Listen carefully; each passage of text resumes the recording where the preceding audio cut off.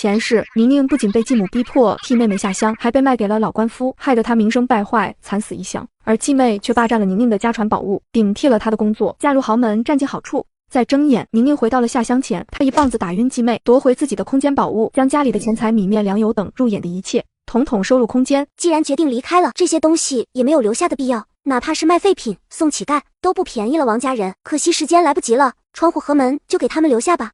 宁宁心满意足地回到了杂物间，虽然额头上的伤口还有血渗出，但宁宁满意地躺在地上休息，等待大戏开唱。救命啊！怎么啦？怎么啦？老沈家出什么事了？不知道啊，我们一起进去看看。宝珠好端端的，怎么晕在这儿了？要不要帮忙送医院？咦，好臭好臭，这是尿了。宝珠，宝珠，你咋了？宝珠姐姐羞羞，这么大了还尿裤子，羞羞脸。别看了，别看了，都散了吧。是不是起夜时遇上小偷了，这才被打晕？最近这世道可不太平，小偷小摸的太多了。啥小偷啊？不就是尿炕吗？宝珠啊，你都这么大姑娘了，有毛病要趁早治啊，可别耽误以后嫁人啊。胡说什么？我好着呢，再胡说我可就撕烂你的嘴。好心当成驴肝肺，瞅你那泼妇样，这么大了还尿裤子，以后怎么嫁得出去啊？本来还想帮你介绍个专门治尿炕的大夫，嘿，现在做梦去吧。你给我滚滚，我才不需要，还是留给你自己吧。几个街坊邻居脸色都有些难看起来，骂骂咧咧的正想散开，一个邻居踹开了房门，都呆愣在原地。这是遭贼了。可是什么贼这么厉害？老沈家现在可真是用家徒四壁来形容了，只怕连老鼠路过都会可怜他们，给他们留下2颗粮食。我的老天爷啊，这是鬼子进村了，还是撞鬼了？咋还能一夜之间给家都偷了，连做饭的锅都没留下？快让让，快让让！估计是气急攻心，一口气没上来。脸也丢了，钱也丢了，就连从宁宁那抢来的玉珠也丢了。这可是我的全部家当啊！这杀千刀的小偷！宁宁那丫头呢？就是，家里闹出这么大动静也不露面，宁丫头不会是出事了吧？找到了。哎呦，你怎么跑到杂物间了？我一直住在杂物间啊，自从我爸死了以后，王姨和宝珠就不许我回房间睡了。杂物间阴冷潮湿，四处漏风，现在是夏天还好，可秋冬呢？宁宁竟然一直住在这里。没了，妈，我的东西都没了，咱家没了。家里进贼了你都不知道吗？我养你有什么用？还不如养条狗，好歹还能看家护院。对不起，我不知道，我这2天伤得厉害，一直在昏睡。众人面色古怪，看向王爱华的眼神也带了几分鄙夷。小可爱，我看着是就跟你脱不开关系，你说是不是？你联合外人把东西都偷了，看我今天不打死你！家里进贼了，你怪孩子做什么？你一个大人，连家被搬空了都不知道，她一个小丫头被关在杂物间，能知道啥？再说，你看她这也受着伤呢。她那伤是我妈打的，家里进贼了，我和妈都受了伤，就她没事。我不信，还有我的珠子，肯定是你拿了，赶紧还我！你把我妈留给我的遗物弄丢了，报警！快报警啊！什么你的？那是我的东西，别给我装，赶紧还我，不然等我哥回来，我让他打死你！已经报警了，就是不知道丢的这些东西能不能找得回来。宁宁头上的伤是你们打的，你们将她打成这样，不送她去医院，还将她反锁在杂物间。王爱华，人家沈怀对你不错，可人家沈怀才走了多久啊？你就这么折磨他留下的孩子，你的良心被狗吃了吗？是啊，真是知人知面不知心。就是，难怪古话说黄蜂尾后针最毒妇人心。这都是误会啊！宁宁，你快说句话，王姨平时对你怎样啊？挺好的，王姨平日待我和宝珠一样好，你们都误会了。你个死丫头，故意做出这个死样子是什么意思？我少你吃穿了吗？你说话！宁丫头，你别怕，婶子在。宁宁，你装什么呀？民警同志来了，民警同志来。同志您好，他偷了我家的东西。谁报的？警察同志，是这样。你们最近有没有和人结仇？是他，肯定是他记恨我们，他肯定是那个内贼，真不要脸，还偷我玉珠。王宝珠，你要点脸行不？宁宁自小带着的玉珠，怎么就成了你的？你说他联合外人偷了你们的东西，这里也是他的家，这些东西更是沈家的东西，怎么不说是你家那个不省心的老大？没准就是他招来的祸事。李嫂子真给力，王宝民这几天确实没回来，前2天也刚和人吵架，还动了手。你闭嘴！警察同志，你们不能冤枉好人啊！我家里东西丢了，你们不快帮我找找啊？还怀疑我儿子，这是什么事啊？昨夜我被人打了闷棍，迷糊间看到那人的身影，又瘦又小，肯定是他。他记恨我给他报名下乡，你们快将他抓起来，好好审问，一定有同伙。同志。宁宁不仅将家中的物品全都收入空间，还把继母和继妹胖揍一顿。当继母和继妹醒来，发现家中空无一物，随即报警要抓住小偷。忙了一晚上的宁宁身子软软的倒下，意识抽离，进入空间。晕过去的小姑娘瘦弱的厉害，手臂上还遍布了青紫。不管这盗窃案跟这小姑娘有没有关系，继母虐待孩子却是事实。警察同志，肯定是宁宁偷的，她就是个贼。你说的那些有证据吗？你怀疑她是小偷，却拿不出实质的证据，但她身上的伤痕却是实打实的，你这情节属于虐待罪。王爱华伸手就要去捶打宁宁，顾远洲挡在宁宁的前面，王爱华直接打在顾远洲的背上。干什么？干什么？我在这儿，你还敢打人？当我是摆设吗？我打他怎么了？我是宁宁，是后妈，后妈也是吗？当妈的打几下孩子有什么大不了的？你刚才打的是我，涉嫌袭警，程度严重的话，我们有权将你带回去调查。警察同志，都是误会，家里被偷光了，我妈妈就是太着急上火，才胡说八道的。现在还是调查失窃案为重啊，我家里也绝对没有虐待宁宁，不信等她醒来你问问她。我先送她去医院，再跟你们解决接下来的事情。你头还晕吗？还有哪里不舒服？喝点粥吧。谢谢。谢啥？这不是我买的，是送你来的民警买的。你的医药费已经结过了，你休息一会，等输完液就可以回家了。下乡的日子越来越近，我要在下乡前给老王家留点惊喜。带着老王家的户口本，宁宁直奔知青办。王宝珠是吧？你这小姑娘不错，现在这帮小青年啊，吃苦怕累，不愿响应国家号召上山下乡。您说的对，我就是为了响应国家号召，自愿报名下乡。只是我妈妈她实在放心不下，毕竟农村条件艰苦，我一个小姑娘出门在外又没人照应。这样，你看看这表格里有没有远方亲戚在下放的知青点附近，我就近安排，到时也好有个照应。太谢谢了，您真是个大好人，处处为我们这些普通小百姓考虑。宁宁很快便在表格中找到了前世那个如噩梦般的存在——黑省黑河的红旗公社。毕竟王爱华收了人家300的彩礼，总不好让他的表侄人财两空。宁宁领了知青的下乡补贴60元，全国通用的粮油肉票，笑容满面的出知青办，路过国营饭店，毫不犹豫地走了进去。同志你好，我要1碗牛肉面，再加2个肉包。滚滚滚，这里不是你这种乡巴佬该来的地方。宁宁懒得和他置气。我要1碗牛肉面，2个肉包。想吃饭可以啊，你有票吗？你有钱吗？宁宁也不生气，掏出知青办给的信封。要多少？打肿脸充胖子，一共是3角5分钱，还要3两粮票和2两肉票。怎么舍不得了？舍不得了就快滚，别耽误我们做生意。你这同志什么态度？墙上还写着为人民服务几个大字，你就是这么服务人民的？服务员看到顾远洲，立马端正了态度。他拿不出钱和票，也不能耽误别人吃饭啊，我们看着都挺忙的。顾远洲见瘦弱的小姑娘，将粮票、肉票和零零散散的钱放在了柜台上。你数数，一分不少都在这了。那服务员只能收了钱，灰溜溜地走进后厨。同志好巧，这周的钱和医药费我还没给你。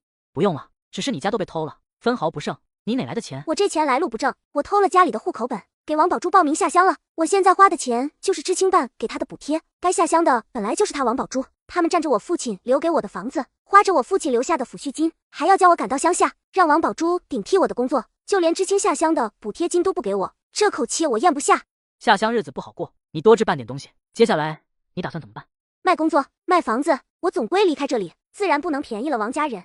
没想到这小姑娘手段如此果决，倒是比起那些遇事大喊命运不公的人强多。此时面已经上来，两人吃着面，一时无言。宁宁吃着面，不自觉的眼眶一红，眼泪啪嗒掉了下来。你若是遇上困难，可以说出来，在我能力范围内，我不介意帮你一把。我正愁该去哪举报王宝民投机倒把呢，这不专业对口了吗？我刚才从知青办出来的时候，不小心听到了2个同志谈话，说什么晚上10点西陵胡同什么交易的，我怀疑他们有倒买倒卖、投机倒把的行为。见顾远洲眼神满是审视，我说实话，这消息是从我继兄王宝民那里听来的，他向来不干好事，举报违法犯罪行为人人有责，我只是尽一个公民应尽的义务罢了。当然，我不否认自己有私心，我确实不想让他们全家好过。这小姑娘看着长得柔柔弱弱，却是个扮猪吃老虎的狠角色。我们不会冤枉一个好人，也不会放过一个坏人。宁宁眼见目标完成，她也不多停留。我马上就要离开苏氏，可我的工作还有父亲留给我的房子要尽快处理。前世继妹顶替我的工作，嫁入豪门，过得风生水起。重来一世，我不仅给继妹报名下乡，还要抢先一步将工作卖掉。此时的宁宁直接到办公室找李秋霞主任。李姨，我想要卖工作。宁宁，这好好的你怎么突然想卖工作了？你这工作可来之不易，要不是看在你父母的面子上，这办公室的文职工作也轮不到你。李姨，我也是被逼的没有办法了。我那继母为了让王宝珠顶替我的工作，已经将我的名字报了上去，再过3天我就要下乡了。他怎么能这么干？不行，我找他去。为了一份工作要送你下乡，就你这身子骨哪能受得了？他这是要你命啊！李姨别去，下乡的名单已经定下来了，你去也没用。再说我也没吃亏，我给他姑娘也报上名了，就是比我晚几天。你个傻孩子，你这么个面团似的人儿，到底受了多少委屈才能做出这样的决定？我没事，李姨都过去了，我已经不是以前的宁宁了，再也不会任他们欺负。王家人总要为自己的所作所为付出代价。这工作你准备卖多少？卖给谁？甜甜姐不是还没找到合适的工作吗？李姨要是觉得可以，给我1000就好，再给我些全国通用的邮粮布票，只要甜甜姐到了，马上就可以办交接。这孩子活得这么艰难了，还想着我？这铁饭碗放在外头，至少也要卖到1300、1400了，还是被抢破头的那种。行，姨不能占你便宜，姨给你1200，还有个累票。你到了黑省，要是缺啥少啥，你写信打电话都行，姨给你寄。宁宁还想推拒，李主任已经打电话和自己那口子商量去了。不到1个钟，甜甜一脸兴奋地冲进办公室。妈，我的工作有着落了。你这孩子这么大声，生怕别人不知道是吧？这傻姑娘一点防人之心都没有，真是让我头疼。可是宁宁正是因为失去了双亲的庇佑，才变得这般懂事稳重。傻就傻吧，好歹有人护着。甜甜，这份工作原先是宁宁的，你快谢谢宁宁。还是快点办手续吧，我怕被我那继母知道了。主任跟厂长打过招呼，手续很快就办好了。宁宁，我还有点零花钱，回头都拿给你。够了够了，你和李姨已经给的够多的了，我如今也算一人吃饱全家不饿，哪用得了这么多？宁宁，有需要帮忙的地方尽管开口。李姨，我倒还真有一件事请你帮忙。只要李姨能帮上忙，一定尽力。我那房子打算尽快脱手，价格都好商量，最好2天之内就能结清，价格在2800左右。宁宁，这可不是小事，房子是安身立命的根本。房子是安身立命的根本，但不是我的，有王爱华、王宝明在，这房子迟早要改姓，我这一去还不是多久才能回来，倒不如卖了干脆。宁宁说的没错，舅舅家的几个哥哥一直因为住房紧张，到现在都不好说亲，舅妈成天着急上火。妈，你还不快去问问？既然是李姨的亲戚，那2700元就行。不过我那继母是个难缠的，您还是要提前和买家说清楚。不怕的，我那舅舅生了4个儿子，二表哥更是个混不吝的，胡同里就没人敢招惹他，他往那一站，小孩都不敢哭。哪有这么编排自己表哥的？行，等下班了，我立刻回去问问。今晚你也别走了，就跟我回去。你那继母着实不是个好东西，也省得你回去受气。那就不用了，我还是回去吧。不回去怎么看王爱华和王宝珠的惨样？现在家里一贫如洗，我好说歹说才预支了3个月的工资，不然还真要活活饿死了。你怎么不死在外头，还有脸回来？你说是不是你联合外人把家偷了？你说是就是吧？这丫头的变化太大了，不会是找到靠山了吧？你承认了，你居然承认了，我就知道是你，快把我的珠子还给我，从我家滚出去！王宝珠不可思议地看向宁宁，宁宁，我看你是疯了，竟敢打我闺女，看老娘不撕了你！这一巴掌像是宣誓，又像是挑衅。继妹一直惦记着我的空间珠子 ，IP， 继母想要替继妹出头 ，IP， 脸皮怪厚，打得我手都疼了。你的珠子真是笑话，你们这母女俩真是一脉相承的不要脸。那是我的珠子，这是我的家，这房子写着我的名字，有这功夫找我麻烦，不如快去找你那宝贝儿子，说不定哪天横死街头。你个小贱人，敢咒我儿子！宁宁灵活地往旁边一躲闪，王爱华没收住力道，王宝珠只觉得自己半张脸都没有知觉了，晃晃悠悠地摔倒在地，彻底昏死过去。真狠啊！你这巴掌不会把她打聋了吧？本来这么大的姑娘有尿裤子的毛病，就够遭人嫌的了，再把耳朵打坏了，以后可怎么嫁得出去啊？王爱华慌忙查看王宝珠的情况。宝珠，你怎么样了？你到底想干什么？我想干什么？我就是想拿回自己的东西。我后天就要下乡了，知青点给我的补贴呢？最近为了早点回家剪辑视频，所以我在瓜子二手车上买了台特斯拉，才花了9万9。瓜子有上万台不同配置的奔驰、宝马、特斯拉，比线下店选择多了。瓜子每台车都经过官方专业检测，还能送上门试开3天。要是有旧车，也能放瓜子高价拍卖。总之买卖二手车上瓜子就对了，赶紧去瓜子 app 看看吧。你瞎了吗？没看见家被偷了，我也没办法。被偷了不怕，你不是预支了工资？我不多要，给我200就行。我后天就乖乖下乡。你若是不给，我就去你们单位闹，去知青办闹。不可能。好啊，那我明天就去厂里，不知道你的工作还保不保得住。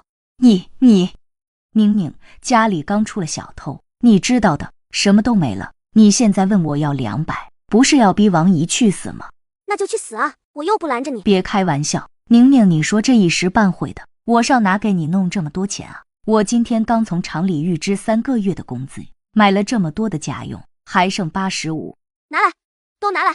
宁宁现在性情大变，宝珠又晕倒了，我家大儿子还下落不明，我杠不过他，这口恶气我先咽下，等以后再找他麻烦。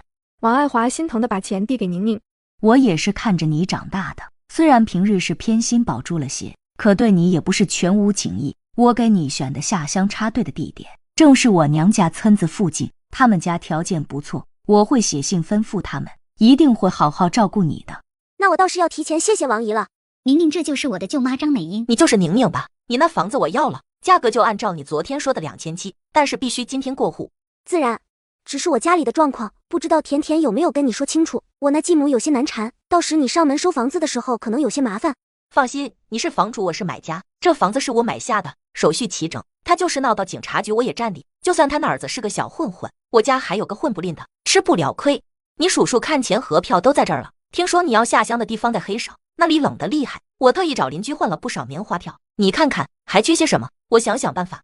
宁宁把钱票装入口袋，实际上收进了空间。最后再多说一句，想买车就上瓜子，坐在家里就能挑。宁宁把钱票装入口袋，实际上收进了空间。这几天零零散散的也凑了1万多，我也是妥妥的万元户了。还不可外露，你一定要收好了。现在下乡插队的大环境已经比早些时候好多了，但你一个小姑娘孤身在外，还是要处处是小心。日后缺什么你打个电话，我帮你记。谢谢婶子，我晓得了。宁宁，若是以后有回城的机会，你可一定要抓住啊！这年头回城的名额有限，有些下乡知青为了抢回城的名额，无所不用其极，就连最好的朋友同志爱人。你说的对，我会防着他们的。宁宁在外转了好大一圈，又跑了好几个供销社，总算将自己的空间填得满满当当。第二日收拾好一切，宁宁将厨房里王爱华新添置的柴米油粮尽数收进空间，心里再没了半分留恋。王宝珠昨夜宿在了朋友家，而王爱华大清早就接到派出所的通知，王爱民投机倒把被抓。一想到下乡后李家人就会上门来收房子，还有知青办也会上门通知王宝珠，可惜这样的热闹我是看不到了。但是在下乡前，我不介意再给王爱华添点堵。您丫头这么大早干什么去？今天是知青下乡的日子，我要赶着去火车站集合。张婶前奶奶，我这一去也不知道什么时候才能回来，你们也要多保重。等宁宁走出老远，宁宁竟然只带了个小挎包就走了，连个行李都没有。这王爱华真是够狠的了，就算再不喜欢宁宁，好歹也给她置办点衣服被子啊。可不是，本来要下乡的是王宝珠啊。果然没妈的孩子就是个草。宁宁迎面就遇到了面色惨白的王爱华，还有搀扶着她的李婶子。宁丫头干什么去？是你这个死丫头，都是你咒我儿子。王姨，你在说什么呀？我怎么听不懂？李家嫂嫂，我还要赶着去火车站报道。今天是我下乡的日子，我后妈她这是怎么了？是宝明哥出事了吗？我这一辈子辛辛苦苦就是为了这一双儿女，可到头来儿子要下放西部林场劳改3年。宁，一定是你这个小贱人害了我的儿子。李嫂子当下手一松，王爱华重重跌坐在地。王爱华，你够了呀！王宝民自己做错事，你怪得着宁宁吗？你都害得人家小姑娘下乡插队了，还没完没了。我看你的思想有问题，更需要好好教育。好好教育不行，我还有女儿要照顾，不能垮。有个人一定有办法将宝民弄回来，毕竟这是他的亲骨血。王姨的思想境界确实该提高一下了，要好好向王宝珠学学。你看他自愿报名下乡插队，实在是了不得。同来一事，我举报继兄投机倒把被抓，我给继妹报名下乡。继母听到这些消息，你说什么？王姨不是一直劝我下乡，现在好事成双，您怎么看上去不太欢喜？妹妹下乡的日子已经定了，就在1个星期之后，估计你们很快就会接到知青办的通知。我还赶时间，就不和妹妹道别了。反正1个星期之后还是会见面的。王爱华崩溃后彻底昏死过去，宁宁不去理王爱华，赶紧赶往火车站集合。我要开始点名了。算上你和班长，总共也就6个人，除了宁宁还没来，不是都在这了吗？还点名，装什么？孙苗，前世你帮着老官夫使我惨死异乡，你却幸福美满，这一世我不会重蹈覆辙。宁宁，你有没有时间观念？让我们这么多人等你一个。我怎么记得是10点集合，现在是9点58分，我很准时啊。拿着鸡毛当令箭，可把你威风坏了。宁宁之前3棍子打不出个闷屁，现在也会为自己辩解了。你没迟到，是我们来的早了。再说火车10点半才出发，我们也是要等火车的。孙苗看着白月光方恒对宁宁如此热情，心里很不是滋味。他深吸一口气，很快又调整好状态，上前几步想挽着宁宁的手，却被他避开。我也是担心你啊，我们不是最好的朋友吗？最好的朋友？以前柔弱的宁宁怎么看起来有些可怕？宁宁，甜甜姐，你怎么来了？最好的朋友可别往自己脸上贴金了。孙苗本来想在这群知青中立个好人设，哎呀，怎么卡住了？原来是没话费了，月末该充话费了。我在抖音商城充值中心刚领了3元话费券，真的太香了，充值到账快，方便，来给大家送福利了，超简单，点商城，进入充值中心或直接点评论区，就有机会领1至4元话费券。记得点评论区，抓紧上车。却被接二连三的打脸，转身走到方恒身边。宁宁是怎么回事？以前在学校她多黏我啊，怎么就翻脸不认人了？没有吧，她一直就不怎么爱说话，和谁都淡淡的。这简直就是把我的脸面揭下来，扔在地上踩。宁宁和甜甜告别完后，回到了集合点。这时孙苗正在派发车票，见宁宁走了过来，孙苗将车票递了上去。宁宁，你的车厢和我们不在一起，你去11号车厢。宁宁看了眼自己手上的硬座，大家都是坐票吗？坐票，拿来我看看。方恒看到只有宁宁一人是坐票，其他几人都是硬卧票，看向孙苗的眼神带着审视。怎么搞的？宁宁的票为什么是坐票？2天1夜呢？你就让她坐着去。可是没票了啊，我有什么办法？那你为什么不早说？车票都是提前买好的，这么多天你也没说到火车站给他问问，补个票。看看热闹的人可不敢出声，毕竟谁也不想和宁宁换票。我总不能说我是故意的吧？要是往常他根本不敢出声，就算心里有怨气，只要我哄哄，他肯定就会妥协。上一世孙苗说等上了车他会和我轮流坐硬座，可直到下车也不见孙苗人影。可那时的我囊中羞涩，并没有钱给自己补一张卧票。宁宁，你别生气，这样吧，我跟你换。好呀。我跟你换。好呀。本来也是你工作失误，放心，我不跟你计较，但是下次你办事可要周全些才好。宁宁已经伸手去扯他手中的车票，孙苗猛地缩回手。不行。不行？那你刚才还说跟我换，是说着玩的，笃定我不会跟你换，你可真是虚伪啊。旁观的知青也发出阵阵嗤笑。方恒瞪了孙苗一眼。没有硬卧，总有软卧吧？宁宁把你的介绍信给我，我去给你补票。不行，大家都是硬卧，他凭什么是软卧？你用的是公价钱，不能这么挥霍。我自掏腰包给他，行了吧？我不是这个意思，我是为了宁宁着想，软卧票又那么贵，他怎么能接受你这么贵的车票？对他名声不好。不必费心了，你我非亲非故，不能让你破费，我自己补软卧票就好了。火车要出发了，没上车的乘客请尽快上车。快走吧，等会儿误了车，可就麻烦了。先上车，位置的事一会说。宁宁怎么会有钱补软卧票？不过是逞强嘴硬。宁宁上车后就找列车员补了软卧票，火车发车时，宁宁一时没站稳。最近为了早点回家剪辑视频，特意买了辆新车，所以我在瓜子二手车上买了台特斯拉，才花了9万9。瓜子有上万台不同配置的奔驰、宝马、特斯拉，比线下店选择多了。瓜子每台车都经过官方专业检测，还能送上门试开3天，要是有旧车也能放瓜子高价拍卖。总之买卖二手车上瓜子就对了，赶紧去瓜子 app 看看吧。一双宽厚的大手扶住了他，小心。宁宁转头看到一张熟悉的脸，原来顾远洲也在这列火车上。好巧。没想到顾远洲年纪轻轻，竟然已经是个营长了。黑市可不比苏市，现在已经开始降温了。宁宁也没带什么衣服，她带没带够御冬的衣服被褥，和我又有什么关系？我想太多了。这边的顾远洲担心着宁宁，那边的宁宁此刻正舒服地靠在枕头上，意识早就进了空间。宁宁在空间里的土地才耕了一小块，便觉得头晕眼花，慌忙从空间退了出来。一睁眼就瞧见顾远洲出现在眼前。你脸色很差，生病了？没有，就是这2天没睡好，休息一会就好了。顾远洲没有说话，微微点头，面无表情地递给宁宁一个杯子。喝点热水。不用了，不用了。这人虽然长得凶，倒是个热心肠的，真不愧是人民解放军。宁宁举了举自己的水壶。不用了，我带水壶了。顾远洲点点头，接过水壶。宁宁还愣愣地回不了神，他已经接好一壶热水放在了小桌上，连一个多余的眼神也没有给他。军人嘛，性子冷点也正常，帮我打水也算为人民服务了，也挺正常。最后再多说一句，想买车就上瓜子，坐在家里就能挑。上一世我听信了孙苗的话，生病了也强忍着没说，却落了个故意装病躲懒的坏名声。可如今我在火车上失踪，没有按时到知青点报道，只怕又会生出新的流言蜚语。这次能解救出这么多孩子，宁宁可是要鞠首功的，表扬信和锦旗那是少不了的。宁宁真是好样的，这回可给我们大队争光了。今后在知青点遇上什么问题，尽管来找我。这是我媳妇卢翠英，你们女知青有困难也可以跟她说。谢谢何叔，谢谢何婶子。不过我晚到的原因，能不能先帮我保密，暂时不要告诉别人？这是为什么啊？你做的都是好事，怎么还不让人说了呢？婶子，你不知道，这群人都是团伙，还有些同伴在外，所以在结案之前，还是要先保密的。还是宁宁考虑的周到。行，这事我们先不对外说。你们好，我是宁宁，是新来的知青。你怎么来了？孙苗同志，你这话说的真有意思。我是知青啊，不在这儿，那应该在哪儿？最近为了早点回家剪辑视频，特意买了辆新车，所以我在瓜子二手车上买了台特斯拉，才花了9万9。瓜子有上万台不同配置的奔驰、宝马、特斯拉，比线下店选择多了。瓜子每台车都经过官方专业检测，还能送上门试开3天，要是有旧车，也能放瓜子高价拍卖。总之买卖二手车上瓜子就对了，赶紧去瓜子 App 看看吧。孙苗察觉到众人的视线汇集到他的身上，他迅速上前，紧紧攥住宁宁。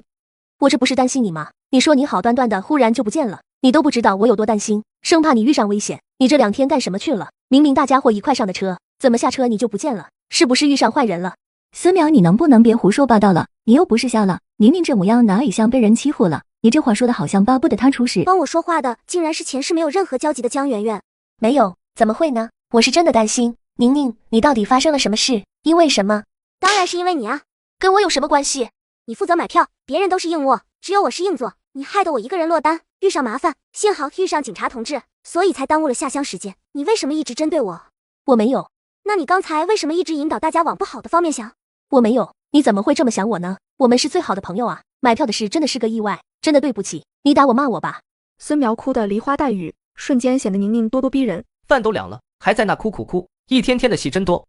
这毒舌男总是跟我不对付。宁宁，你相信我，我们从小一起长大，是最好的朋友，我又一直拿你当亲妹妹看，我怎么会故意？最好的朋友，亲妹妹，行啊，既然拿我当亲妹妹，我就有话直说了。麻烦姐姐你先把这些年从我这借走的钱和东西还回来吧。以前我不在乎那点东西，可现在下乡了，村里日子缺衣少食的，我确实需要。最后再多说一句，想买车就上瓜子，坐在家里就能挑。还钱？你胡说什么？我什么时候借过你东西？再说咱们是好姐妹，你用我的，我用的你，不是常事吗？宁宁，你现在怎么变得这么不可理喻？宁宁望向孙苗的眼神，让孙苗生出一股寒意。我是借用了你一点东西，我并不是有意不还的。你说吧，我现在就还你。这些年从宁宁那借的东西又多又杂，时间都过去这么久了，他还能一一记下来不成？只见宁宁掏出一本笔记本，孙苗心头猛地涌起不好的预感。1972年3月1日，借给孙苗姐3角钱。1972年3月6日，借给孙苗姐1双新手套。你闭嘴！孙苗慌乱地伸手去抢宁宁的本子，宁宁往后一躲，直接塞进方恒手里。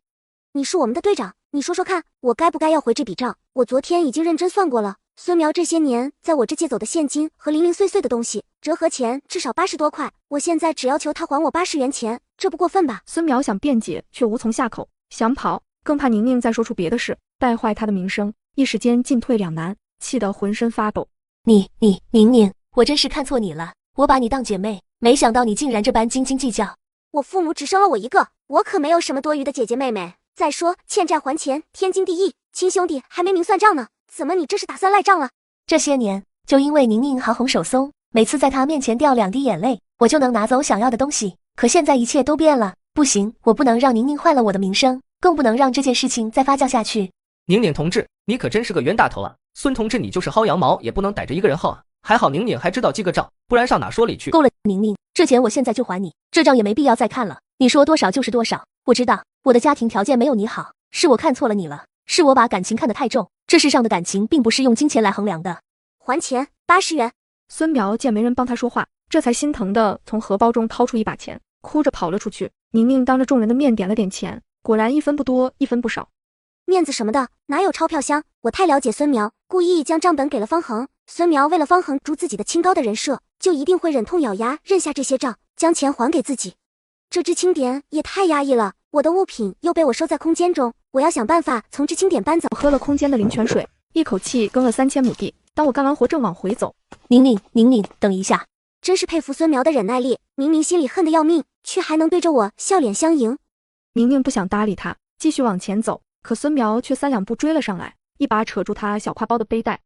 我全都还你了，你怎么还生气？我知道你是因为要下乡，所以一直气不顺，可我是无辜的啊！你可别把气撒我头上啊！你还要闹到什么时候？你到底要干什么？有话不如直说，没事别挡我的道。你看你都忙完了，能不能帮帮我？咱们从小一起长大，你总不能……不能，让开！那你把你的草帽和手套借我用总行了吧？宁宁一把拽过自己的小挎包，孙苗一个趔趄，竟摔倒在地。你们在干什么？大老远就看见你们2个拉拉扯扯，活干完了吗？那个宁宁可真不像话，自己干的活轻松，忙完了也不知道帮帮别人，大家都是一个集体的，怎么这么自私？那你帮他干。我是没有能力，哪像你既没有集体荣誉感，还小气的要命。别人只是问你借草帽手套，你自己都用完了，为什么不借？真是给我们知青抹黑。美娟姐，你别误会，宁宁自幼丧母，叔叔宠她宠得太过，所以她性子有些自我。什么有些自我？说白了不就是自私？我看就是缺乏教育，就该让她。你自己的活干完了吗？还没。就这点活儿，墨迹一天还没干完，还有空去说别人？人家宁宁第一天下地干活，你看看人家就干得又快又好。哎呀，怎么卡住了？原来是没话费了，月初该充话费了。我在抖音商城充值中心刚领了3元话费券，真的太香了，充值到账快，方便，来给大家送福利了，超简单，点商城，进入充值中心或直接点评论区，就有机会领1至4元话费券，记得点评论区，抓紧上车。蔡美娟瞬间消停了，委屈的去干活。都是我不好，我连着2顿没吃饭，头也晕得很，可能是中暑了，也是我不对。宁宁脾气急，我不该。何大志看着孙苗，眼神满是嫌弃。你也不要说那么多废话，你是瞎了吗？连庄稼和杂草都分不清，你看看这好好的庄稼给你糟践成什么样？你今天没有工分，明天你就去扫牛棚吧，可别霍霍庄稼了。孙苗刚想辩解几句，何队长却头也不抬的走了。孙苗的眼泪控制不住的往下掉，宁宁没忍住，扑哧一笑。方恒皱眉，虽然孙苗有错，可宁宁此刻嘲笑实在过分，带着因灾乐祸的意味。方恒正打算训诫，却看到了阳光照耀下宁宁的绝美容颜，一时愣住。怎么，你还有话要说？没有，你回去路上小心些。哦，这方恒实在有些莫名其妙，大白天的，这里离知青点也就1里路，能有什么事？可孙苗却没错过方恒脸上的红晕，一时间嫉妒、愤怒、难堪涌上心头，却在方恒转头看向自己时，咬牙收敛起所有的情绪。都是我不好，给大家拖后腿了。还有宁宁，我是真的认识到自己的错了，也想修复和他的关系，可他……没事，宁宁毕竟年龄还小，还有些小孩子脾气。我在空间内装满了各种物资，然而看到知青点的大通铺，绝望了，我也不敢堂而皇之的拿出来。今天的耕地任务提前完成，我现在就去找何队长帮忙找单独的房子。宁知青，你怎么来了？有事？确实有点事想问问何叔，我想从知青点里搬出来，不知道会不会给叔添麻烦？是不够住，还是和别的知青闹矛盾了？我实话说了吧，过几天我那继妹也要下乡来了，没意外的话，也是咱红旗公社何家村第1大队。继妹，怎么你和她不对付？不只是不对付，简直就生死大仇。所以我想搬出来住，也是为了大队的着想，免得闹出什么不可挽回的事，坏了大队的名声。你说的要是真的，那你这继母和继妹可不会这么轻易放过你。没事，我那继母没有介绍信来不了，而我那继妹，她要是敢来招惹我，我正好收拾她。村东头老胡的砖房空置着，他去城里享儿孙福了，现在租给你也算有个进项。谢谢叔叔婶子对我照顾。走，婶子现在就带你去看房。这么精彩的画面，真想驱车到现场看看。所以我在瓜子二手车上买了台特斯拉，才花了9万9。瓜子有上万台不同配置的奔驰、宝马、特斯拉，比线下店选择多了。瓜子每台车都经过官方专业检测，还能送上门试开3天。要是有旧车，也能放瓜子高价拍卖。总之买卖二手车，上瓜子就对了。赶紧去瓜子 app 看看吧。解决了房子的大事，宁宁兴高采烈地往知青点走。你个贱蹄子，克死自己爹妈不够，还想来霍霍我儿子，你是不是还想克死你哥，克死我啊？这老顾家的大儿媳妇又打他小姑子了，作孽啊！宁宁看到小女孩的胳膊青青紫紫的，旧伤叠着新伤。你个贱皮子，我看你就是见不得小宝好，要故意害死他。察觉到小女孩的身子抖得厉害，宁宁下意识地把她护在身后。婶子别生气，孩子不听话，慢慢教就是了。你是谁？别多管闲事，让开。我是昨天刚到的知青。知青怎么了？你再碍手碍脚，我连你一块打。有完没完？丢人都丢到外头去了，还不进来？小宝又吐了。你等着，我明天就把你卖了。这时的小女孩晕倒了，宁宁才看清她的脸，竟然真的是她。上一世我被王麻子锁在柴房里，险些被饿死。有个痴痴傻傻的小孩偷偷从破窗口塞进来食物，我本来想着等安顿好再去找他，没想到在这里重逢。明明住着青砖瓦房，可这里面住的都是些什么人？竟然这样折磨一个孩子，最后还将这孩子卖到邻村。现在可不是算账的时候，救人要紧。当即掏出自己的水壶，给顾三丫喂了大半杯灵泉水。最后再多说一句，想买车就上瓜子，坐在家里就能挑。我把空间的灵泉水给晕倒的救命恩人喝了后，把他抱回刚租的房子。当三丫醒来后，你醒了。三丫醒的时候，人还是懵的，听见人声，下意识的蜷缩在角落。平时村里的人对她非打即骂，可眼前这个漂亮姐姐眼底流露的关心，让她想哭。当三丫低头看见被褥上的黑印，吓得一激灵，就想翻身下床，可下一刻感觉天旋地转。你别怕，我是刚来的知青，我没有恶意，我看你昏倒了没人管，才带你回来的。前世三丫来给我偷偷送吃的时候，已经痴痴傻傻，可现在看来，这孩子智力绝对正常。或许是因为我给他服用的灵泉水，所以才避免了他被高热烧坏脑子。我身上脏了没事，洗洗就好。你先吃点东西垫垫肚子，还有没有哪里不舒服？幸好灵泉水的作用不小，三丫现在看上去精神多了。小姑娘迟迟没有接。都吃了，这是我租的房子，你安心在这住着。你要是想回家，我也不拦你，我就住在知青点。你要是遇上困难，这么精彩的画面，真想驱车到现场看看。所以我在瓜子二手车上买了台特斯拉，才花了9万9。瓜子有上万台不同配置的奔驰、宝马、特斯拉，比线下店选择多了。瓜子每台车都经过官方专业检测，还能送上门试开3天。要是有旧车，也能放瓜子高价拍卖。总之买卖二手车上瓜子就对了，赶紧去瓜子 App 看看吧。可以随时来找我，我先走了，明天再来看你。宁宁刚回到知青点，蔡美娟便躲得远远的。听说你今天和那个扫把星接触了。宁宁懒得理他。老知青陈解放看不惯宁宁的作为。这里是知青点，不是你家，你能不能有点集体意识？难道要这么多人都饿着肚子等你回来开饭吗？这年头粮食都金贵，定人定量的，我们可没有多余的饭给那个扫把星。你该好好提高自己的觉悟。宁宁指尖轻点桌面，看向桌子上放着的空盘。第一，我没让你们等我吃饭；第二，你们也没等；第三，顾三丫她不是扫把星，我也没打算让她来知青点蹭饭，是你多虑了。要不是我的行李还在知青点，我根本不愿意回知青点住。就连老知青对顾三丫都是这个态度，可想而知村里其他人对三丫该有多大的偏见。还有陈知青，你也是受过教育的文化人，张口闭口骂一个小姑娘扫把星，这就是你的规矩，你的教养。我看该提高思想觉悟的应该是你才对。陈解放被对得哑口无言。宁宁，陈大哥也是为了你好，你怎么说话这么冲？快给陈大哥道歉。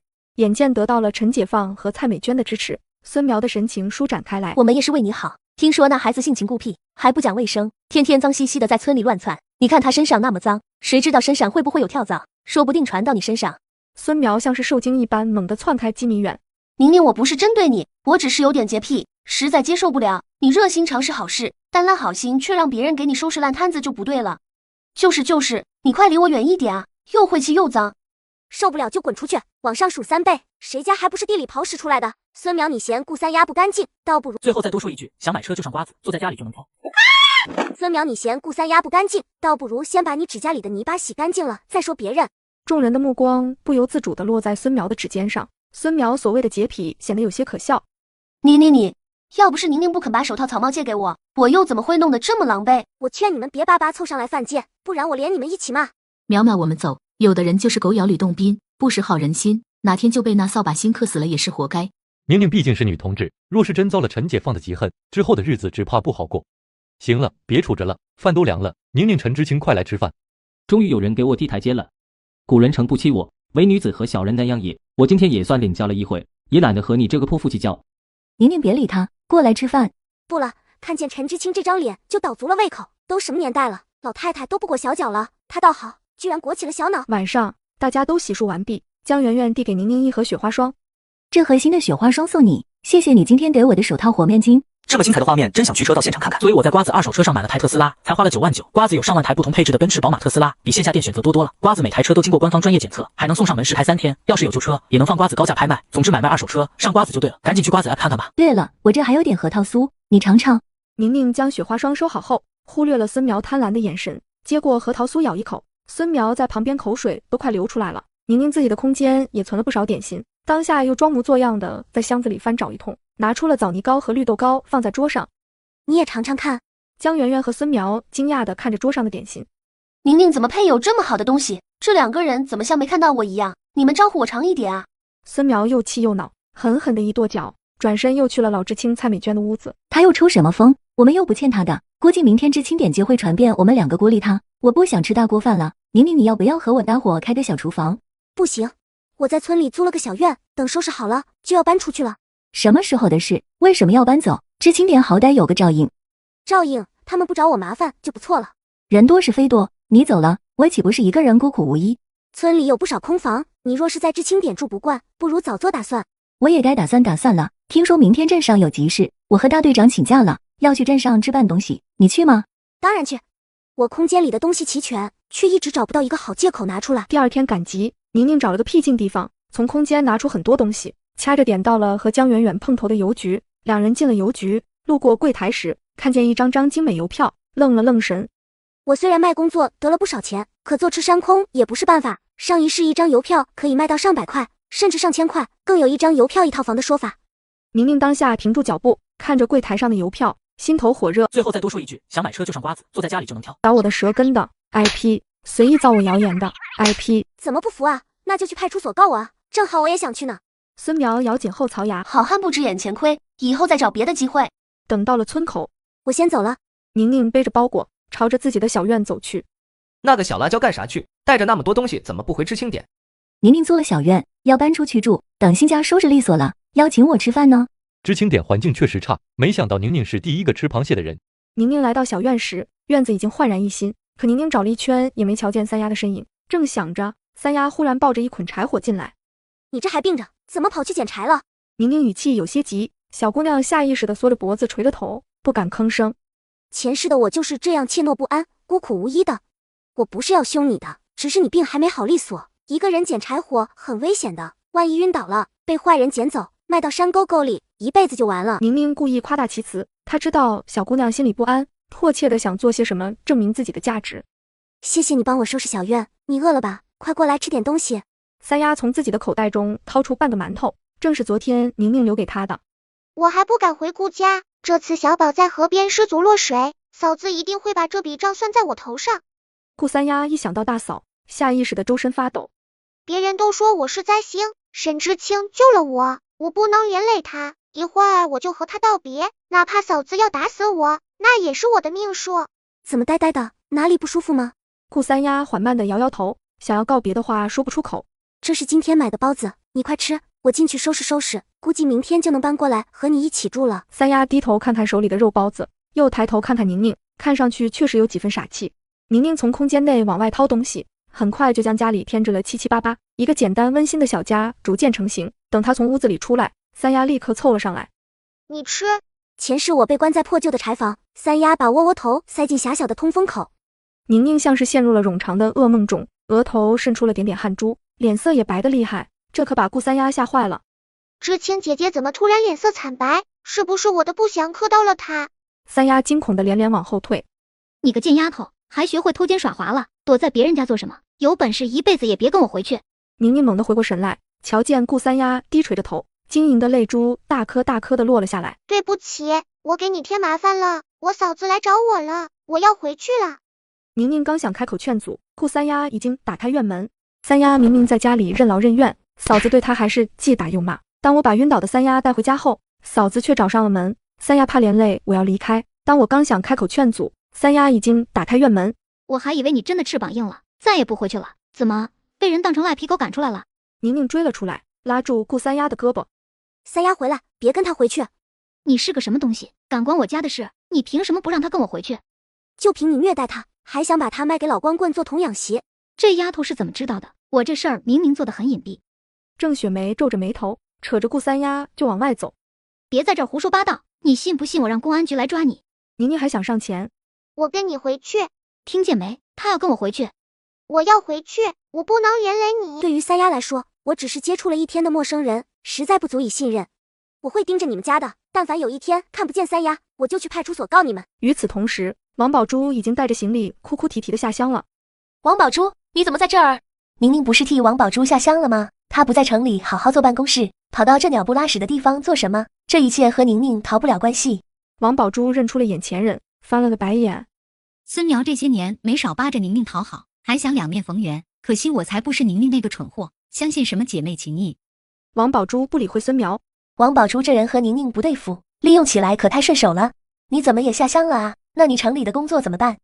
还不是怪宁宁，她卖了工作，还卖了我和妈妈住的房子，拿了钱躲到了乡下。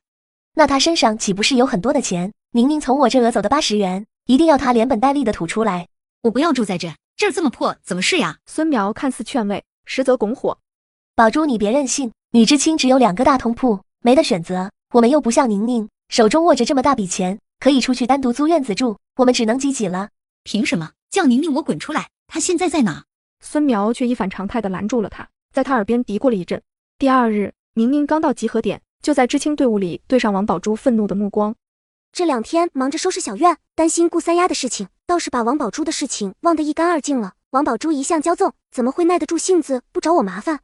宁宁看着孙苗和王宝珠两人手挽手，难怪能沉得住气，原来是有了新军师啊！宁宁，你可算来了，你都不知道，这两人昨晚嘀嘀咕咕的吵了一个晚上。昨天那个新来的女知青听说是你妹妹，我怎么感觉更像是仇人啊？不过一个晚上，整个知青点都在传你忘恩负义，拿了家里的钱，卖了家里的房子跑了。当然我是不相信的，是不是有什么误会啊？没有误会，我确实是卖了自己的工作和房子下乡的。我从空间往外掏东西，很快就将家里添置了七七八八。我把留在知青点的东西带过来，就可以远离王宝珠他们。当宁宁在知青点收拾好东西，刚想往外走，王宝珠忽然拦住他们。等等，别走，我钱包丢了。他声音不小，瞬间引来了不少人。你什么意思？是怀疑我偷了你的东西？没有没有，我们怎么会怀疑你？只是宝珠丢了钱包，这个房间除了你俩可就没人进来了。那就是冲我来的喽。宁宁心里的石头终于落了地，等了几天，这两人总算是出手了。也不枉我将这箱子留在这这么久，鱼儿终于咬钩了。我不是冲着谁，我的钱包真的丢了，那可是我的全部身家，要是找不回来，入冬了我可怎么办啊？你别急，你放哪了？大家都帮忙找找看。你们来之前我还清点了一遍，就放在我的箱子里，刚才出去解手，回来就不见了。江媛媛眉头皱得更厉害了，这话怎么听怎么不对劲。蔡美娟眼神在江媛媛和宁宁身上扫视一圈。快别哭了，总归还在这屋子里，实在不行就挨个检查吧。这么精彩的画面，真想驱车到现场看看。所以我在瓜子二手车上买了台特斯拉，才花了9万9。瓜子有上万台不同配置的奔驰、宝马、特斯拉，比线下店选择多多了。瓜子每台车都经过官方专业检测，还能送上门试开3天，要是有旧车，也能放瓜子高价拍卖。总之买卖二手车，上瓜子就对了，赶紧去瓜子 app 看看吧。检查？怎么检查？没做亏心事，怕什么检查？不如你俩就当着大家的面把箱子打开，证明一下自己的清白。开箱检查？凭什么？说不定是你们贼喊捉贼，要故意陷害我们。我和王宝珠没什么过节，看来就是冲着宁宁来的。别胡说八道，知青点这么多年一直干干净净，从来没丢过东西，怎么你们一来，王宝珠的东西就丢了？有的人就是人品败坏，连捡了房款躲到乡下的事都能做得出，手脚又能干净到哪去？蔡美娟这话就差没指着宁宁的鼻子骂她是小偷了。报警吧，王宝珠丢的这些东西足够立案了。孙苗和王宝珠对视一眼，兴奋之情溢于言表。他们本就想将事情闹大，最好让村长来见证。这事肯定有误会，实在没有必要报警，不如大家帮着找找，只要东西没丢。孙苗目光却直勾勾地盯着宁宁。就是啊，宁宁，你要是拿错了，现在道个歉，将钱包交出来，我们也不会怪你的。我没拿，你们别想冤枉我。你既然没拿，为什么不肯开箱检查呢？真是奇怪，你们口口声声要检查我的箱子，好像是确定了王宝珠的钱包就在我的箱子的，难道有人亲眼看见了？那为什么当时不阻止我，或是直接抓我个现行呢？仅仅是因为怀疑就要求别人开箱检查，那以后社会岂不是乱了？那我现在也说我丢了东西，我怀疑就在你身上，你是不是也愿意接受搜查，以证清白？就是你拿了。王宝珠拽住孙苗，他看见了。孙苗只能尬笑地迎接众人是审视。你亲眼看见宁宁拿了王宝珠的钱包？我没说是宁宁拿的，我只是刚好看见宁宁站在宝珠的炕头前，好像在翻找什么东西。这话和指认宁宁是小偷没什么区别。最后再多说一句，想买车就上瓜子，坐在家里就能挑。弟妹和闺蜜冤枉我偷钱包。孙苗，你想清楚再说话，不要冤枉了人家。方恒竟然护着宁宁，我亲眼看着王宝珠将钱包藏在了宁宁箱子里的。我只是实话实说，没有故意冤枉谁。宁宁到底拿没拿，只要打开箱子给大家看一眼，不就清楚了？她一直这么抗拒，不肯配合，谁知道里面藏了什么见不得人的东西？江媛媛看着眼前的这场闹剧，瞬间怒了。她算是看明白了，宝珠和孙苗这两人做了一个局，这箱子绝对不能开。是我拉着宁宁来知青点帮我搬东西的，她的行李一直放在知青点，她刚才连箱子都没来得及打开。你们别胡说八道，宁宁我们走，别管他们。说着拉着宁宁就要往外走，王宝珠却拦着了他们。我钱包还没找到，谁也不许走，这是我全部的家当，要是丢了我可就没法活了。报警，必须报警。何大志殷勤地带着领导缓缓走了过来。顾营长，这就是我们的知青点，宁宁同志就……村长还没说完，王宝珠像是见到了什么救星，瞬间冲了上去。领导啊，你们可要为我做主。最近为了早点回家剪辑视频，刻意买了辆新车，所以我在瓜子二手车上买了台特斯拉，才花了9万9。瓜子有上万台不同配置的奔驰、宝马、特斯拉，比线下店选择多多了。瓜子每台车都经过官方专业检测，还能送上门试开3天，要是有旧车，也能放瓜子高价拍卖。总之买卖二手车，认准瓜子就对了，赶紧去评论区看看吧。就是他偷了我的钱，一共是146块5毛钱，还有40斤全国通用粮票。村长顺着他手指的方向，瞧见站在人群里的宁宁。别胡说，宁宁同志怎么会做这样的事？我们是来……顾远洲制止了村长何大志的话。我们的事等等再说，先解决下这位同志的问题。你怎么在这儿？顾远洲面无表情。你丢东西了？怎么回事？孙苗担心王宝珠多说错多，直接上前将事情说了一遍。顾远洲看向了宁宁。这小姑娘卖了房子卖了工作，不是个缺钱的人，也算聪慧。不管怎么看，这都不像是个偷东西被抓包的。宁宁也没想到，来大队颁发奖章的竟然是他，想到自己在他心目中也不是什么好人。行，可以开箱检查，但住在这屋内的其他人也要检查，谁知道他们是不是贼喊捉贼？宁宁指着王宝珠和孙苗，凭什么？东西就是在你来了之后才丢的，你有嫌疑。要说嫌疑，今天进入过这间房间的知青都有嫌疑，凭什么就检查宁宁的？再说，等会要是搜不到，你们有打算怎么办？王宝珠翻了个白眼，钱包就在宁宁箱子里，怎么可能搜不到？你想怎么办？搜不到，那就是你们俩合起伙来污蔑我，坏我名声。我要求你们在村民早会的时候当众念检讨，公开向我道歉。听到宁宁答应开箱检查，王宝珠眼底的兴奋几乎压不住了。那要是搜出来了呢？若我真的偷了你的钱包，法律自然会惩治我。只要宁宁坐实了偷盗罪，必定要吃牢饭的。到时他卖房子和卖工作的钱，岂不是就要落到我的手里了？两人眼底的兴奋几乎要溢了出来。好，一言为定。刚好领导都在这，就让他们做个见证。村长的脸色难看极了，顾远洲面无表情。最后再多说一句，想买车就剩瓜子，坐在家里就能挑。继妹和闺蜜冤枉我偷钱包，无奈之下，我放下箱子，打算让他们检查证明清白。我的东西多，从我开始吧。宁宁，我们互相检查。不行，你和江媛媛关系那么好，谁知道她会不会包庇你？我要亲自检查。可以，为了公平起见，我也要检查你们的。必须互相检查，这样才公平。孙苗和王宝珠对视一眼，像模像样的在江媛媛的行李里翻找起来，很快就摇摇头，没有，不在江媛媛这儿。江媛媛毫不客气地翻了个大白眼，心却揪了起来。王宝珠和孙苗兴奋地翻看宁宁的箱子，王宝珠兴奋地高高举起一个钱包，是我的，我就说宁宁你果然是贼，这就是我的钱包。你们不知道啊，他在火车上还被人贩子拐走了，整整消失了2天呢，还是军人同志亲自派人送到咱村里的。这要是放在旧时候，那可是要沉塘的。议论声四起，孙苗隐藏在众人中，心底畅快极了。顾远洲的脸色也越来越黑。最近为了早点回家剪辑视频，刻意买了辆新车，所以我在瓜子二手车上买了台特斯拉，才花了9万9。瓜子有上万台不同配置的奔驰、宝马、特斯拉，比线下店选择多了。瓜子每台车都经过官方专业检测，还能送上门试开3天。要是有旧车，也能放瓜子高价拍卖。总之买卖二手车，认准瓜子就对了。赶紧去评论区看看吧。宁宁以身涉险，解救了好些孩子，怎么在这些村民嘴里传成了这么不堪的样子？宁宁，你平时贪图享乐，花钱大手大脚也就算了，可再怎么说也不能偷东西啊！你要是困难了，跟我说。天天大手大脚，花钱如流水，原来都是偷的，难怪花起钱来一点也不心疼。宁宁一直跟我在一起，她根本就没有作案时间，这个钱包肯定是你们放进去的。一直跟你在一起，说不定就是她偷东西。你望风，你俩根本就是一伙的。你胡说八道！宁宁上前一步，夺过王宝珠手上的钱包，交给了顾远洲。这不是王宝珠的钱包，这个是我的。虽然他那个钱包和我的款式一样，可这里面的钱数对不上。我的钱包里面有218元，还有一张我和我父母的合照。最重要的是，当初为了区分，我特意在钱包的背面绣上了自己的名字。何大志看到钱包背面果然绣了个小名字。是，这个果然是宁宁同志的钱包。孙苗和王宝珠同时一愣，这不可能。顾远洲打开钱包，看到了全家福照片和里面的钱数。没错，一共218元，还有这照片，这袖子，这就是宁宁同志钱包。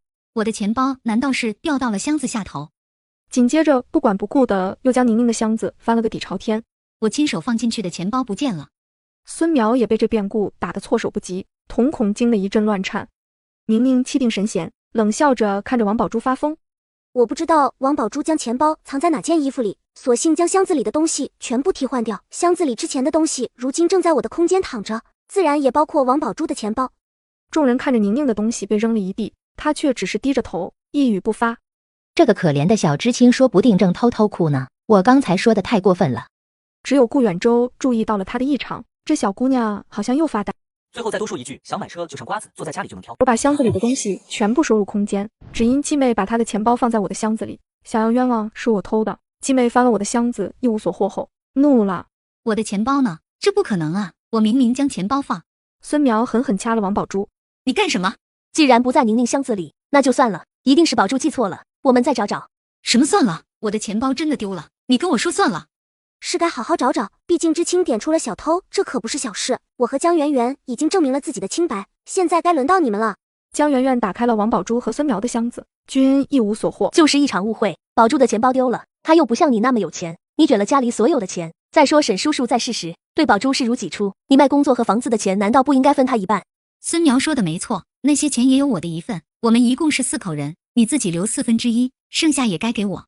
你姓王，我姓沈，我们2个算什么一家人？我爸爸走了以后，你们一直打我骂我，现在连我妈妈留给我的房子也不放过。最近为了早点回家剪辑视频，刻意买了辆新车，所以我在瓜子二手车上买了台特斯拉，才花了9万9。瓜子有上万台不同配置的奔驰、宝马、特斯拉，比线下店选择多了。瓜子每台车都经过官方专业检测，还能送上门试开3天，要是有旧车，也能放瓜子高价拍卖。总之买卖二手车，认准瓜子就对了，赶紧去评论区看看吧。我有房管局给我开具的证明，足以说明我的行为合规合法。倒是王宝珠同志一直在恶意败坏我的名声。王宝珠还想辩解，宁宁却用着只有2人能听见的声音嘲讽他。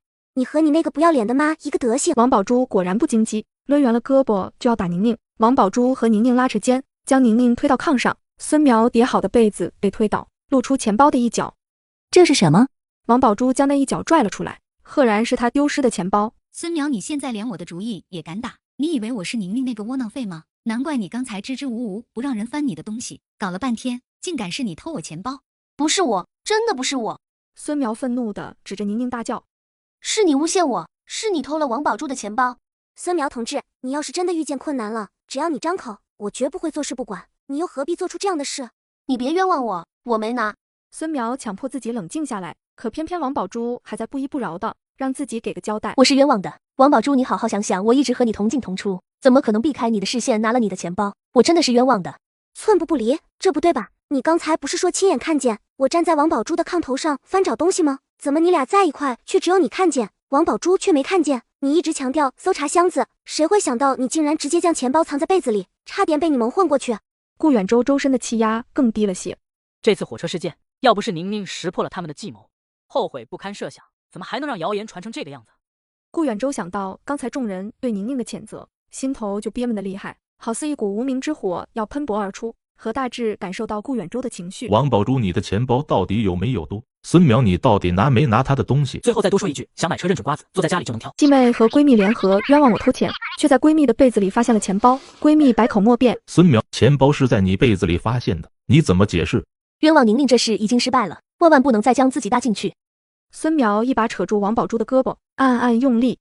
应该是宝珠记错了，她一直粗心大意，肯定是她随手乱放，才导致了这场误会。王宝珠还想说话，孙苗转过头狠狠剜了他一眼。别忘了，咱俩是一条船上的人。王宝珠不再吭声。王宝珠，你再好好想想，你的钱包到底是别人偷了，还是自己放错了位置？大概是我记错了。你们这些小年轻，这么重要的东西也不收好，还弄出这么大动静，幸好这事找着了，要是没找着，岂不是冤枉了别的同志？眼见村长要将这件事轻轻结果，宁宁自然不乐意。刚才他们可说好了，我的箱子里没有他们要找的东西，他们要公开检讨，当众给我赔礼道歉。凭什么？最近为了早点回家剪辑视频，刻意买了辆新车，所以我在瓜子二手车上买了台特斯拉，才花了9万9。瓜子有上万台不同配置的奔驰、宝马、特斯拉，比线下店选择多了。瓜子每台车都经过官方专业检测，还能送上门试开3天，要是有旧车，也能放瓜子高价拍卖。总之买卖二手车，认准瓜子就对了，赶紧去评论区看看吧。宁宁说的没错，你们刚才冤枉了宁宁，是该好好赔礼道歉。我看这2个月猪圈卫生就由你们2个负责，过几日就召开村民大会。不用过几日，就等明日表彰大会结束，让这2位女知青公开检讨。现在先道歉吧。顾营长说的对，该表彰表彰，该检讨检讨，该道歉道歉，都不耽误。你们冤枉了宁宁，还不赶紧道歉？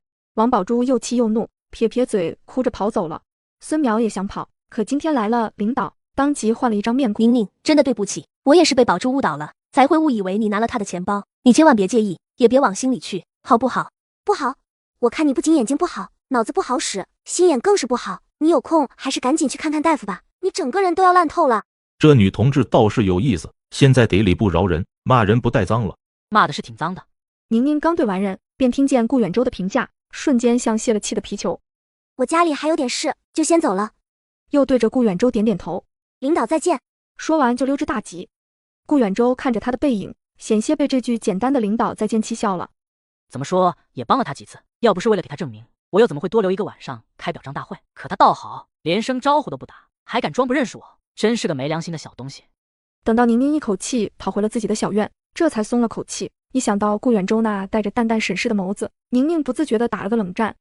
真是奇了怪了，怎么每次想做点什么坏事，总能撞见他？莫不是磁场不合相克？他刚才看我那眼神是什么意思？不会是发现我做手脚了吧？最后再多说一句，想买车认准瓜子，坐在家里就能挑。我从空间里取出王宝珠的钱包，美滋滋地数了数里面钱票和粮票。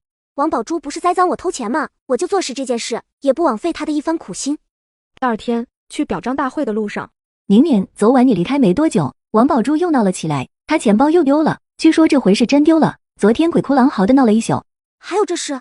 昨天他自己揣着钱包哭着跑出去了，大家可都看见了。再怎么也不能赖到你身上啊，可别搭理他。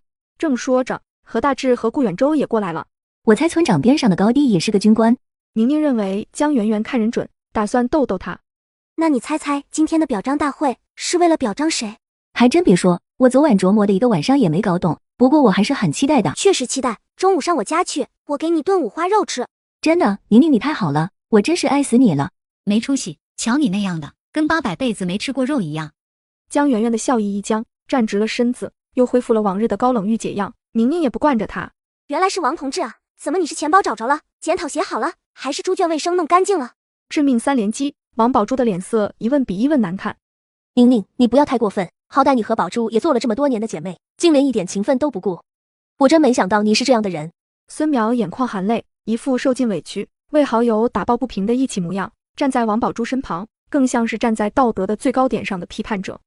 宁宁丝毫不动怒，反倒是笑意盈盈的看着突然冒出的孙苗。说实话，我还是蛮期待等会你上台表演的。孙同志，你可千万别怯场，一定要好好发挥。看你平日教训人的时候说的头头是道，想必你的检讨书也一定写得很精彩吧？孙苗只觉得自己的胸膛都要气炸了，眼眶都气得通红。宁宁说完就回过头，继续和江圆圆讨论午饭吃什么，连一个多余的眼神都没分他，这样的羞辱落差更让人难以忍受。表彰大会现在开始。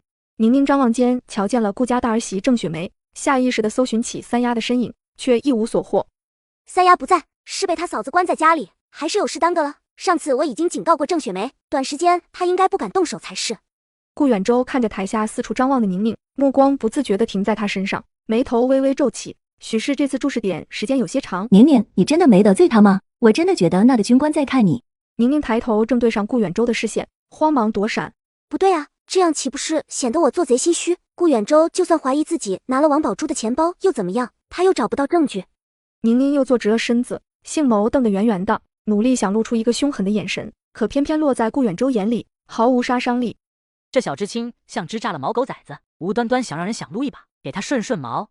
顾远洲被自己想法吓了一跳，忙收回目光。我在火车上救了孩子们，被闺蜜传承被掳走，终于等到村里颁嘉奖的时候。现在就让我们以最热烈的掌声欢迎宁宁同志上台领奖。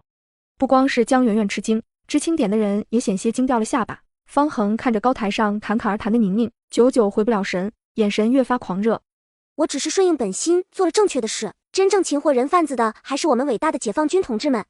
这个奖章是对我个人的嘉奖，但我觉得它更应该属于伟大的解放军同志们。他说那奖章属于你呢。顾远洲面无表情地扫了他一眼，唇角微微勾起。说的比唱的还好听，看见我时跑得比兔子还快，半点看不出信任感激之情。顾远洲作为颁奖嘉宾，拿着奖章站在宁宁旁边。顾远洲的气势太盛，宁宁下意识地往后退了一步。顾远洲快一步拉住宁宁，当心摔倒。顾远洲看宁宁这副畏缩的模样，心中又生出了几分烦躁。刚才不还神采飞扬的，怎么现在又怕成这样？我当真有这么不招人待见？一向不在乎别人感受的顾远洲，第一次开始反思自己是不是太过凶悍，努力放柔了表情，对着宁宁露出一抹笑。这假笑不会是在警告我吧？谢。颁完奖后，终于等到最后的拍照环节。村长看出了两人的猫腻，大家都凑近一点，镜头装不下了。宁宁被推搡着，半个后背都贴进了顾远洲的怀中。看这里，大家笑一个。随着一张大合照，这次表彰大会完美落幕。此时村长一改刚才的笑意，这么精彩的视频当然要配点饮料，边喝边看。我刚在抖音商城秒杀频道买的经典碳酸饮料，6瓶不到9块9，冰霜清凉解渴。点商城进入秒杀频道，或者直接点评论区就能买，还有超多优惠券限时发放，抢到就是赚到，就在评论区先到先得。盯着孙苗和王宝珠，有错就改还是好同志。孙苗和王宝珠，你们二人上来，当着大家的面好好跟宁宁同志道个歉，做个深刻的检讨。孙苗看到宁宁挑眉得意的眉眼，深吸一口气，压下心底翻涌的情绪。王宝珠还没开始张口，眼泪就啪嗒啪嗒的往下掉。这就受不了，年轻人这心理素质可不行啊！装哑巴，说话啊！对不起，是我错了，是我冤枉宁宁，行了吧？我现在钱包也丢了，被人追着骂，还要写检讨记录档案。宁宁，这回你满意了吧？说完，在众人还没反应过来，将话筒重重一摔，哭着跑下了高台。这算什么检讨？这王同志人不大，脾气倒是不小，看那架势，不知道的还以为他受了多少委屈呢，真是不知所谓。没成想，孙苗却淡定地捡起话筒，身体微微发颤。乡亲们好，我是知青孙苗，在这儿我诚恳地向宁宁同志道歉，我错了，对不起。我错在不该轻信他人的话，误会了宁宁同志，伤害了我们之间的感情。这孙淼处处针对你，背后说你坏话，他是一点不说啊，将一切问题推到了王宝珠身上。王宝珠要是知道了，那还不气死？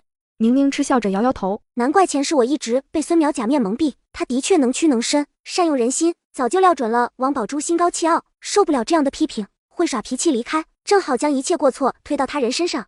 我出发点都是好的，只是我年纪轻，好意办了坏事，不经意间伤害了宁宁同志，在此我郑重地向宁宁同志道歉，对不起，希望你能原谅我，也希望宁宁同志能接受我的道歉，再给我一个改过自新的机会。都是一个知青点的，抬头也不见低头见，宁宁不会和他计较的。你看他哭得那么可怜，也认识到错了，可比起那个王宝珠好上太多了。孙淼站在高台上，俯视着台下的众人，眼底深处藏着轻蔑，像是在看一群可以任人愚弄的傻瓜。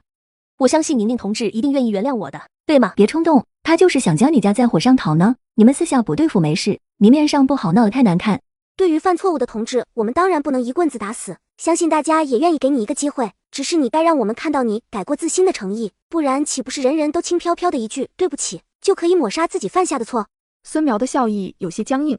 当然，不知道宁宁同志觉得怎么样才算是有诚意呢？需要我对你做出什么补偿吗？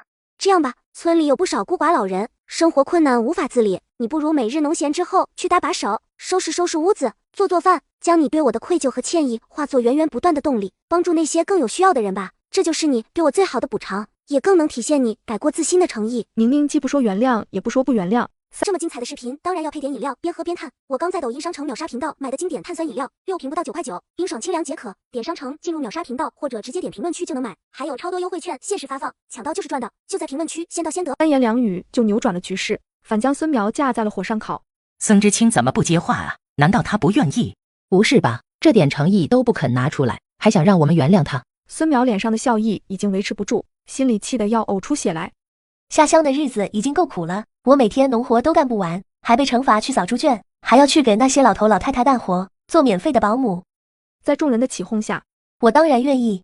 宁宁心中的恶气终于消散了，笑得像一只得逞的坏狐狸。顾远洲看着宁宁光明正大使坏的小模样，心头泛起一阵洋溢。这小丫头果然是一点亏都不肯吃。宁宁和江媛媛一路说说笑笑，突然被卢翠英叫住。宁宁，婶子有事要麻烦你。听说顾营长是南方人，也不知道我们这饭吃的惯不惯，我们也不好怠慢。之前听江知青说你厨艺不错，能不能来搭把手？见卢翠英急得一头汗，宁宁连忙点头。当然可以，您别急。我做饭不行，打得下手还是没问题。卢婶我也来帮忙。婶子也不跟你客气，回头有时间了，婶子好好谢你。宁宁对于帮助过她的人，她从不吝啬自己的善意，当即跟着和婶子去了村支部。宁宁笑看看着活蹦乱跳的大鲫鱼，也就有了主意。我惊讶地发现，空间里无论种什么，只要1天就能结果。有了灵泉的加持，这些果蔬的质量也好得惊人。这么珍贵的空间，若是能弄来珍稀的植物培育，以空间的速度和环境，岂不是一本万利的买卖？有谁会嫌钱多呢？宁宁说干就干，可是在山的周围绕了一圈，一无所获。别说珍稀药材，就连野草都没遇上几根，我还是去集市碰碰运气。宁宁姐姐，你也要去山里寻宝吗？寻宝？山里有宝贝？有没有宝贝不知道，反正我听说县里的大官要去山上寻宝。宁宁闻言也没放在心上，目光落在何小军摘的野花上。这花可真好看，能给姐姐看看吗？姐姐喜欢，那我下次多摘些。宁宁笑着接过，其中一朵越来越觉得眼熟。这是蝴蝶兰，真是踏破铁鞋无觅处，得来全不费功夫。这花真好看，你在哪采的？就在那，沿着小路一直走。以后我的空间种满名贵兰花，这样的诱惑实在让人难以抵挡。当即和小朋友挥挥手，不一会就找到了目的地。宁宁压下心头的火热，仔细寻找着目标，总算发现了一株极品的兰花。宁宁把这株兰花小心翼翼地移到自己的空间中，又在附近找到了2株品相上佳的翡翠兰和3株品相一般的蝴蝶兰，不禁喜笑颜开。只要再过几年，华国便会兴起一阵兰花热，到时候一株稀有品种的兰花甚至能被炒到几千块、上万块。重来一世，我只想吃得好，睡得好，看着前世害死我的人一个个下场凄惨，可想要完成这些，便少不了钱的加持。收拾好一切，宁宁蹦跳地往回走，偏偏此时听见山中传来一阵好像野兽的叫声。宁宁停下脚步，四处张望。我总不能运气这么背，真的遇上野狼了？没事的，没事的，我还有空间，真到了危急时刻也有自保之力。宁宁仔细分辨着叫声的方向，却错过了身后的脚步声。宁宁，你……宁宁被吓得一激灵，扬起手中的野花，猛地朝身后人砸去。是我。宁宁的这才回过神来，正想道歉，可抬眸看清方恒的惨样，倒吸一口凉气。抱歉，我刚才以为有野兽出没，你突然出声吓了我一跳。你没事吧？你怎么突然出现在这儿？你下手可是真狠啊，真的好痛。我听何小军说你进山了，想着天快黑了，你一个女知青不安全，便来找你。宁宁不免有些心虚，尴尬的笑笑。自从喝了灵泉水，不仅增强了体质，就连着力气也大了许多。实在不好意思，我给你清理伤口，你忍着点。宁宁从空间中取出用品，给方恒清理伤口。这2天回去别碰水了，大概不会留疤的。可他此刻却丝毫也感受不到这般近距离的和宁宁接触，方恒心头的小鹿已然乱撞。这个女人又开始作妖了。听说最近孙淼和村支书的独子何建业两人走得挺近的，好像在处对象。小学招老师需要村干部推荐，这下孙淼有希望了。宁宁抬眸正对上何建业的那打量的目光，也没错过他眼底的惊艳和贪婪。他的目光好似在打量货物，宁宁心里反感，却没表现出来，心头却掀起一阵惊涛骇浪。没想到这一世孙苗和何建业竟然这么早就走到了一起。虽然前世2人混得风生水起，可他们背地里干着见不得人的勾当。宁宁还沉浸在自己的思绪中，何建业已经凑了上来，摆了一个自认为很帅的姿势，实则油腻得很。你们就是宁宁知青和江知青吧？还没自我介绍，我是何建业，县里机械2厂的副厂长。江圆圆礼貌一笑，拉着宁宁往后退了2步。你好，请问有什么事吗？没什么事，就不能认识一下吗？我们相聚在何家村，也算缘分一场，何必这么紧张？我又不会吃了你们。油嘴滑舌的模样让江圆圆和宁宁恶心至极，碍于对方的身份，我们还有事要忙，先走了。等他们走远了，孙苗从不远处的大树后面走了出来，语气带着埋怨：你是不是看她们漂亮动心了？我都说了，他们可不吃你这套。怎么，我和他们多讲了几句话，你就吃醋了？放心，哥哥现在对他们可没有想法。我看你刚才瞧宁宁那样子，眼睛都直了。你若是喜欢她，我帮你。你这么大方，真以为我不知道你和宁宁不对付？你打什么小算盘，我清清楚楚。这么精彩的视频，当然要配点饮料，边喝边看。我刚在抖音商城秒杀买的经典碳酸饮料，6瓶不到9块9，冰爽清凉解渴。点商城进入秒杀频道或者直接点评论区就能买，还有超多优惠券限时发放，抢到就是赚到，就在评论区先到先得哦。孙苗被他戳破了小心思，却也不恼。不过何建业对宁宁动了心思更好，孙苗眼里闪过一丝期待。你别看他清高，实际上很好摆平。孙苗话音刚落，何建业毫不客气地扇在他的脸上，又在孙苗白嫩的身上狠狠掐了几把。孙苗吃痛，却死死咬住下嘴唇，不敢出声，因为他清楚惨叫只会让他无所顾忌，下手更狠。明明是他自己选的路，他却将这一切都怪在宁宁头上，恨不能让宁宁也遭受这样的虐待侮辱。以为我傻？从宁宁之前的行事作风来看，她不仅是个脾气大、骨头硬的，还是个聪明的，和你这样没骨气的可不一样。孙苗捂着脸，压制眼底的恨意。我也是为你好啊，你不是还缺一笔启动资金吗？宁宁她有，她外公曾是大资本家，给她母亲留下不少好东西。你想想这么大笔钱，你说的是真的？我和宁宁从小一起长大，她家什么条件我最清楚了，你不信可以去查查看，我绝对不敢骗你。再说宁宁走的时候，连苏氏的房子和工作都卖了，只是这些就值上几千块了。孙苗就是要咬死这件事，要将宁宁塑造成怀揣着巨款的孤女。何建业确实心动了，何建业受了孙苗的怂恿，像狗皮膏药一般缠着宁宁。何建业和孙苗葫芦里卖的什么药？宁宁决定主动出击，很快就迎来一个绝佳的好机会。宁宁到县里打算买一辆自行车，刚到了百货大楼，就瞧见了孙苗跟着何建业，像个乖巧的小媳妇。孙苗明明知道宁宁不待见他，还非往宁宁身边凑。好巧啊，你也来买东西啊？孙苗仔细看了眼宁宁今天的装扮，眼底的嫉妒几乎要藏不住。天生就是个狐妹子，之前是我的不对，我和你道歉，你别生气了。你想买什么啊？我陪你去。不必，我自己会逛，用不着你假好心。说完就想走，何建业却拦住了他。别着急走啊，之前是孙知青错了，他一直想向你赔罪来着。我做东请你吃饭，都是一个知青点的，抬头不见低头见，何必把关系弄得这么僵？宁宁知青不是连这点面子都不给我吧？宁宁故意面露犹豫，似乎真的是碍于何建业的身份，这才勉强同意。行吧，不过我是来买自行车的，你们恐怕要等会。自行车？孙苗脸上的笑意有些挂不住。我全身上下加起来也就不到20元钱，可宁宁竟然要买自行车，要知道一辆最普通的自行车也要150呢。宁宁就是在吹牛，估计就是先看看。卖自行车都在2楼，我带你去。宁宁没有拒绝，到了2楼看了一圈，直接指着一台凤凰牌女士自行车。同志，这辆多少钱？ 190。这么精彩的视频，当然要配点饮料，边喝边看。我刚在抖音商城秒杀频道买的经典碳酸饮料，6瓶不到9块9，冰爽清凉解渴。点商城进入秒杀频道，或者直接点评论区就能买，还有超多优惠券限时发放，抢到就是赚到，就在评论区先到先得。行，就它了，开票吧。售货员也是愣了一下，这年头来买自行车的人不多，像这位女同志这般干脆了当的更加少见。你确定不再选？一旦成交，不退不换。宁宁直接拿出自行车票，又掏出一摞大团结，数出19张放在柜台上。我确定。刚才我一眼就看中了这辆自行车，但是我连摸一摸的勇气都没有。没想到宁宁竟然这么干脆，就这么轻易的买下了。这巨大的落差顿时让孙苗抓心挠肺的难受。一转头，看见何建业看向宁宁那种志在必得的眼神，心境瞬间舒坦了。想到宁宁身败名裂的场景，更加不留余力的吹捧道：“还是宁宁你有实力啊，和我们这些泥腿子就是不一样。以后谁娶了你，那和娶了座金山有什么区别？”宁宁一愣，孙苗这人最在乎面子，什么时候在我面前自贬过？一回头对上何建业那贪婪的目光，这两人是打上自己的主意，预备吃绝户了。既然知道这二人在打自己的主意，宁宁杏眸一转，计上心头。我还想去看看手表，你们要是着急就先走吧。不急，我们等你，顺便帮你参谋。若说之前他还对孙苗的话半信半疑，可现在他已经彻底相信了。男人只因仓库被端，全部身价折在里面，就想出了跟宁宁结婚，霸占他的全部财产的方法。第二天，何建业就跟着喜婆敲响了宁宁的院门。建业，你这是？我对宁宁同志一见钟情，这不请了喜婆来他家提亲呢。宁宁听到院外吵吵嚷嚷，登时推开院门，吓了一跳。这就是小宁知青吧？你们看看这小模样，长得可真是俊啊，跟天仙似的。宁宁看着何建业搞出的这个阵仗，心里不由得发怵。你们这是做什么？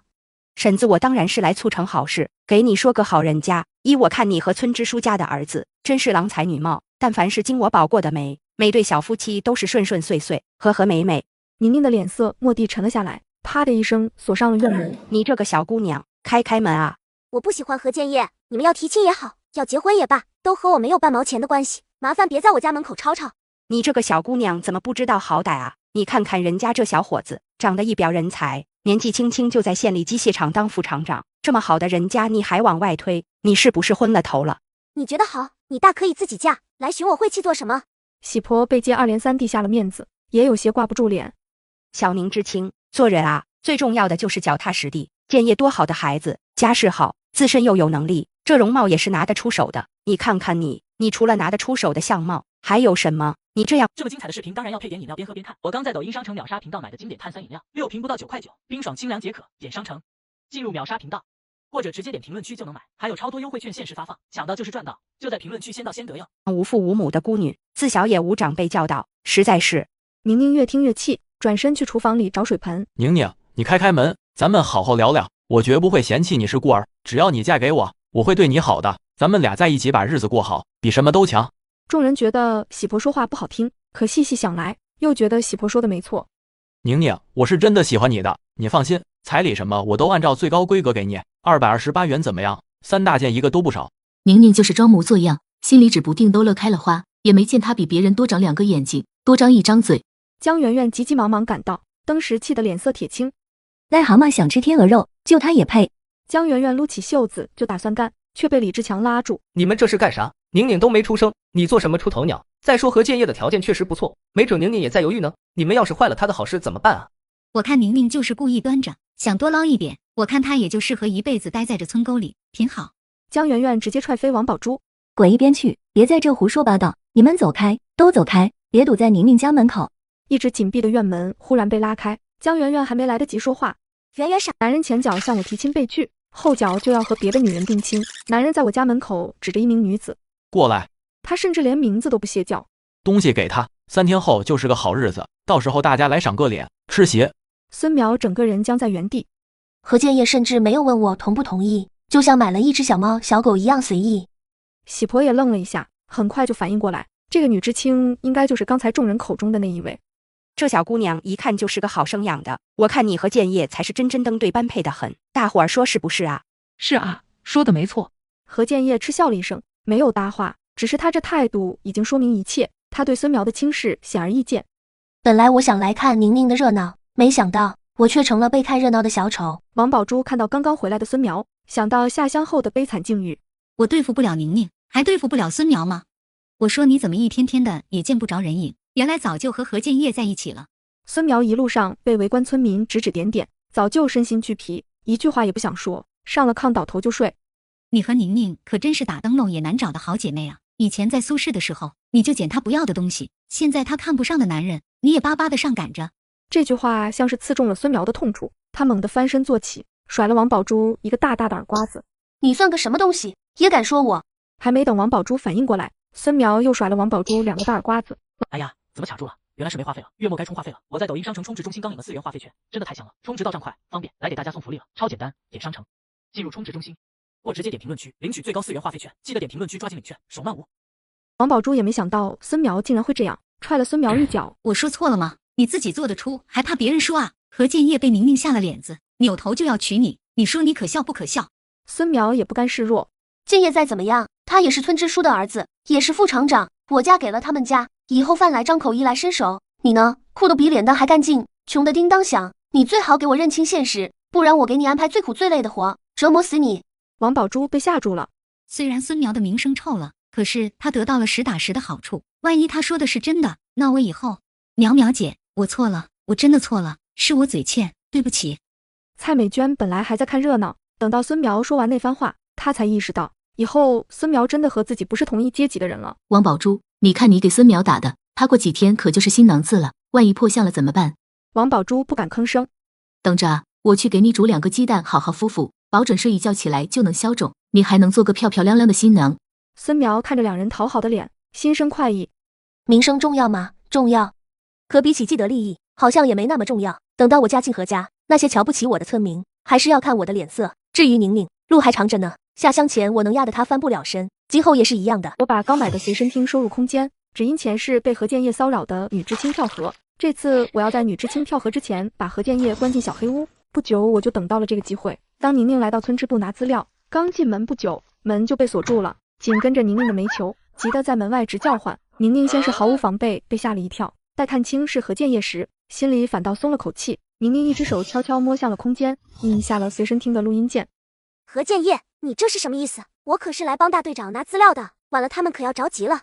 你急什么？资料刚才我已经让孙苗送过去了，你放心，领导们今天都忙得不可开交，根本没人顾得上你。我看你是疯了，不管你想做什么，今天公社书记和县领导们可都在，你就不怕把我逼急了？其实我也不想在今天这个时候对付你，你今天好不容易落单，又送上门来，我怎么能放过呢？门外的煤球还在大声狂吠，正当何建业想要赶走他时，煤球竟然跑远了。你看你平时给他好吃好喝的供着，关键的时候他倒是跑得比兔子还快，不管看人还是看动物，你的眼光都不太行啊。我是花心了些，但对你也算诚意满满，可为什么你就这么不识趣呢？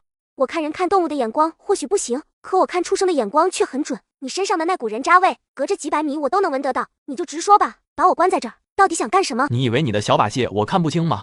哎呀，怎么卡住了？原来是没话费了，月末该充话费了。我在抖音商城充值中心刚领了4元话费券，真的太香了，充值到账快，方便，来给大家送福利了，超简单，点商城，进入充值中心，或直接点评论区领取最高4元话费券，记得点评论区抓紧领券，手慢无。何建业说着，从办公桌的抽屉里拿出一份文件。你看看清楚，这些举报材料是你写的吧？宁宁看着那份材料，心里咯噔一下，面上却装作不解。什么举报材料？你在说什么？我怎么听不懂？何建业冷笑一声，掏出打火机，把那份举报材料烧成灰烬。他的面上难掩得意。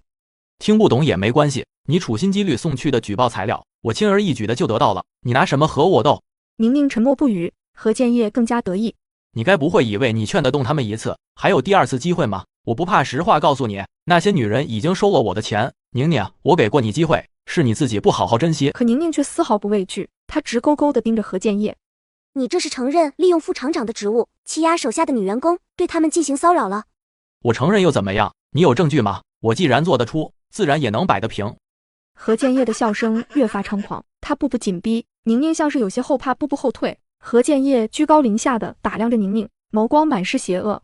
宁宁，你确实有几分小聪明，但上次我的仓库被一锅端着时，我肯定跟你脱不了干系。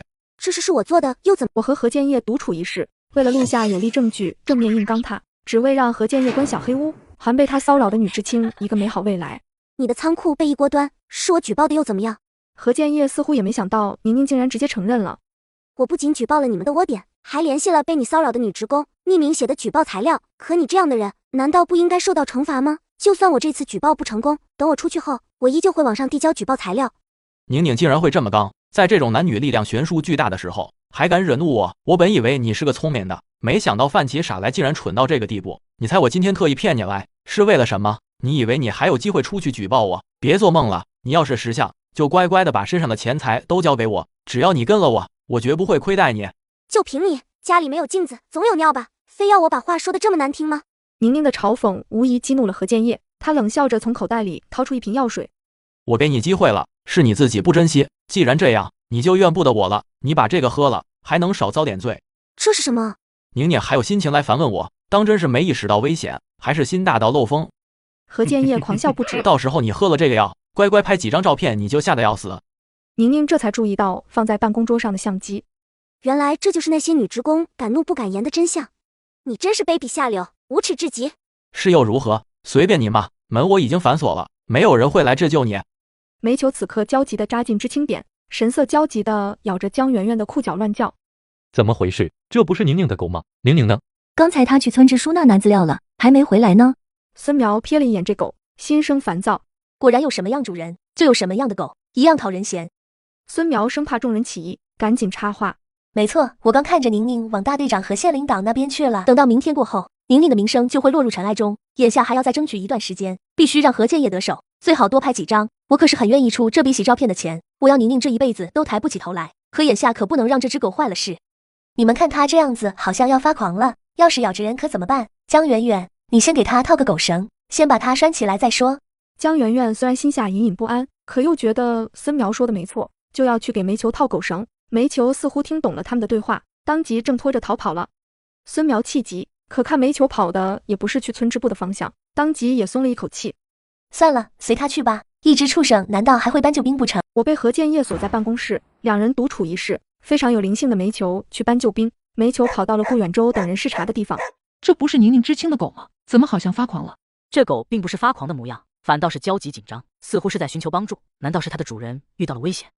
顾远洲当即心里咯噔了一下，煤球直直朝顾远洲冲了过来，一口咬在了顾远洲的裤脚上，拽着他就往前走。去哪？煤球朝前奔跑着，顾远洲当即跟着煤球跑了起来。不久后，顾远洲已经随着煤球跑到了村支部，门里面传来一声又一声嘶吼，顾远洲一脚便将那门踢飞了。顾远洲只看到地上躺着的何建业，环顾一周，发现窗户大开，宁宁应该是从窗户逃走了。顾远洲长舒了一口气。就在这时，广播里传出一声清脆的女声：“喂，听得见吗？”这时村里的大喇叭传出了宁宁的声音，随之而来的好像是磁带倒荡的动静。紧接着，广播里面传出了何建业和宁宁的对话。不明所以的村民以及领导顿时停住脚步，望向村里的大喇叭。紧接着，大家都被这段对话惊呆了。这何建业不仅投机倒把，还骚扰手下的女职工，而身为村支书的何家旺不但不规劝自己的儿子，反倒帮着何建业。此时正陪着领导视察的何家旺脸色铁青。视频怎么卡住了？原来是手机欠费了。还好月底我在抖音商城充值中心领了话费券，操作简单，到账快。现在点商城进充值中心或者点评论区，就有机会领取最高4元话费券。赶快进评论区看看吧。这就是污蔑，赤裸裸的污蔑。他的话音刚落，大喇叭里又传来何建业的笑声。就算我骚扰了女员工又怎么样？最后还不是被我老爹搞定，灰溜溜的搬走了。县政府管理文书的是我小姑父，你想给县委书记递交举报信？做梦！这会儿不仅是何家旺面如土色，就连何建业的小姑父也脸色惨白，抖如糠筛。不是这样的，真的这些事跟我没有关系。可惜谁都不是傻子，没人会相信他的狡辩。顾远洲听了一会，又结合眼前的惨状，立刻清楚了事情的来龙去脉。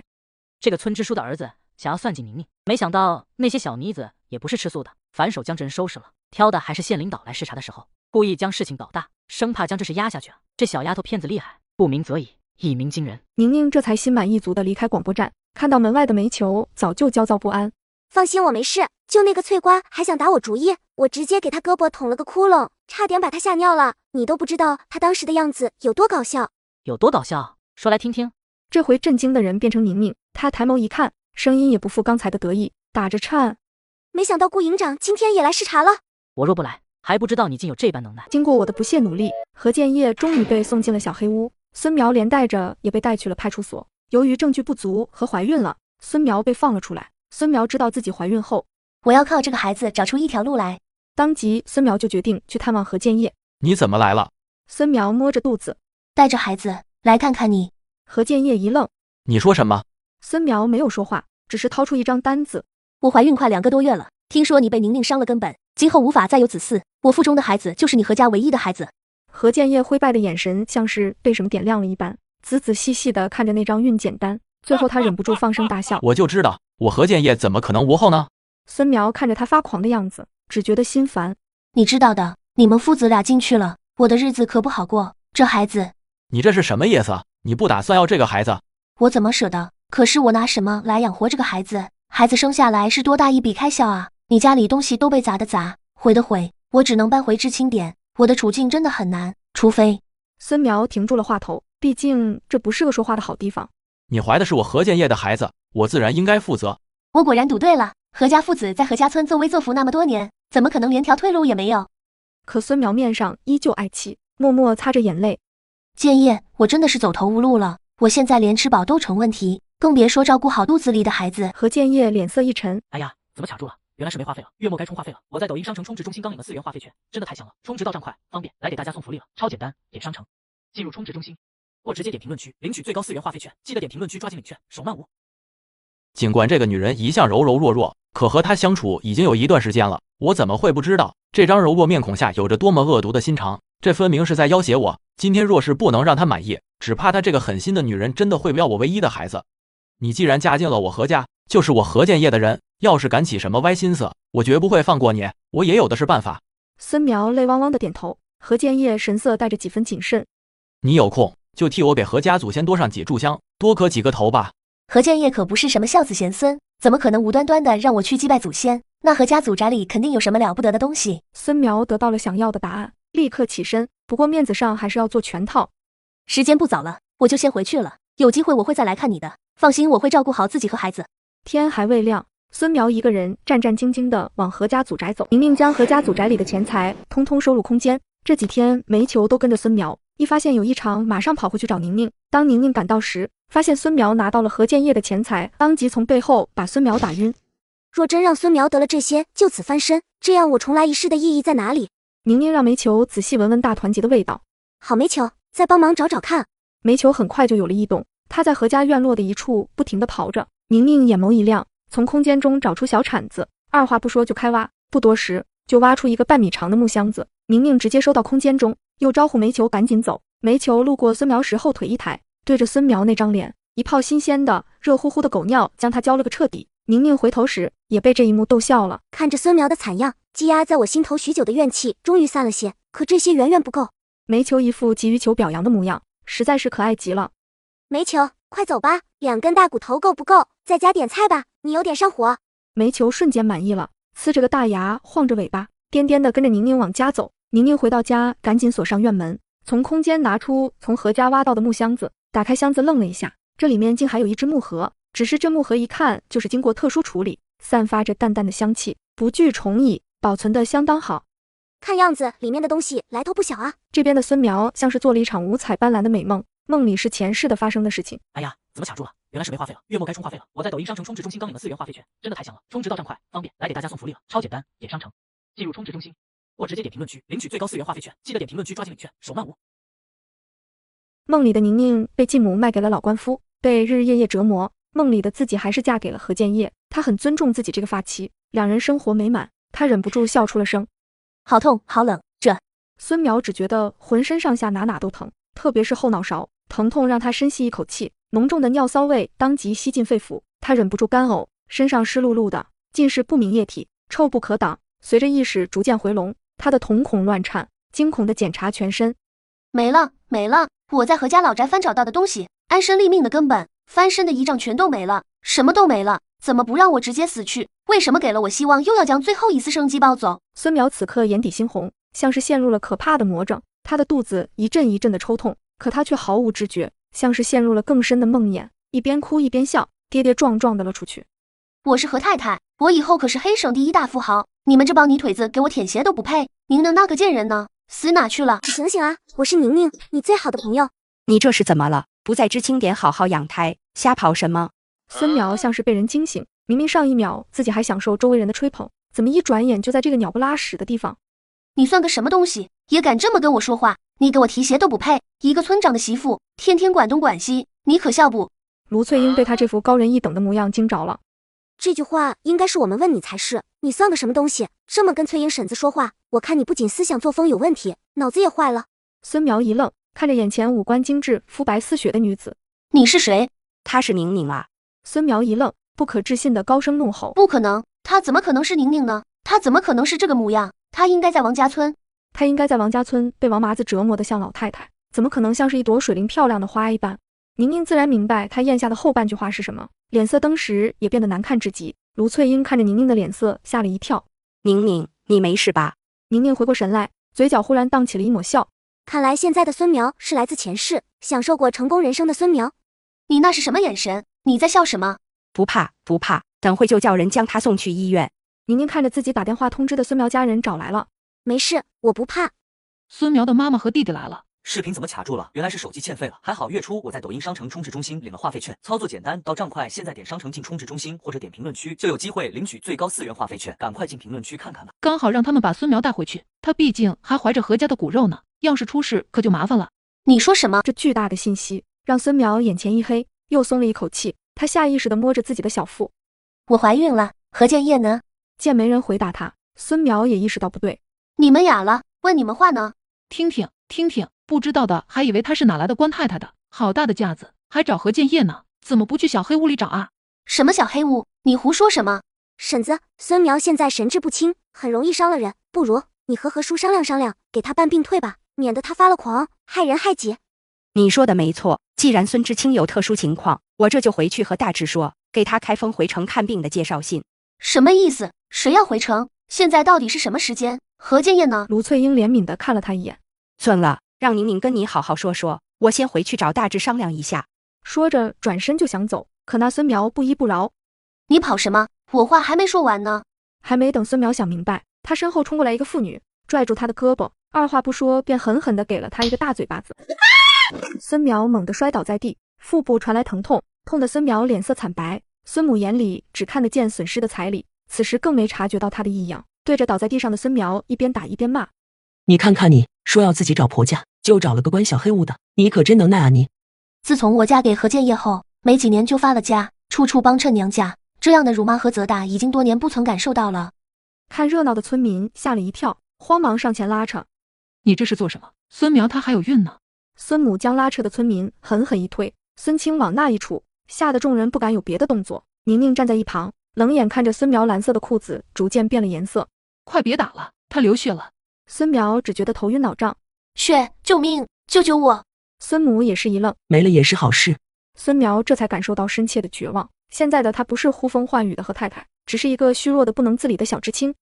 我妈会为了省几块钱的医药费，是不会管我的。再这样下去，我真的会不明不白的死在这儿。他茫然地抬头看了一圈，救救我！可是村民却下意识地退开了，只有宁宁站在原地一动不动。在这个时候，他能求助的似乎也只有宁宁了。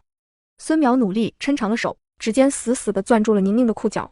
视频怎么卡住了？原来是手机欠费了。还好月初我在抖音商城充值中心领了话费券，操作简单，到账快，现在点商城进充值中心或者点评论区就有机会领取最高4元话费券，赶快进评论区看看吧。宁宁，你救救我，送我去医院！你不管我的话，我会死的，我真的会死的。透过泪眼，孙苗看到宁宁缓缓蹲在了自己面前，孙苗眼底迸发出强烈的喜色。只见宁宁一点点地掰开了孙苗的手指，看向他的眼神满是嘲讽，声音极低，低到只有两人才能听到。那就去死啊！孙苗呆愣愣的，甚至没有反应过来。宁宁竟然叫我去死，这怎么可能？可事实上，宁宁说完那句话，便缓缓站起身来，看着孙母露出一丝得体的笑。阿姨，快别生气了，孙苗毕竟怀着孕呢，你快带孙苗回去休养吧。要是孩子没了，可怎么办？要不是有个老瘸子不嫌弃孙苗嫁过人，还怀着孩子，只要孩子没了，转手就能给我158的彩礼，我才不会来这鸟不拉屎的地方。原本已经有些消气的孙母又发起怒来。孙青想到那高额的彩礼，又朝着孙苗的肚子狠狠踹了一脚。为什么不肯乖乖听妈的话，找个好人家嫁了？你还我彩礼钱，就因为你，我们损失了多少钱，你知道吗？剧烈的疼痛折磨的孙苗身子弓成虾米。别打了，我有钱，救救我！我死了你们什么也得不到，救命！谁来救救我？孙苗醒的时候，两世的记忆终于彻底融合，即使大夫没说，他也知道自己伤得很重，孩子也不在了，两行清泪顺着眼角划过。醒了。孙苗抬头看见宁宁精致的面容，他放声尖叫：你不是宁宁，你不是她，你到底是谁？我不是宁宁，那又是谁呢？不，他不像是人，他更像是前来索命的厉鬼。像是想到了某种可能，他的瞳孔惊颤，身子瑟缩的往后躲。不是，不可能的，宁宁你早就死了，为什么我会回来？为什么这一切和从前不一样了？他挣扎着要来厮打宁宁，此时腿部传来钻心的疼。我的腿。没事，鼓励而已。不过你还是悠着点吧，折腾太过，大出血可是真的会死人的，毕竟现在的医疗水平可不太行。孙苗猛地抬头，你果然也回来了，这一切都是因为你，你到底要怎么样啊？你为什么要害我啊？宁宁将手指放在自己的唇边，可别这么大声，吵到别人就不好了。孙苗这才感觉到后怕，病房里只有自己一个病号。你是魔鬼，一定是你害了何家，害了建业，害了我，是你在何家祖宅打晕了我，是你抢了我的东西，你把我折磨成这样还不够吗？你到底想要做什么？视频怎么卡住了？原来是手机欠费了。还好月初我在抖音商城充值中心领了话费券，操作简单到账快，现在点商城进充值中心或者点评论区就有机会领取最高4元话费券，赶快进评论区看看吧。宁宁只觉得他这副歇斯底里的样子实在有趣，微微摇头。够吗？当然不够。可宁宁不会承认他是重生的，更不会承认他拿了何家祖宅里的东西。有些事不必讲明，就让他去猜去想，日日惶恐，夜夜不安。真不知道你在说什么。孙苗，你果然疯得厉害，你该庆幸的，你家里人还很疼你的。听说你老公关了小黑屋，便迫不及待的帮你找好了下家。这人你应该有些印象，就是赵刚啊。那个打死了自己老婆，当了多年老光棍的瘸腿赵刚。不，我还是何建业的妻子呢，我还要留在何家村才能出人头地，成为人上人。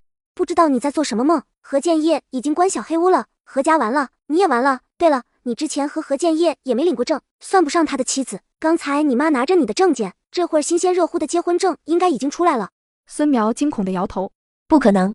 苗苗姐，余生你一定要好好的，坚强的活着，我祝你长命百岁，和赵刚恩爱到白头。孙苗被他刺激的已经彻底崩溃了，尖叫着痛哭着，救命啊！宁宁要害死我，救命！孙母刚好办完事回来，听见动静冲进来，别嚎了，一天天的有完没完。对着宁宁却讨好似的。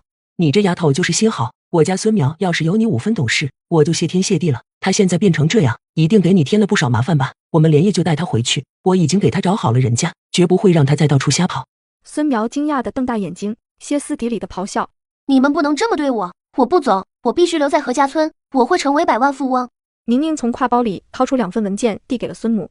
孙苗真的病得不轻，时常说些疯话，这是大队给他开的病退证明，还有医生的诊断书，您收好。孙母立刻将那信封牢牢收好，对着身后人使了个眼色。一个腿脚有些跛的中年男子立刻走上前来，将孙苗架起。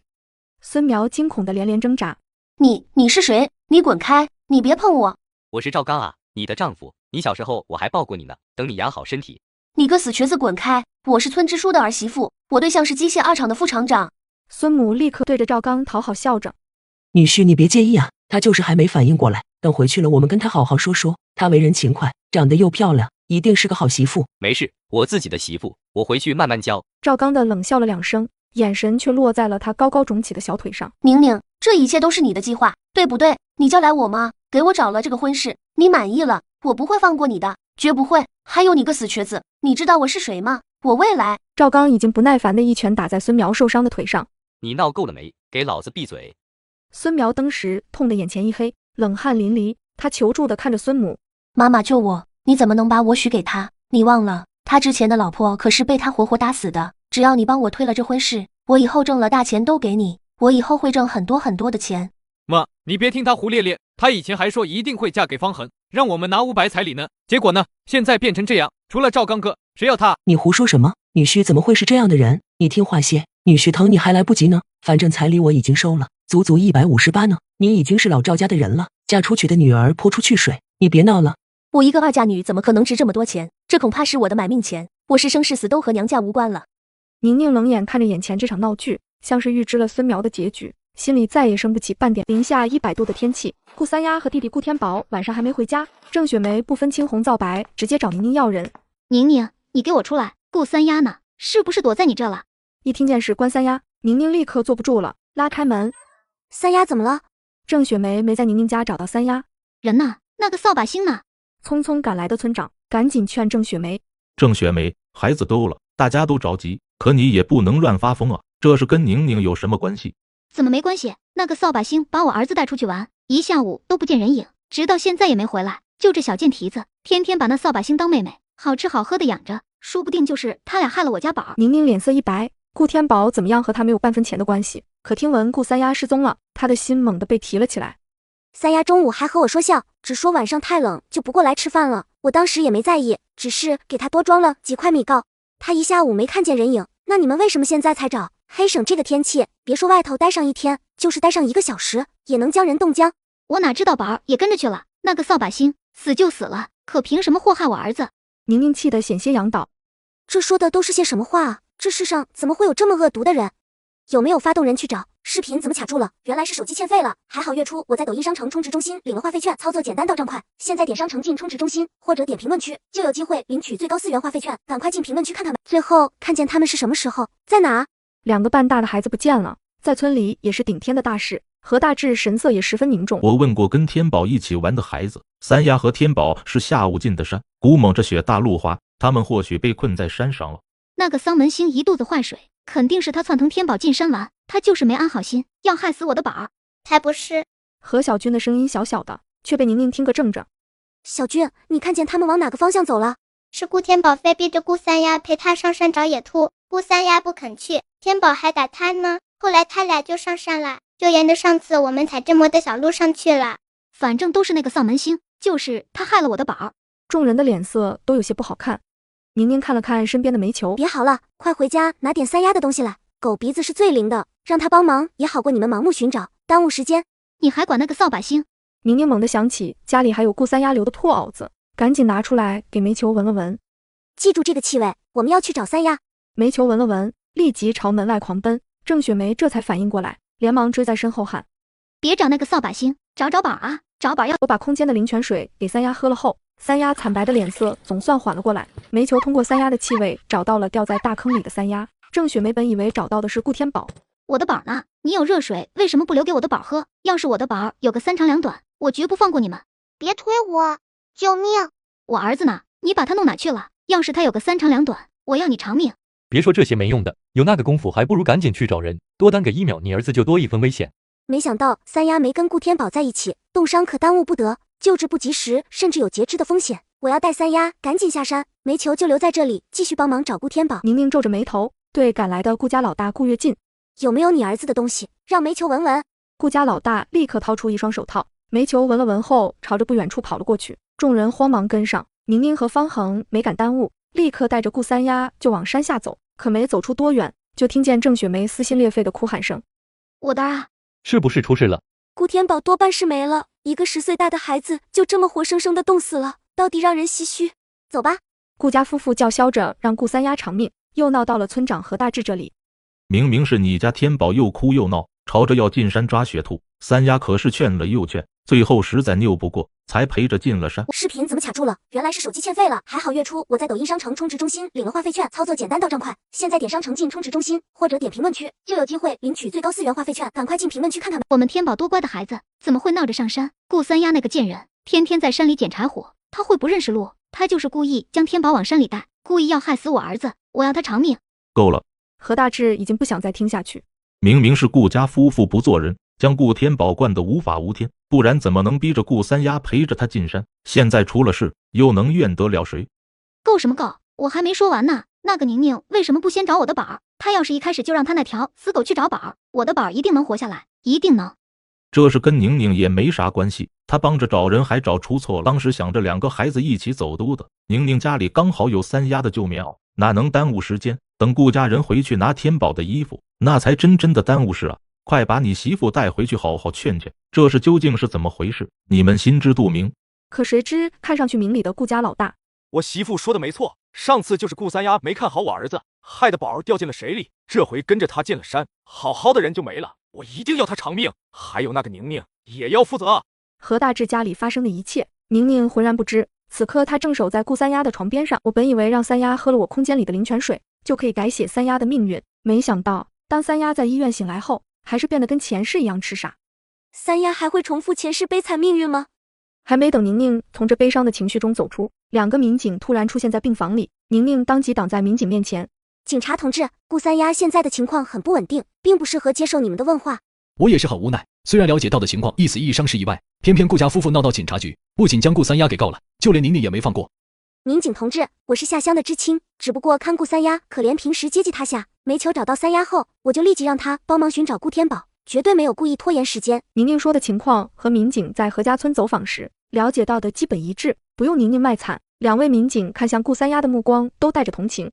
顾三丫要是回去，肯定是活不成了，他的哥嫂绝不会放过他。你们能不能想想办法，帮帮这个可怜的孩子？我们会和顾家沟通，警告他们不要有过激的行为。你们村的村长也很关心这事，平时会帮着约束。要是顾家大嫂有什么过激的行为，我们也会处理的。宁宁面上带着感激的笑意，心里却沉甸甸，并不能放下心来。两个充满仇恨的成年人，想要对一个痴傻的孩子作恶，实在是太简单了。我该怎么让顾家夫妇主动放弃顾三丫的监护权？民警同志告别了心不在焉的宁宁，方恒出门相送。几人告别后，方恒转身去了邮局。我前后寄了2封信给父母，要退了和张若雨的婚约，可父母迟迟没有回音，我得打电话问一下。爸，我最近写的信你们收到了吗？没有收到信，我等会去保安室问问，是出了什么事吗？写信是一回事，电话里说又是另外一回事。是不是生活费不够用了？我等下就打电话给你吗？让他给你寄。你最近好好准备，我找了关系，准备给你调动一下，你自己也别掉链子，好好努力。方广这话隐藏的信息量太大了。何家父子关了小黑屋，连带着整个政府也跟着大清理了一番，倒是腾出不少空位。我离开城市扎根农村，自然不是为了吃苦，更想闯出属于我的一番天地。好，我知道的，你不必担心。可是想到宁宁那张笑脸，到底是遵从了自己的心意。爸爸，我要退婚，我和张若雨不合适，我不想耽误她，麻烦您尽快帮我说清楚，把这娃娃亲退了。这是非同小可，你和若雨的婚约也不是1天2天了，整个职工大院里的人都知道，你现在要解除婚约，你让别人怎么看若雨？方恒沉默了。你好好想想吧，我今天就当你没有提起这事。方恒，你不是小孩子，不要因为一时冲动断送了自己的前程。方恒挂了电话，整个人沉甸甸的，像是丢了魂一般。我以笔试第1名的成绩获得了面试教师的机会，只要我稳定发挥，过完年后我就可以离开何家村，成为一名人民教师。消息传到何家村，王宝珠气得直跺脚。我绝不能让宁宁面试成功，先我一步离开这个破村子。这几天宁宁都在病房陪着三丫，等到了面试的那天，江媛媛带着萝卜肉丁包来看我。你竟然会做饭？就我那厨艺，做了也是浪费粮食。这是翠英婶子让我给你带的，你快吃吧，吃了赶紧去面试，我在这守着顾三丫。好的好的，翠英婶子的包子我可是馋了好久呢。宁宁便大口大口地吃起包子来，忽然顿了一下，面色有些诧异。怎么了？宁宁抿了抿唇，又尝了一口。不知道，刚才吃着觉得有点微微发苦。是肉丁炸的有点糊了，你这味觉倒是灵敏。宁宁也摇头浅笑，肚子确实也饿得厉害，刚才也只是一瞬间的异样，并没有放在心上。可是等她将2个包子嘟下肚，却觉得呼吸困难。宁宁立刻拿出自己的杯子，喝了一大口灵泉水，那种可怕的窒息感瞬间减轻了许多，只是周身的皮肤依旧瘙痒无比。宁宁大脑飞速运转起来。做包子的时候，王宝珠在不在？在的，快过年了，村里给知青点改善了伙食。江媛媛此时也发现了宁宁的异样。哎呀，怎么卡住了？原来是没话费了，月初该充话费了。我在抖音商城充值中心刚领了4元话费券，真的太香了，充值到账快方便，来给大家送福利了，超简单，点商城，进入充值中心，或直接点评论区领取最高4元话费券，记得点评论区抓紧领券，手慢无。看着红疹子以惊人的速度从脸上、脖子上逐渐蔓延开来，他来的时候宁宁还好好的，明显是吃了早饭才变成这样。这饭里有毒，可我也吃了。看着宁宁呼吸变得越来越急促，大夫，大夫，救命啊！大夫很快赶了过来。他吃了什么？就是萝卜丁包子，我们吃的都是一样的东西，也是常吃的，好端端的，怎么就成了这样呢？医生一边量着宁宁的血压和脉搏，一边拍打宁宁的脸。同志，能听见吗？能听见吗？大夫，我不能吃杏仁，应该是有人在我的饮食里故意添加了杏仁粉，我没尝出来，才误食了，救我！宁宁说完，这才放心的昏了过去。实际上只是将意识抽空，进了空间，留下兵荒马乱的大夫和手足无措的江媛媛。杏仁粉，早饭里怎么可能会有这样的东西？方恒刚提着早饭走进医院大厅，就看见江媛媛跟在2个大夫后面，急匆匆的跑着。他以为是顾三丫的情况有变化，哪成想等回到病房，看见顾三丫好端端的躺在床上输液，睡得安稳。难道是宁宁？想到这个可能，方恒惊叫着朝着门外奔。当我呼吸急促意识进入空间，飘在了灵泉水边上，明明多喝几口就能缓解，可我却没有这么做，毕竟舍不得孩子，套不着狼。不管王宝珠的背后有什么势力，我都要趁着他们还没反应过来前，将王宝珠牢牢摁在黑省，绝不可能让他逍遥离去。急诊室的红灯亮起，难怪一向好吃懒做的王宝珠破天荒的勤快起来，在厨房进进出出。他明知道宁宁对杏仁严重过敏，竟然还敢偷偷加在食材中，这是要置人于死地啊！这两人就算再不对付，也不至于出手叫人性命啊！方恒赶到时，江媛媛正焦躁地在急诊室外来回踱步。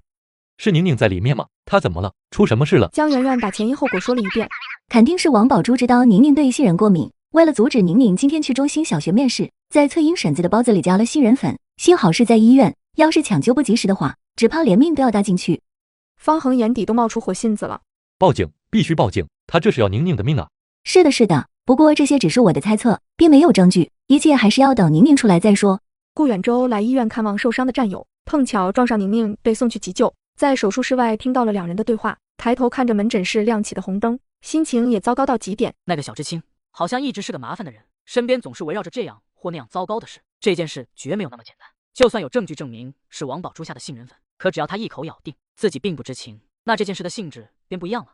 顾远洲的脸色越发难看，现在什么都比不过那小知青的性命重要，要是他有个三长两短。这时手术室的灯忽然熄灭。没事了，也是他运气好，幸好医院有来了一批抗过敏的新药，今天幸好是在医院，否则抢救不及时的患者很容易因为窒息而丧命。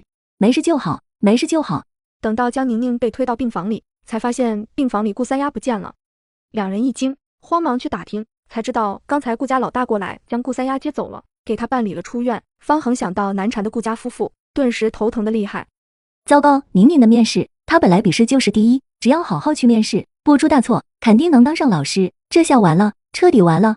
一瞬间，整个病房的气压都低到极点，看着输液管内滴滴答答的液体，两人心情都糟透了。方恒半晌才开口道：我先回村里，你留下来照看宁宁吧。至于顾三丫的事情，我会处理。宁宁醒后，你先别告诉她，我怕她着急上火，不利于休养。我知道。宁宁忍着难受，没有在空间里喝灵泉水，为的就是把王宝珠送去关小黑屋。现在顾远洲却说，这次你可能要吃下这个哑巴亏了。宁宁一愣，立刻就明白了顾远洲的意思，顿时就有些上火。顾远洲让我吃下这个哑巴亏，这绝不可能。见宁宁顶了一张肿脸，气鼓鼓的模样，顾远洲忍住了心头的笑意。化验结果已经出来了，包子皮和粥中都含有大量的杏仁粉。可是你如何证明这事就是王宝珠干的？就算有人能证明是王宝珠在食材中加了杏仁粉，可他只要推脱不知道你对杏仁过敏，便很难给他定罪。毕竟杏仁粉本质上是食材，没人知道你对杏仁过敏。难道我的罪就白遭了？这绝不可能。顾远洲看着垂着脑袋小知青，知道他憋着气呢，也知道他是个睚眦必报的，看样子这事还没完。如果我能证明王宝珠在明知道我杏仁过敏，还在食材中加入杏仁粉的情况下，是不是就可以按照故意杀人罪来定？理论上可以，你想做什么？宁宁忽然露出一抹笑，心下有了主意，只是这一切却不能对顾远洲说，他又怕被顾远洲看出端倪。我能做什么？我只能吃下这个哑巴亏。谢谢顾营长今天照顾我，我想再休息会儿。顾远洲明知道这小知青绝不像外表这么乖巧柔弱，就是个黑芝麻馅的糯米团子，却还是忍不住对他心软。顾远洲将剩下的话咽到了肚子里，算了，以后再说吧。我先回去了，改天再来看你。江媛媛进来时，刚好跟顾远洲打了个照面，看到宁宁醒了，江媛媛紧绷了一天的情绪突然绷不住了。宁宁，你可吓死我了，我差点以为你真的不行了。哪怕是现在宁宁醒来，可是想到被耽误的面试足以影响宁宁的一生，她就自责的说不出话来，哭的宁宁都有些愧疚后悔，甚至有些心虚。可她想借机算计王宝珠的心思，也没法对人明说。没事，我这不是好好的。再说，这事跟你毫无关系，不是你的错。我也没有那么想当老师，我复习主要也是为了以后做打算。现在还没有公布恢复高考的政策，宁宁也不好对她明说，只能安慰着。知识有备无患，当不当了老师，我真的不在乎。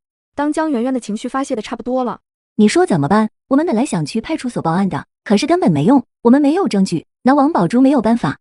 当然不行，放心，我有办法对付他，让他主动交代。圆圆，你听我说，咱们这样。这边的顾三丫被顾家人带了回去，一到村子里，郑雪梅就开始打三丫。你快别打！邻居看到郑雪梅在打三丫，赶紧来劝。你快别打了，天宝已经去了，你们就是打死他也无济于事啊。再说，民警同志都调查清楚了，这是真院部的三丫，是你儿子要上山。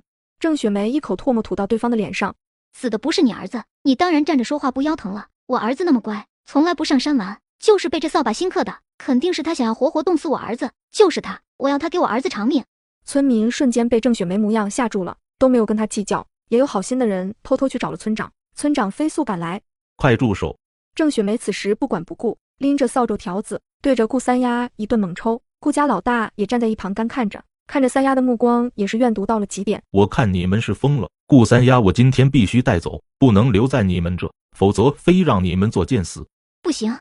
何大志看向顾家老大顾跃进，你们人也打了，出气就行了，还真要把人打死吗？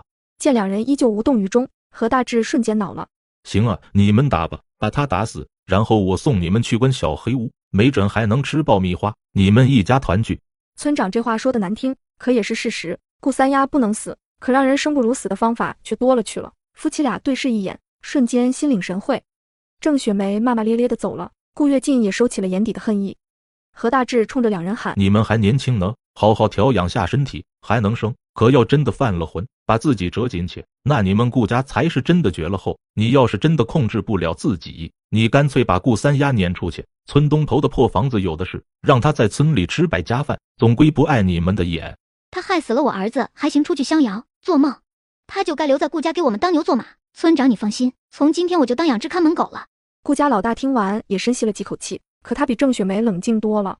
劳烦您跑这一趟了，你这意思我明白，放心，我有分寸的。何大志也不知道他们是不是真的听进去了，反正面子还是给了，又让他们再三保证不能虐待孩子，转头对顾三丫嘱咐：“有事来村支部找我。”村长看着三丫茫然没有聚焦的眼神，又叹了口气。这孩子算是彻底废了。当村民赶来顾家救火时，房子已经烧了大半，只见顾三丫手臂被烧伤了一大片，呆愣地抱着煤球在路上，连哭声都没有。村民想到顾家的遭遇，对顾三丫退避三舍。顾家夫妇伤势严重，吸入了过多的尘烟，早就昏迷不醒。大家快来帮忙，把顾家两口子抬上拖拉机，送去县里看病。三丫，一起去医院看看，你这胳膊也伤得不轻。煤球也想跟着去，方恒看着他着急的模样，竟也学着宁宁平时的样子哄着。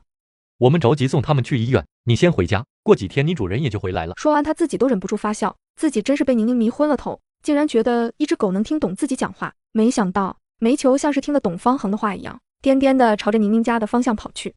这狗可真神，它真的回家去等着了。可不是，今晚还多亏了宁宁的狗，要不是它发现的及时，不停在大叫，把我们都吵醒，我们也不能发现顾家着火了。可惜了顾家，我看那两口子伤得厉害，也不知道能不能保住命来。宁宁白天已经睡得差不多了，爬起身来透透气，没想到却撞见方恒，当即一愣：“你怎么还在这？”顾家着火了。见宁宁脸色巨变，三丫受了点皮外伤，护士已经帮她包扎好了，倒是不打紧。可是顾家那两口子情况不太好，一死一残。宁宁松了一口气，只要三丫没事就好。宁宁对这家人实在同情不起来。方恒想起宁宁和顾三丫走得近，怕顾三丫会克宁宁。顾家发生这样的情形，顾三丫在何家村已经待不下去了，就算郑雪梅醒来，也不见得会放过顾三丫。你想说什么？不如将她送到县上的福利院，你要是放心不下，可以每个礼拜去看她。方恒见宁宁有些怔愣，连忙补充：“我不是没有同情心，只是有些东西宁可信其有，不可信其无。宁宁，我希望你能平平安安的。”谢谢，我知道你是为了我好，你的建议我会认真考虑的。顾家这场大火其实是顾家两口子放的，为的就是制造失火假象。除了顾三丫，没想到因为风向问题，导致顾跃进抢救无效，郑雪梅高位截瘫，也算是得了因果。顾三丫总算能摆脱那恶毒的哥嫂。江媛媛和宁宁商议好，让王宝珠主动交代杏仁粉的对策后，江媛媛独自一人，一脸沉重地回到了何家村。宁宁是吃了我做的包子住进了医院，我听方恒说那张脸都毁了，到底是怎么回事？也不知道是哪个缺德鬼在包子里放了杏仁粉，导致了宁宁过敏，她吃了以后当场呼吸困难，送去急救了，虽然捡回一条命，可脸上的红疹却下不去了。以后王宝珠差点当场笑出声来。宁宁毁容了，那可真是个天大的好消息啊！反正我们已经报警了，明知道宁宁杏仁过敏还要勒头放，被抓住肯定会重判，毕竟宁宁可是差点连命都搭进去。江媛媛说完看了眼周围人的神色，王宝珠脸上带着明显的心虚，要不是想到宁宁的计划，江媛媛恨不得揍王宝珠一顿。怎么会发生这样的事？不行不行，我要去医院看看宁宁。最近宁宁住院，每天需要花不少钱吧？每天需要的钱确实不少，她都有点拿不出来了。我把这些钱给她拿去。翠英婶子，你怎么有这么多钱？我家里有几件比较新的家具，让我把它们挂在闲鱼上呢。现在闲鱼还有 AI 发布和托管功能，卖闲置可方便了，我都回血了好几千。真不错，可以啊。是呀，闲鱼真的太神奇了，到时候我把闲鱼上的钱给他拿去。您别去了，他现在特别不想见人。我和宁宁也是姐妹一场，我是肯定要去看看的，安慰安慰。我看你是要落井下石吧？放心，宁宁就算毁了容，也比你好看。一想到宁宁那引以为傲的脸被毁了，我恨不能立刻去看看她的丑样。不管怎样，我还是要去看宁宁，再晚可就赶不上进城的班车了。我先走了。江圆圆看着他的背影，嘴角勾起一抹浅笑。去吧去吧，希望他见了宁宁还能笑得出来。王宝珠走到250病房，连门都没敲就推门而入，没想到宁宁不在病房里，里面只有2张空荡荡的病床。王宝珠竟然大大咧咧地吃起宁宁的桂花糕。你是谁？这床的病人宁宁呢？我不知道，我是来探病的，来的时候就没看见人了。那小护士眉头皱得死紧，看着被打开的柜子和抽屉，到底没说什么，转身就走。王宝珠看见合上的病房门，重重松了口气。我怕什么？不就是吃了点糕点，还没看见宁宁那个丑八怪，这么走了多可惜。好在宁宁没辜负王宝珠的期望，推着病房门进来了。王宝珠瞬间双眸一亮，没想到宁宁竟然戴着一个大大的口罩。宁宁戴了个口罩，肯定是毁容了，不然好端端的干嘛要戴口罩？听说你吃错东西了，我来看看你，你没事吧？王宝珠嘴上问着没事吧，可嘴角勾起的弧度却怎么也压不下。女孩子的脸多重要啊！你说你怎么就这么不小心呢？这下毁容了可怎么办啊？以后变成个丑八怪可就没人要了。宁宁没有搭话，看向被她吃了大半的桂花糕，看着王宝珠的眼神带着讥讽。你是饿死鬼投胎吗？谁准你吃我的东西？谁准你吃我的东西了？都毁容了，还有心思吃呢？这病房里又没人，就别遮遮掩掩了。再这么捂下去，小心你的疹子化脓，彻底成了蜡格吗？不是，我主要还是担心你。别装了，我知道是你，趁着翠英嫂子包包子的时候，在食材里加入了杏仁粉。别胡说，我根本就不知道你对杏仁过敏，更没有做过这样的事。明明是你到处招摇，到处树敌，为什么要怪在我头上？是孙苗告诉你的吧？除了我父母，只有孙苗知道这件事，甚至连我自己都记不得了。他的下场你还没看够吗？竟然还敢对我下手！你信不信我会让你在何家村待不下去？王宝珠无法忍受宁宁的嚣张，甚至顾不得王爱华的叮嘱。你尽管试试看，在何家村待不下去又怎么样？这种穷乡僻壤的臭乡下，也就你当个宝。你还不知道吧？我妈已经给我弄到了文工团的招工名额。王爱华不是被我举报丢了工作？王爱华怎么会有钱给你买名额？我妈让我把家里几件比较新的家具挂在闲鱼上，现在闲鱼还有发布和托管功能，卖闲置可方便了。我们都回去了好几千，那真的是很不错。闲鱼真的太神奇了。王宝珠说明了名额的缘由，就继续给宁宁讲述。只要开春，我就要调走了。倒是你，一个毁了容的孤女，活该一辈子做个面朝黄土背朝天的农妇。总算套出了王宝珠的打算。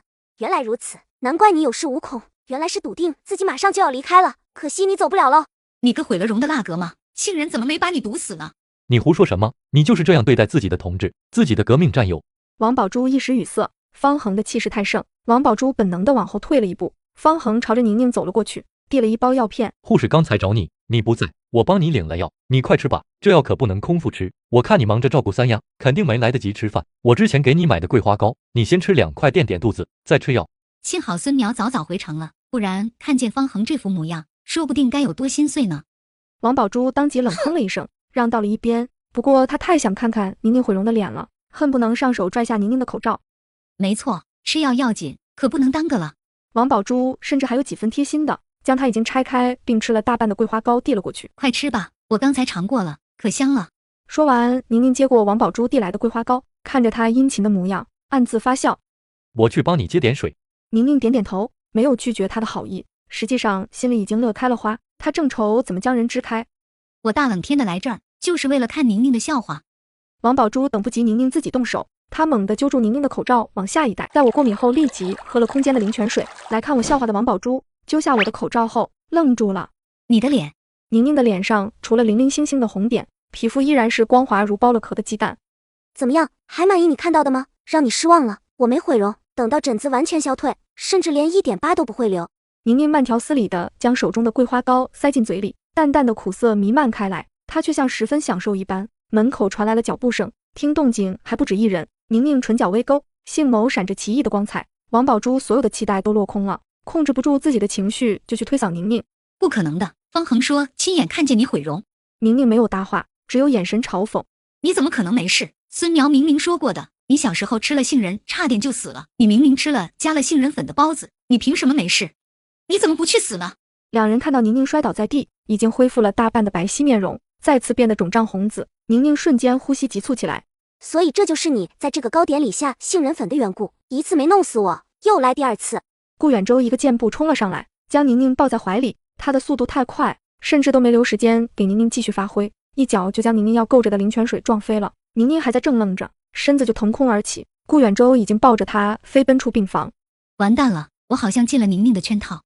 你胡说什么？你胡说什么？我什么时候给你下毒了？可现在说什么都晚了。方恒拦住了王宝珠，对着闻讯赶来的护士：报警，立刻报警！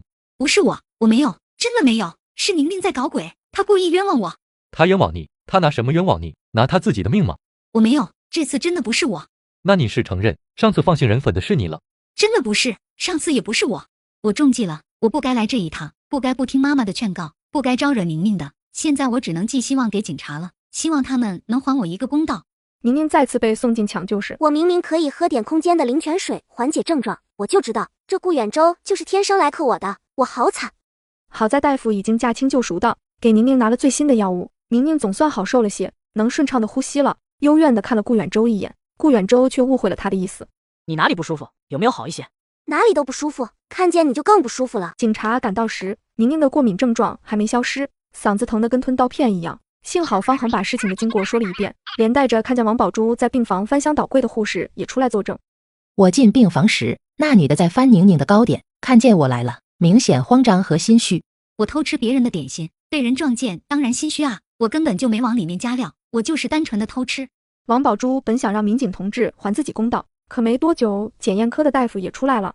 这些桂花糕的糕点上确实有杏仁粉的粉末。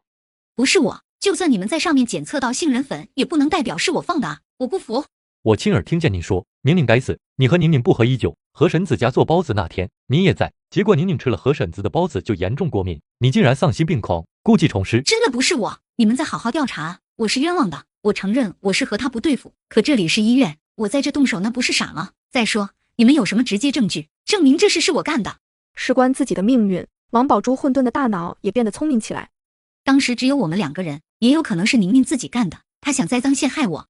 众人的目光看着一张脸肿胀的不成样子的，手上还吊着输液瓶，直到现在还说不出话来的宁宁，显然都不太相信。你有没有购买过杏仁或杏仁粉？王宝珠瞳孔一缩，眼神飘忽，极力克制心头的紧张。没有。1月23号下午3点，7里巷子附近的供销社，你在那购买了半斤杏仁，还特意问了售货员能不能帮忙磨成粉，需要我将人带过来对质吗？王宝珠当即双腿一软，我自己吃不行吗？王宝珠，你到现在还不说实话，还想狡辩？王宝珠被民警带走了。我问什么，你答什么？我真的没有给宁宁下杏仁粉。你知不知道宁宁对杏仁严重过敏？有没有购买过杏仁粉？王宝珠犹豫着摇摇头。坦白从宽，抗拒从严，你当这是什么地方？还想糊弄人？王宝珠哇的哭出声来。是孙苗，我根本就不知道宁宁对杏仁粉过敏，是他说宁宁3岁吃了几颗杏仁酥，差点没抢救过来。杏仁粉我是买了一点，但我是准备自己吃的，也不是我放的，真的不是我。不是你，还能是谁？你知道宁宁对杏仁过敏，第一次加到了卢翠英做的包子中，因为你知道这些包子第2天江圆圆会带给宁宁，可宁宁命大，抢救及时，你心有不甘，故技重施，趁宁宁不在的时候，往她的桂花糕中再次添加了杏仁粉。没有，我没有，真的不是我。要不是我真的没做过，我都觉得这事就是我干的了。1集不够看，主页置顶视频还有3集。接上集。就算我身上沾着杏仁粉，也不代表就是我下的。你们根本没有证据，也没人亲眼看见我做了这样的事，我是绝对不会认罪的。你们别想屈打成招。民警抿了抿唇，简直被他逗乐了。还屈打成招？也不知道这姑娘是不是一天天的戏文看得太多了。不过确实像她说的这般，这件事缺了关键性的人证。审讯室一时陷入了焦灼。秦警官，你出来一下。等出去谈话的民警回来，审讯室的气氛瞬间发生改变。王宝珠同志，现在有人举报，亲眼看见你往卢翠英的面粉里加了杏仁粉，你还有什么可狡辩的？还不认罪吗？王宝珠只觉得晴天霹雳。亲眼见我家的？不是啊，这是纯纯的污蔑，我没有做过这样的事。是谁？哪个瘪三要故意害我？是不是江圆圆？民警同志，他们的话可不能信啊！他和宁宁好的能穿一条裤子，他肯定是帮宁宁的，他们在陷害我。不是江圆圆，对方是实名举报的，就是和你同屋的女知青蔡美娟。谁？蔡美娟？她举报我。此时出了派出所大门的蔡美娟额头冷汗直流，走出了许久，才看见来接她的陈解放。陈解放一脸殷勤，立刻上前。怎么样，民警同志怎么说的？能怎么说？反正我按照你说的，该说的都说了。王宝珠这回可跑不掉了。美娟，我一定不会辜负你的。等我在学校站稳脚跟，吃上了商品粮，到时咱们就结婚，我绝不会亏待你。这些年真的是苦了你，每次看你干弄活我的心就疼得厉害。难道我不知道他对我的是虚情假意吗？我跟他不过是互惠互利的关系。宁宁笔试成绩第1，陈解放第4，可偏偏中心小学只招3名教师，只要宁宁面试时缺考，她就顺理成章的替补上去，任谁也说不出错来。孙苗跟我讲过，宁宁对杏仁粉过敏。当我看到王宝珠拿着杏仁粉迟迟不敢下手，我吓跑了王宝珠后，就在面粉里下了杏仁粉。谁知道出来的时候遇到了蔡美娟，我答应她，只要我成功当上老师，我就立刻和她结婚。这次我让蔡美娟去举报王宝珠的罪证，这下子我就能稳稳的当上小学老师了。我也没办法，只能娶蔡美娟。事情的顺利出乎了宁宁的意料，最终王宝珠以故意伤害罪被关7年。王宝珠的判决下来时，再有10天便是新年了。宁宁和顾三丫总算痊愈出院，只是三丫的胳膊上留下来满目狰狞的伤疤。郑雪梅被她的哥嫂把人拉走，估计也只是苟延残喘的多遭几天罪罢了。方恒出来时，正巧看见宁宁目光悠长，望着远方。方恒想向宁宁表明心迹的念头深藏已久。本视频由好朋友转转独家赞助。我发现转转最近配合国博发放了大额回收补贴，我那台苹果电脑叫转转上门回收，还卖了5200多。他家现在回收品类很多，像耳机和手表这种智能穿戴、平板、笔记本之类的数码产品，转转都能回收。总之二手回收我推荐转转。方恒想向宁宁表明心迹的念头深藏已久。看什么呢？你遭了这么大罪，可千万别再动着了。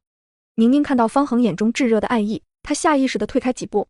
这几天我对方恒总是摆冷脸，就是希望他能知难而退。难道我表达的还不够清楚吗？宁宁，我有话对你说，我喜欢方恒。方恒，一声娇俏的声音打断了方恒的告白，两人不约而同地转头望去。方恒甚至有些心虚地看了宁宁一眼。你怎么来了？来看看你，顺便给你带点东西。你是受伤了吗？好好的怎么来医院了？要不是遇见李志强，我就直接去何家村了。张若雨撒谎了，她在镇上遇上李志强，自然知道方恒没事，出事的是那个叫宁宁的。张若雨就直接到县城的医院来找方恒了。我没事，是朋友住院了，我来看看他。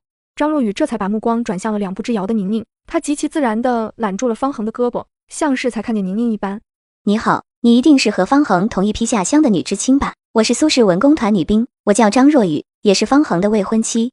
未婚妻的3个字落了重音，方恒身子一颤，不敢去看宁宁的表情。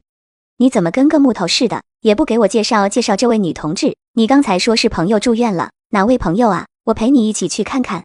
这女知青的样貌实在过于出挑了，别说在这穷乡僻壤，哪怕是在省城也不多见。这样的容貌，别说是男人，就是女人看了也会生出几分怜惜。难怪孙苗会匿名给我写信，眼前的情形比我想象中的更棘手。想到这里，张若雨脸上的笑意有些绷不住了。没听说过方恒有未婚妻，前世的时候我自己都吃不饱穿不暖的，哪有心思管这些多余的人？不过他看向方恒的神色有些不满，这家伙有未婚妻，这段时间对着自己大献殷勤。幸好我不喜欢他，否则现在岂不是成了名场面了？张若雨和方恒也明显察觉到宁宁的嫌弃，两人神色不一，气氛有一瞬间的尴尬。你好，张同志，我叫宁宁。张若雨有意和他再聊几句，摸摸他的底。宁宁是吧？这段时间还要多亏了你对我家方恒的照顾，他这个人向来大大咧咧不拘小节的，又特别热心和仗义。就鸡估价我推荐转转。宁宁看出了张若雨眼中的防备。我和他不熟，更谈不上照顾，只是方同志是个热心肠，在知青点时，不论见谁有困难，都愿意帮一把。今天谢谢他来看三丫，天色不早了，我还要帮三丫办理出院，就先告辞了。方恒见宁宁避之不及的模样，顿时难受到极点。我陪你一起去，等会一起回村，也方便照应。不必，你们未婚夫妻许久不见，应该有许多话要聊，我就不打扰了。方恒看着他毫不留恋转身就走的背影，心里像是被挖走了一大块，空荡荡的，疼得厉害。我看你的眼珠子都要掉出来了，要不要跟着他一起走啊？方恒冷着脸看着方若雨，推开了一步，将两人的距离拉开。你怎么突然来了？我们不是说好就此分开，再过一段时间就和父母们坦白？张若雨的眸子带上了些许委屈。怎么，以前用我用的顺手，挡了无数烂桃花，现在有了心仪的对象，说扔就想把我扔掉了？方恒，你也太没良心了。别胡说八道，什么扔不扔的？我们当初是说好了，借着你下乡的机会，等个1年半载的就和两边父母明说，可你这才下乡不到半年，就要解除婚约，怎么，我的脸不要了吗？再说就算是要解除婚约，也只能我先开口。可是现在情况不一样了，我有了喜欢的人了。有喜欢的人怎么了？也不见得他会喜欢你。解除婚约的事，等你真的把他追到手再说。放心吧，真到了那一天，我绝不会耽误你好事。你要是实在不放心，我现在就追上去跟他解释解释。方恒神色和缓，明显有些异动。解释我和方恒的婚约只是迫于父母的压力，解释我其实早就对方恒对了心思，一切不过是顺水推舟，却不好明说，才借着这娃娃亲把他拴住。我看中的东西只能是我不要的，就算是方恒也不行。走吧，我带你找个招待所住下。住什么招待所？我也想深入了解你们知青下乡插队的生活。我在你们知青点借住2天，应该没问题吧？对了，我记得跟你一起下乡的女知青还有个叫孙苗的，怎么没看见她？她出了变故，搬了病退，已经回苏市了。病退？她生什么病了？我之前见过她挺好的一个女同志啊，是出什么事了吗？方恒现在心烦意乱，并不想跟他多说。在张若雨的执意下，两人只好启程回了何家村。宁宁倒是神色如常的回了医院，在医院走廊看见了顾远舟，顿时放慢了脚步。虽然我也很感谢顾远舟帮我调查王宝珠买杏仁粉的人证，但是他把我装了灵泉水的杯子撞飞了，害得我多遭了好多罪。我应该是跟他是相克的。顾远舟停了下来，宁宁连忙躲进了楼梯的拐角处，等了许久，才慢慢探出头来。你在躲什么？是做了什么亏心事，才不敢？你在躲什么？是做了什么亏心事，才不敢见我？宁宁被吓了一跳。没有，我就是系个鞋带。说着，宁宁做事蹲了下来，可下一秒看着自己大棉鞋陷入沉默。我竟然忘了江圆圆怕我冻脚，特意给我带了双厚实的大棉鞋。一瞬间陷入了一片死寂。顾远舟意味不明的笑了2声，宁宁羞恼的恨不得找个地方钻进去。走吧，我送你们回村。不用了，如今何家村的大路已经修好了，我们坐班车回去就好。我是为了送顾三丫，又不是为了送你。三丫的胳膊还没好全，经不起折腾。见宁宁有些迷惑，村长已经给部队打过电话了。顾三丫的情况特殊，她是烈士家属，当初顾家的房子是靠顾家老二的抚恤金带起来的，如今顾三丫成了孤儿，组织上不会放任她不管的。那我们就一起回何家村吧。幸亏我给三丫喝了空间的灵泉水，现在她的精神状态明显有了好转，只是对我更加依恋了。你真的觉得这事是王宝珠一人做下的？来了，果然来了。可出乎意料的是，顾远舟并没有提及那天在病房发生的事。听说你过敏那天原本是要参加面试的，结果因为你的缺席，使得笔试成绩第4的陈解放替补上来。王宝珠自始至终都没有承认在面粉里下过杏仁粉，而另一位女知青蔡美娟突然出现，她作证的时机也未免太巧了些。这些事没有什么确切的证据，顾远舟只是告诫宁宁对身边人多多防范，一个小学教师的职位就引得众人哄抢，更别提每年固定几个的回城名额，足够这帮下乡的知青们争得头破血流。我只是急于报复王宝珠，没有深究到底是谁下的杏仁粉。可细细想来，陈解放确实比王宝珠更有可能。若我不是有空间的灵泉水，只怕在第1次过敏的时候就……不管发生什么事，在任何情况下，你都不该拿自己的性命做赌注。宁宁脸色一白，我知道了。车内的气氛也缓和了许多，两人都默契的没有再提及过敏事件。那你缺席面试就当不成老师了，今后有什么其他的打算？顾远舟冷不丁的发问，语气中带着浓浓的关心。宁宁沉默，实际上宁宁只是拿教师考试做个幌子，更多的是准备参加明年的高考。可现在政策还没有下来，他自然不会将自己的打算告诉顾远舟。顾远舟的余光扫过宁宁，见他沉默不语，赶紧安慰：其实当不成老师也没什么，国家开展了扫文盲的活动，没读过书的成年人也可以去学习，还能按照满公分来算的。宁宁眸色一亮，这简直就是天上掉馅饼的好事，不需要参加劳作就有满公分了。宁宁的眸子亮晶晶的，顾远舟的心情也好了几分。这个小知青似乎很容易满足，虽然顾远舟猜到病房里的事件是宁宁自导自演的一场闹剧，可他气的却是宁宁用自己的性命做赌注，不爱惜自己。我这明明是对这个小知青动心了，会为他担心紧张，还有后怕。1集不够看，主页置顶视频还有3集。宁宁从空间拿出酱牛肉，为了感谢顾远舟送自己和三丫回家，宁宁亲自下厨给顾远舟准备面条吃。等到把面条端出来时，顾远舟正在院外修缮宁宁的小院。宁宁远远地望着顾远舟，心里生出莫名的安全感。安全感？从什么时候起，顾远舟在我心里变成安全可靠的人了？宁宁被自己的想法吓得一怔，慌忙将这个念头甩到脑后。顾营长，进来吃饭了。煤球，太冷了，进来。顾远舟斜睨了那只摇头晃脑、屁颠屁颠的傻狗，心生不满。怎么搞的？宁宁换他时可比换我时温柔多了，我难道还比不过一只狗？顾远舟摇了摇头，我竟然和只狗较劲，真是昏了头了。当顾远舟吃到碗底时，发现碗底握着2个荷包蛋，只觉得一股暖流从胃里暖到了心里，又暖遍了全身。看了眼对面的宁宁，眼角眉梢都是笑意。算你这小东西还有点良心。可当他转过头去，看见吃得正欢的煤球，他的狗碗底下也握着1颗荷包蛋时，顿时沉默了。刚才还喜笑颜开的面容，瞬间复了往日的冷酷。宁宁看着冒着森森寒气的顾远舟，有些不明所以。谁惹这煞神了？刚才不还是好好的？难道是面条不好吃？顾远舟看着小知青眨着水润的杏眸，心底竟生出了几分无力。算了，来日方长，和他计较什么？一个小丫头罢了。顾远舟3两口将剩下的面条吃了个干净。多谢你的款待，我还有事，就先走了。雪天路滑，晚上视线也不好，你开车慢些。刚才那口玉气瞬间就散了大半。顾远舟轻轻嗯了一声，他从车里拿出一个礼盒，给你。宁宁一惊，连连摆手。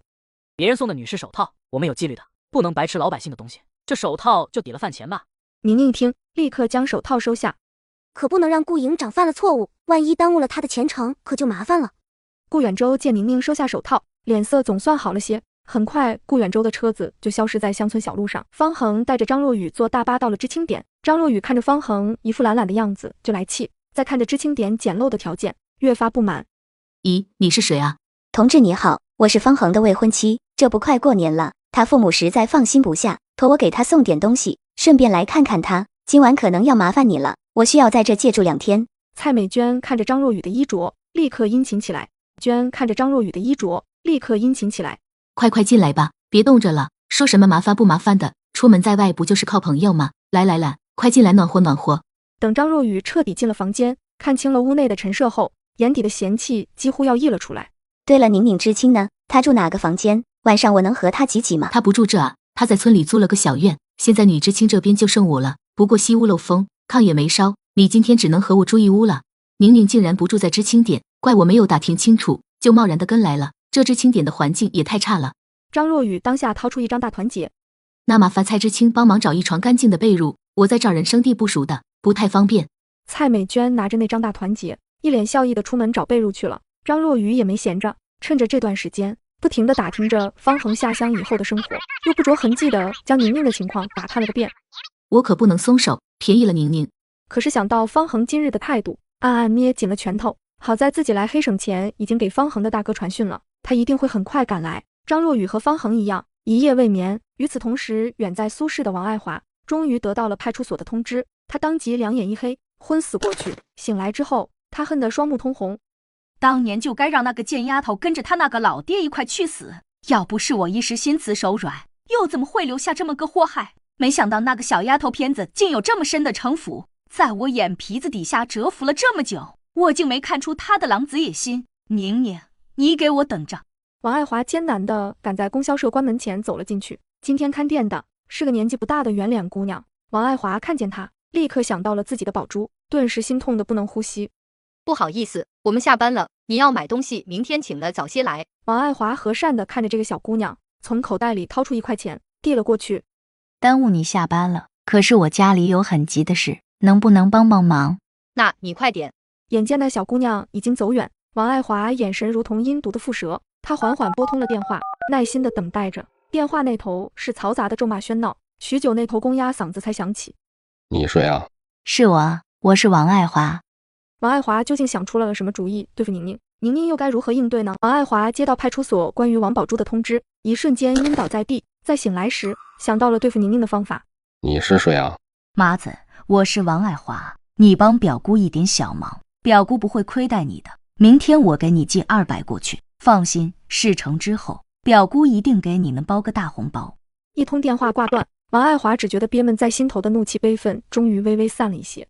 这还远远不够，我已经迫不及待地要看到宁宁身败名裂的下场。王爱华深吸了几口气，总算平复了自己激动的情绪，思索许久，又拨出了一个早就烂熟于心的电话号码。“怎么搞的？不是说了别往这打电话？”王爱华抑制不住哭腔：“远山，我们姑娘让人害了。”王麻子挂了电话，悠哉悠哉地往家里走去。回到王家，看了一眼，这清汤寡水的，狗都不吃。妈，你快去村头买点猪头肉，再打半斤烧酒。咱家啥条件不知道吗？还想吃肉喝酒？这钱都是攒着给你娶媳妇的，都30好几的人了，不想着正正经经娶个老婆，天天和寡妇厮混在一起，像什么样子？让你去你就去，我告诉你，我们不用攒钱娶媳妇了，这回可是天上掉下来的好事，要不了1个月，你儿子就能把儿媳妇给你带回来，长得好看，有学历，还是城里来的，你呀，就美滋滋的等着儿媳妇进门孝顺你吧。说说，到底怎么回事？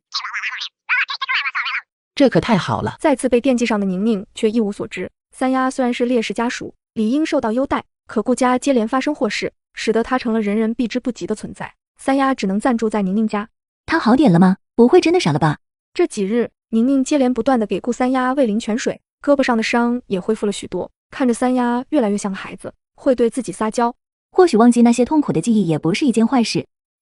你也早做打算。三丫虽然可怜，可总跟着你也不是个事啊。难道你要一直这么带着她？就算你愿意养着，可以后你的对象能愿意吗？你婆家人能愿意吗？宁宁没想过找婆家，顾三丫的情况她心里有数，只是不爱说话，不搭理人，可生活完全能自理。给她连环画，她更是两眼放光。等开春了再说吧。要是村里一直没法解决，我打算资助她上学，送她去镇上的学校办理住校，也好过让她在这个村里受尽冷言冷语，还要面对村民的忌惮和排挤。可宁宁没注意到，当她说完这话时，三丫眼里的光忽然暗淡下来。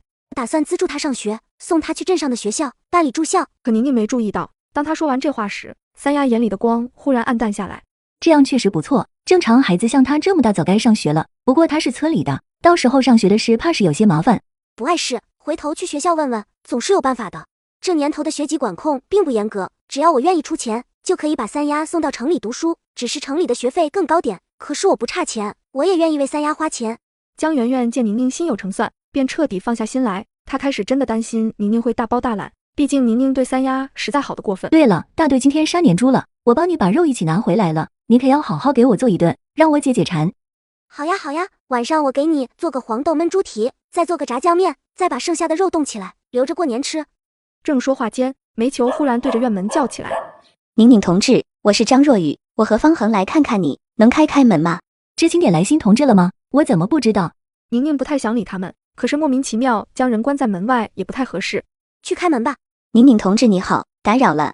可当张若雨发现开门的不是宁宁，而是一只大黄狗，谁家养的狗也不拴绳，真没素质。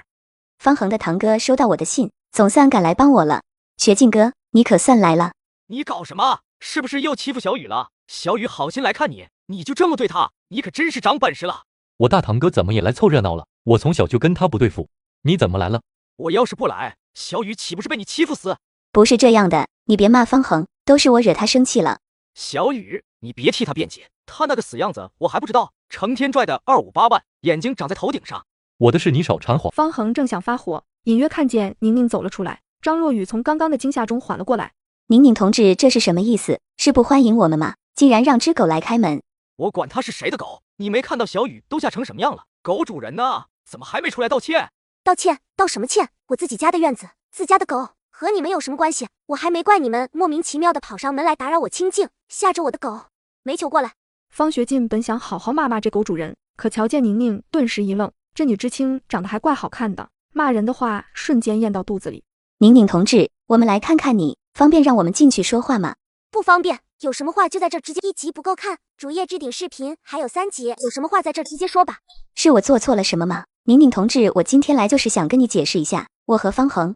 你和方恒的事没必要告诉我，太冷了。你们要是没事，赶紧回去吧，我还要准备吃午饭了。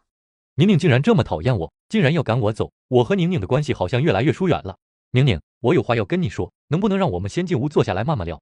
这段时间，方恒对我和三丫算是照顾有加，我也不能这么没良心。那进来说吧，外头太冷了。张若雨憋着一肚子的火，跟着方恒往屋里走。宁宁却忽然转过身：“这位男同志，请留步，我并不认识你，也不欢迎你来我家做客。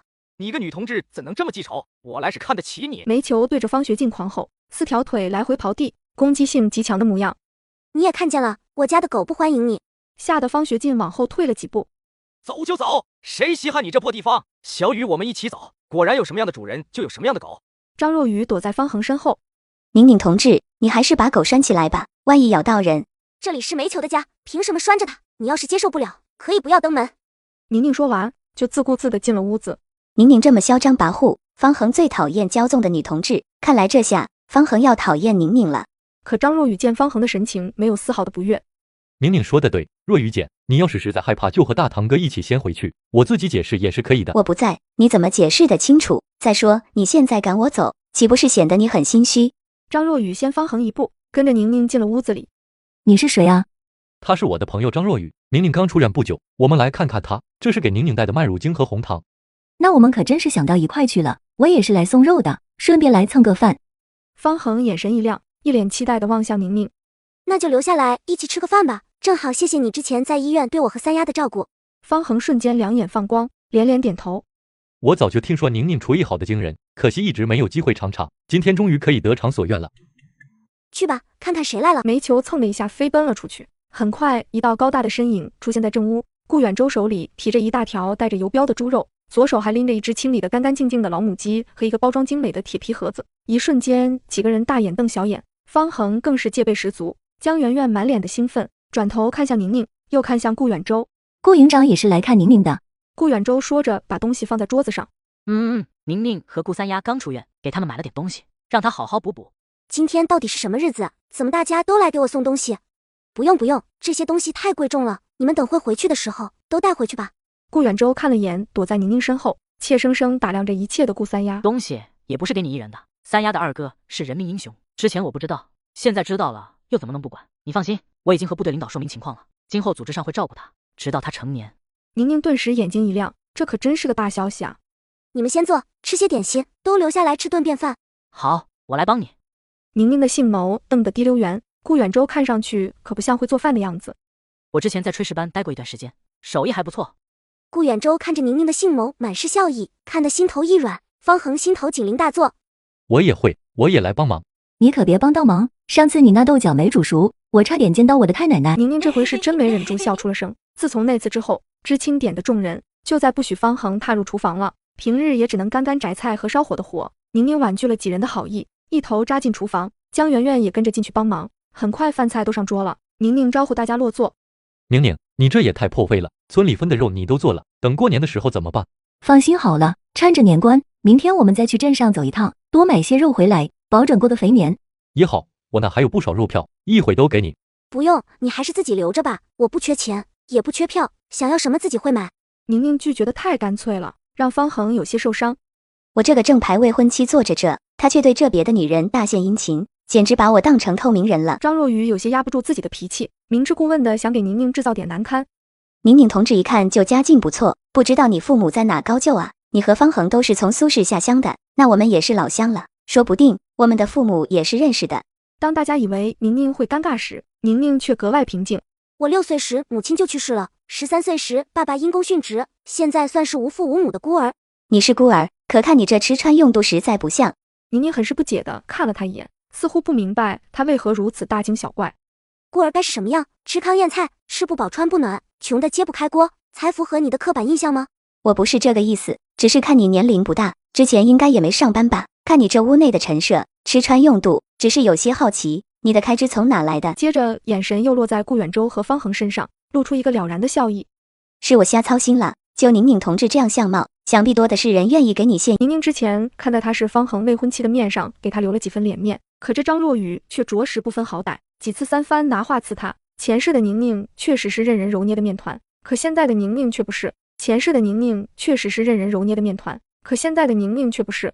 你一个文工团的女兵，也是受过国家和部队的教育，怎么会有这样龌龊的思想？难道我们女同志离了男人就活不了吗？吃的好点，用的好点，就一定是男同志献的殷勤？你的思想实在是太可怕了，我真怀疑你当初到底是怎么考进文工团的？就你这思想觉悟，又是怎么通过思想考核的？张若愚瞬间被他的气势压制住了。很显然，大家都是站在宁宁那边，特别是方恒也是皱着眉头，看着他的目光很是诧异不解，还带着几分谴责。抱歉，是我说错话了，你别生气，我就是开个玩笑。张若愚从小就心直口快，想到什么说什么，我早就习惯了。来，吃饭吧，宁宁你的手艺可真好，这也太香了。我这顿饭本来就是为了答谢方恒和顾远舟，至于不相干的人，实在没有必要理会。忽然碗里多了一块晶莹剔透的猪蹄，宁宁抬头看着给他夹菜的人，脸上闪过一丝迷惑。我和顾营长的关系已经好到可以互相夹菜了吗？看到顾远舟的举动，方恒当即也夹了一筷子的菜，伸长了胳膊就要将这一筷子菜放到宁宁碗里。张同志一看就是个有福气的，你这未婚夫实在太体贴了，生怕你夹不到呢。张若愚也看出了方恒的动作，立刻将自己的碗递了上去。谢谢啦，我自己可以的。方恒脸色一僵，僵持着伸着胳膊，可宁宁始终低着头吃饭。方恒发什么呆呢？方恒只能板着脸将菜放进了张若愚的碗里。没事，若愚姐你多吃点。张若愚喜欢方恒，方恒喜欢宁宁，顾营长绝对喜欢宁宁。至于宁宁，她只喜欢干饭。宁宁，你别光顾着吃饭啊！你之前不是说顾营长帮了你很多回，你一直想找机会谢谢他的吗？要不就趁今天。宁宁抬头就看见顾远舟微微勾起的唇角。是吗？你想谢我什么？谢谢你送我的煤球。这没良心的小东西就记住了一只狗。之前在医院你晕倒了，顾营长一把就把你抱起来，一路跑到了急诊。还有那人证也是顾营长找到的。宁宁细细想来，顾远舟几次三番对自己施以援手，对自己释放善意，倒是自己有些不知好歹了。顾营长，谢谢你几次三番帮我救我。顾远舟眼眸中也带上暖意。江圆圆眼神亮晶晶地看着顾远舟和宁宁的互动，嘴角的弧度克制不住地往上翘。顾营长，我也敬你，谢谢你对宁宁的照顾。顾营长，我也敬你，谢谢你对宁宁的照顾。我对宁宁的照顾是出于我的本心，不需要任何人来谢。方恒，你应该照顾好你的未婚妻才是。顾远舟这话意味深长。我和若雨姐不是你们想的那样，我们的婚约从一开始就不。我们的婚约从一开始就是个错误。方恒，让我来向宁宁同志解释。方恒总觉得情况和自己想的不一样。今天谢谢你的招待，更谢谢你们这一直以来对方恒的照顾。我过几天就要回苏市了，希望大家有缘再聚。见方恒一副期期爱爱，等着自己解释的模样，他压制住心头的嘲讽。我和方恒从小一起长大，青梅竹马，就没见过他对哪个女同志这么用心过。其实有句话我早就想说了，宁宁同志，你愿意跟我最好的朋友方恒同志处对象吗？他是一个十分上进本分、善良优秀的好同志，我可以保证他的家庭条件很好，你以后嫁给他。这是什么情况？当众表白？但是表白这种事不该当事人亲自说出口吗？这个张若雨是什么意思？特别是他还顶着方恒未婚妻的头衔啊！今天的瓜真的吃到撑。我没记错的话，张同志，你是方恒的未婚妻，你是以什么样的立场说出这样的话？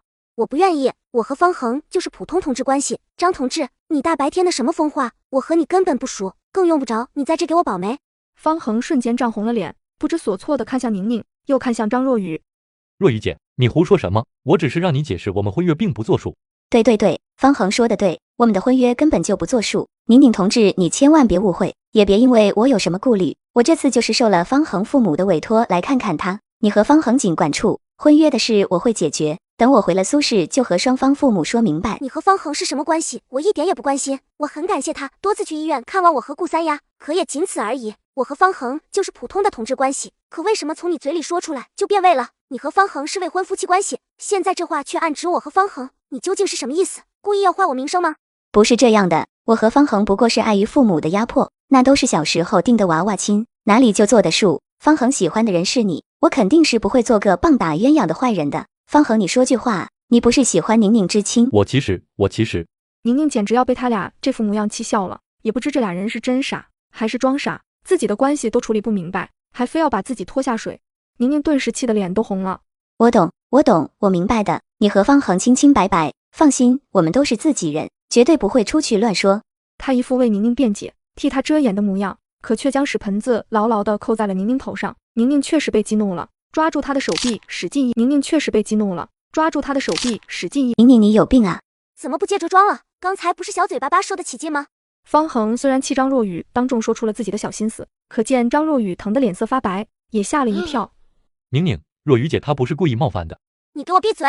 我从来没有喜欢过你，以前没有，现在没有，将来也不会喜欢你。你和你的未婚妻最好有多远走多远，少在我面前巴巴，也少来烦我。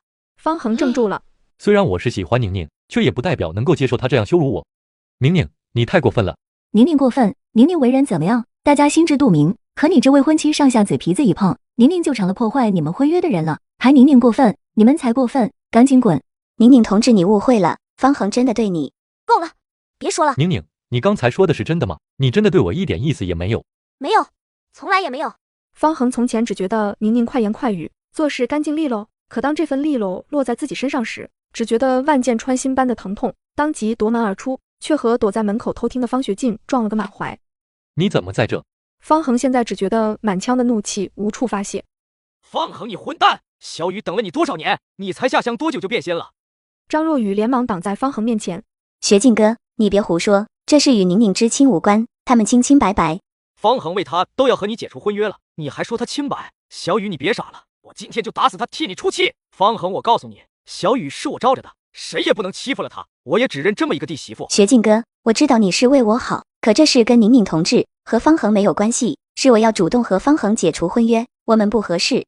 什么不合适？你俩这婚约是刚定的吗？怎么过去的20年都没觉得不合适？方恒一下乡就觉得不合适了。方恒，我告诉你，你别想辜负小雨，我绝对不会同意，我们方家也绝对不会同意的。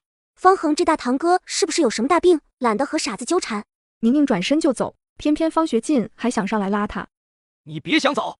顾远洲直接挡在了宁宁前面，方学进还想抡拳头，顾远洲一把攥住他的手腕，方学进惨叫着被摔在地上。赶紧滚！顾营长，宁宁同志，真是不好意思，今天这事都是误会，我只是想，算了，闹成这样，我再怎么解释也没用了。总之今天真是对不起了。宁宁懒得看他做戏，砰的一声关上院门。可很显然，方学进像是一头被激怒的母鸡，隔着院门还在无能怒吼，无差别的进攻。他那时什么眼神？他看不起谁呢？还有你张若昀，你道什么歉啊？院门又被猛地拉开，再吵我就放狗了。煤球龇牙咧嘴的窜了出来。方学进不怕人，但是他怕狗啊！世界终于恢复了清静。真没想到方恒看上去斯斯文文的，没想到他那哥哥竟然是个疯子，还有他那个未婚妻，一直自说自话，好像活在自己的世界里。不过方恒好像真的伤心了，我刚才看他脸色差的好像生病了，整个人都颓丧的不行。宁宁没说话，今天确实是想谢谢方恒一直以来对自己的照顾，却没想到最后会闹成这样。今天跟方恒说的话确实重了点，可是与其让他抱着幻想，还不如直接断了他不该有的心思。只是我好像要失去一个朋友了。顾远洲看着宁宁低落的样子，心里也不是滋味。不是你的错，方恒这人确实很好，可他优柔寡断，他喜欢你，就该早早处理好自己乱七八糟的关系，再来追求你，而不是将你拖进他混乱的关系中。你今天做得很对，不然张若昀那番似是而非的话传出去，你的名声就坏了。是他自己做事欠考虑，闹成今天这样，丢了体面也是他咎由自取。你最近别出门了，我看方恒那堂哥不是个省油的灯。再过几天就过年了，张若昀和方学进左右也待不长久，宁宁也懒得出门，免得遇上这两个晦气的人。可没料到，晦气却主动送上门了。你来找我有事？太冷了，让我进去说话。宁宁看着蔡美娟冻得厉害，立刻放她进屋了。宁宁这也太暖和了，我住的知青点连炕都烧不暖。宁宁见她实在冻得厉害，便倒了杯热水给她暖暖身子，却被她的变来变去的脸色给吓坏了。你怎么了？哪里不舒服？蔡美娟哪都不舒服。宁能，我后天就要结婚了，你到时候早点来呗。你厨艺那么好，帮忙搭把手，炒几个菜没问题吧？结婚？和谁？陈解放。蔡美娟点了点头。难怪蔡美娟会突然站出来指证王宝珠，原来她和陈解放都是一根绳上的蚂蚱。我跟蔡美娟的关系也只是勉强过得去，怎么还一副理所当然的样子，让我去当帮厨？不好，我没空，你的喜宴我也没打算参加，到时候礼钱会托人带给你，你要是没事，就赶紧回去忙吧。宁宁说着就将他往外推。宁宁，大家都是一个知青点的，你有必要做得这么绝吗？以后我们家老陈就是中心小学的老师了，难保以后你没有求到我们头上的时候，你这人真是不知。蔡美娟举报王宝珠下杏仁粉的原因，原来蔡美娟和陈解放是一起的。当蔡美娟理直气壮的让宁宁做帮厨被拒绝后，蔡美娟变得嚣张了起来。先不说陈解放的教师名额是怎么来的，就蔡美娟那口气，不知道的还以为陈解放不是要任职小学教师，而是去当校长呢。可是这跟我又有什么关系？我谢谢你，你可赶紧走吧，我高攀不起你们家。走走走，别在我这碍事。宁宁，我是给你面子，你别拿瞧，要不是大队都说你厨艺好，我才不来找你呢。宁宁懒得理他，直接拽着他往屋外走，他就不该好心让他进来说话，真是浪费时间。别，等会儿我给你包5毛的洗钱还不行吗？就帮忙掌个手，1块行了吧？宁宁，你可别太贪心。宁宁一愣，停下了拉扯的脚步。蔡美娟以为他心动了。都一个知青点，怎么这么自私？帮个忙还要收钱？都是一个知青点的，也没见过像你这么不要脸，占便宜没够的。临近年关，你去外头请个掌勺师傅，至少也要5块。自己结婚连这笔钱都舍不得出，想让我白帮忙，还说的这么大义凛然，你都不害臊吗？怎么我看上去是差你1块钱的人吗？我本来都不想跟你们计较。陈解放的教师名额究竟是怎么来的？你们心知肚明，真把我惹急了，回头我就去学校举报你们。你胡说什么？明明是你自己错过面试，怎么赖在我们头上？我为什么错过面试？需不需要我们再详细的探讨一下？那杏仁粉真的是王宝珠？行了，不帮就不帮，瞎扯什么？蔡美娟真的有些慌了，自己如今和陈解放那是一条船上的人，一荣俱荣，一损俱损，可千万不能让宁宁给破坏了。你自己运气不好，过敏了就想赖在我们头上，你有什么证据？就是你见不得我们好，嫉妒我家老陈当上老师，你这是恶意诬陷。宁宁冷笑2声，蔡美娟冷汗直冒。我不跟你说了，不帮就不帮，谁稀罕啊？这回不用宁宁赶他，蔡美娟已经急不可待的出了小院。宁宁发现了，她发现杏仁粉的事和我们有关系了，怎么办呀？她会不会去告我们？你胡说什么？这事跟我们有什么关系？她要是有证据，早就去告了。倒是你，好好的怎么惹到她了？陈解放脸色阴沉，他绝对不允许有任何人影响他的前途。还不是宁宁手艺不错，我也想省点钱，就想请她来帮忙，谁知道她这么不给面子。面子，你的面子还是我的面子？他现在连方恒的面子都不给，混起来的时候连大队长都不放在眼里。你的面子能值几个钱？早就告诫你不要去招惹他，你偏不听。还不是你自己没有本事，埋怨我做什么？但凡你多给点钱，我何至于找他帮忙？直接去村东头请个掌勺的大厨不就好了？这两人本就是因为利益相互捆绑在一起。见蔡美娟丝毫不服软，陈解放更担心事情出了变故。是我的错，你别生气了。我现在是条件不好，可等开春去学校报到了，到时候工资我都交给你保管，行不？真的？当然是真的。我刚才就是太着急了，你千万别介意。后天就是我们的好日子了，可千万不能出了差错。我还没搬进筒子楼，户口也没迁出去，我可不能和陈解放闹僵了。蔡美娟也点点头。陈解放还想舔着脸找方恒借点钱，可方恒这几日将自己关在房间里，每日连话都不肯多说一句。魂不守舍的方恒不知不觉又走到宁宁家门口。这件事确实是我做的不妥，不管我私下和若雨姐是如何约定的，可在外人眼里，我和张若雨就是实打实的未婚夫妻，是我太急了，才导致后来的这么不堪。煤球察觉到方恒的气息，一直冲着门叫。宁宁疑惑地打开院门，看见站在门口的方恒，立刻缩回去，反手就想要关上院门。宁宁，你听我说，我是真的喜欢你的。下乡后，你和孙苗彻底闹翻，你还在赶集时当众打了蔡美娟和孙苗的脸，大家都觉得你得理不饶人，可我却觉得你鲜活有趣，敢爱敢恨。是我没处理好自己的关系，是我让你为难了。我现在不问你喜不喜欢我，我只希望你能给我个机会，等我处理完身上的婚约后，能给我一个和顾远洲一样公平追求你的机会。你说完了？方恒迟疑地点点头。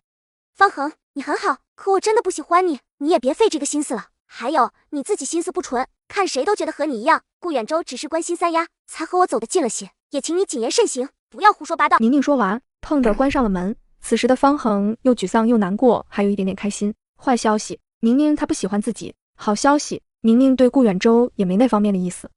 第3天大清早，知青点就热闹起来。蔡美娟为了省下掌勺钱，只能早早将饭做上，在锅里温着，弄好之后再急忙换上新衣服。圆圆，你来了。正所谓伸手不打笑脸人，更何况今天是蔡美娟的好日子。祝你和陈知青百年好合，早生贵子，这是我的礼钱。蔡美娟顿时笑开了花，将5毛钱贴身放好。等会敞开肚皮吃啊，管够。江圆圆刚想落座，蔡美娟又伸出了手。给礼钱啊？我不是刚给过了？那是你给我的礼钱，可是我家老陈的你还没给呢，都是一个知青点的，你可不能厚此。江圆圆明明给了蔡美娟礼钱，为什么蔡美娟还要再次讨要？那是你给我的礼钱，可是我家老陈的你还没给呢，都是一个知青点的，你可不能厚此薄彼啊。我知道是你们2个，所以我随5毛，你俩的礼钱都在呢。那怎么行呢？我们是2个人，当然要分成2份。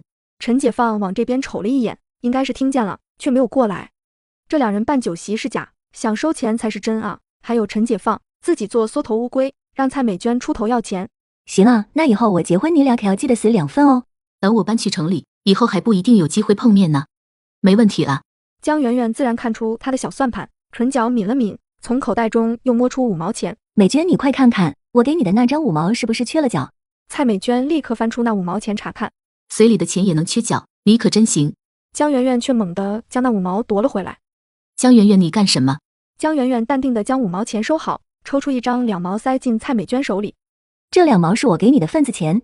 蔡美娟还有点反应不过来，江圆圆又抽出一张2毛钱。这张是我给陈知青的，收好了，我这回可是给你们2份，再次祝你们新婚快乐。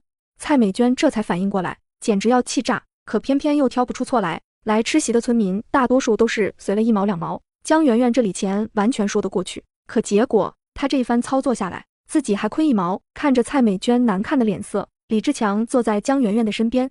也就你和宁宁能治得了她了。对于蔡美娟这种人，就不能给她好脸色。可谁知才蔡美娟在人群里转了一圈，又回到江圆圆面前，再次伸出手。礼钱。蔡美娟，你有完没完？我是说宁宁的礼钱，你不会私吞了吧？想到宁宁的叮嘱，蔡美娟不提就不用给她。蔡美娟若是主动开口，你不说我都忘了，宁宁确实托我给你带了。蔡美娟面上尽是喜色，一把夺过，还挺认真，用红包封着。可这红包摸着像是装了2颗糖豆，硬硬的。蔡美娟狐疑的打开红包，哪有什么钱票的影子？她不死心的倒了倒，却倒出了2颗杏仁。蔡美娟的脸色变得像个调色盘，心头又惊又怒，还带着恐惧。宁宁这是什么意思？礼钱就随了2颗杏仁，蔡美娟那个视财如命的，那还不闹个没完？掀了这屋顶。宁宁知青包了多少啊？我们也看看呢。我给蔡美娟的礼钱是2颗杏仁。宁宁知青包了多少啊？本以为蔡美娟肯定要当场发作，可出乎意料，蔡美娟慌慌张张的将2颗杏仁紧紧握在手里，又将手背到身后，还替宁宁打着圆场。没多少，大家给的都一样，都是一样的，大家快吃饭吧。杏仁。江圆圆并不知道红包里是什么，如今看清是杏仁，再看看蔡美娟一脸心虚，还主动遮掩的模样，再联想到陈姐放的笔试成绩，还有什么不明白的，瞬间就不想继续待下去了。我还有事，就先走了。饭还没吃呢，怎么就走了？这边的方学进拉着方恒和张若雨，全程坐在露着寒风的知青点上，直到看到江圆圆提前离场，方恒才意识到宁宁今天根本就不打算来。方恒的眼泪一下子就涌了出来。你这是做什么？这样很伤身的。知道你放不下宁宁，等过段时间我们就去离婚。只是现在有太多人盯着你了，你又刚拿到县政府文书的工作，你就算不为了自己的前途着想，也该为了叔叔阿姨想想。我知道这事是我对不住你，难为你还要替我着想。既然我们已经结婚了，就不要说离婚这样的话。我会对你负责，一辈子只对你好。我终于等到这天。好，以后我们都好好的，绝对不提离婚。方恒看着张若雨，眼底泪花闪闪，只觉得心头像被人重重捶了一拳，都是自己的错，若雨姐也是无辜受累。既然已经领证了，我们现在就去邮局给你爸妈打电话。婚礼婚宴暂时办不了，可我会跟我爸妈说，让他们先把彩礼补上。彩礼什么我根本不在乎，今后的事今后再说，爸妈那边我会解释的。你好好工作，争取明后年调动回去，实在不行我就辞了文工团的工作来陪你。不需要，你照顾好自己，剩下的我会解决。我这几天就陪你在招待所住着，再陪你去百货买些东西，也给叔叔买些礼物。张若雨感动得泪眼汪汪，内心却重重的松了口气。方恒是个道德感极强的人，我和他共处一室，他就对我有愧，就方便我操作了。这些礼盒看着不错，我们就买这些给叔叔阿姨吧。都拿2份吧，给你父母也捎上。你这对象出手可真是大方，一看就是个体贴优秀的好丈夫。同志，你可真有福气。张若雨心不在焉地听着售货员的恭维，眼底却没有多少喜色。他和方恒一起长大，自然看出方恒此刻的心不在焉。这礼盒虽然贵重，可却没什么新意，尽是敷衍。确实需要给方恒一点时间适应。你要是不舒服，我们下次再来逛。我知道你心里还有他，我可以等。他的话还没说完，就察觉到方恒身子一僵，一副魔怔了的样子。果然在不远处看到了有说有笑。宁宁发现空间里没什么能穿的衣服，约着江圆圆去买新衣服。没想到从试衣间出来，竟然看到了方恒和张若雨在一起。方恒眼神直勾勾地盯着宁宁，可对上宁宁的视线，他又猛地缩回了视线。好巧啊！张若雨上前一步揽住了方恒的胳膊。好巧啊，你们也来买衣服了。前几天方恒还在宁宁家一口一个婚约不作数，今天怎么当众手挽手了？好巧，你们也来买衣服啊？他身上的衣服不错，给我也拿一件。这裙子就剩这女同志身上这最后一条，没有货了，您要不要看点别的？张若雨说不上什么心情，这裙子是好看，可大概因为穿在宁宁身上，所以她才特别想要。尤其是得知这是最后一条以后，更是按捺不住。宁宁同志，我真的很喜欢你身上这条裙子，能不能？不能，我要这条裙子。况且我身上这条裙子的尺码和你也不合适，你还是看看别的吧。对啊，这裙子我刚才试了，太紧了，咱俩身材差不多，你穿着也小点。你什么意思？我还没试呢，怎么就知道我穿不下？这裙子他还没付钱吧？宁宁立即掏出3张大团结。结账。好嘞，这是找您的钱，您收好。你什么意思？我说了我要那条裙子。买别的不成吗？确实是宁宁先来的。看我就是太心急了，那裙子我觉得很适合你妹妹芳心，想买给她做礼物的，她肯定喜欢。既然宁宁同志不肯割爱，那咱再选别的。好，都行，听你的。这件羊绒大衣怎么样？我觉得阿姨肯定喜欢。方恒只觉得尴尬又难堪，他只想逃离。对了，咱们毕竟领证了，是不是该请你们知青点的同志们热闹热闹？要不要请他们吃顿饭？不必了，不必了。江圆圆此刻更是惊掉了下巴。你们领证了？什么时候的事？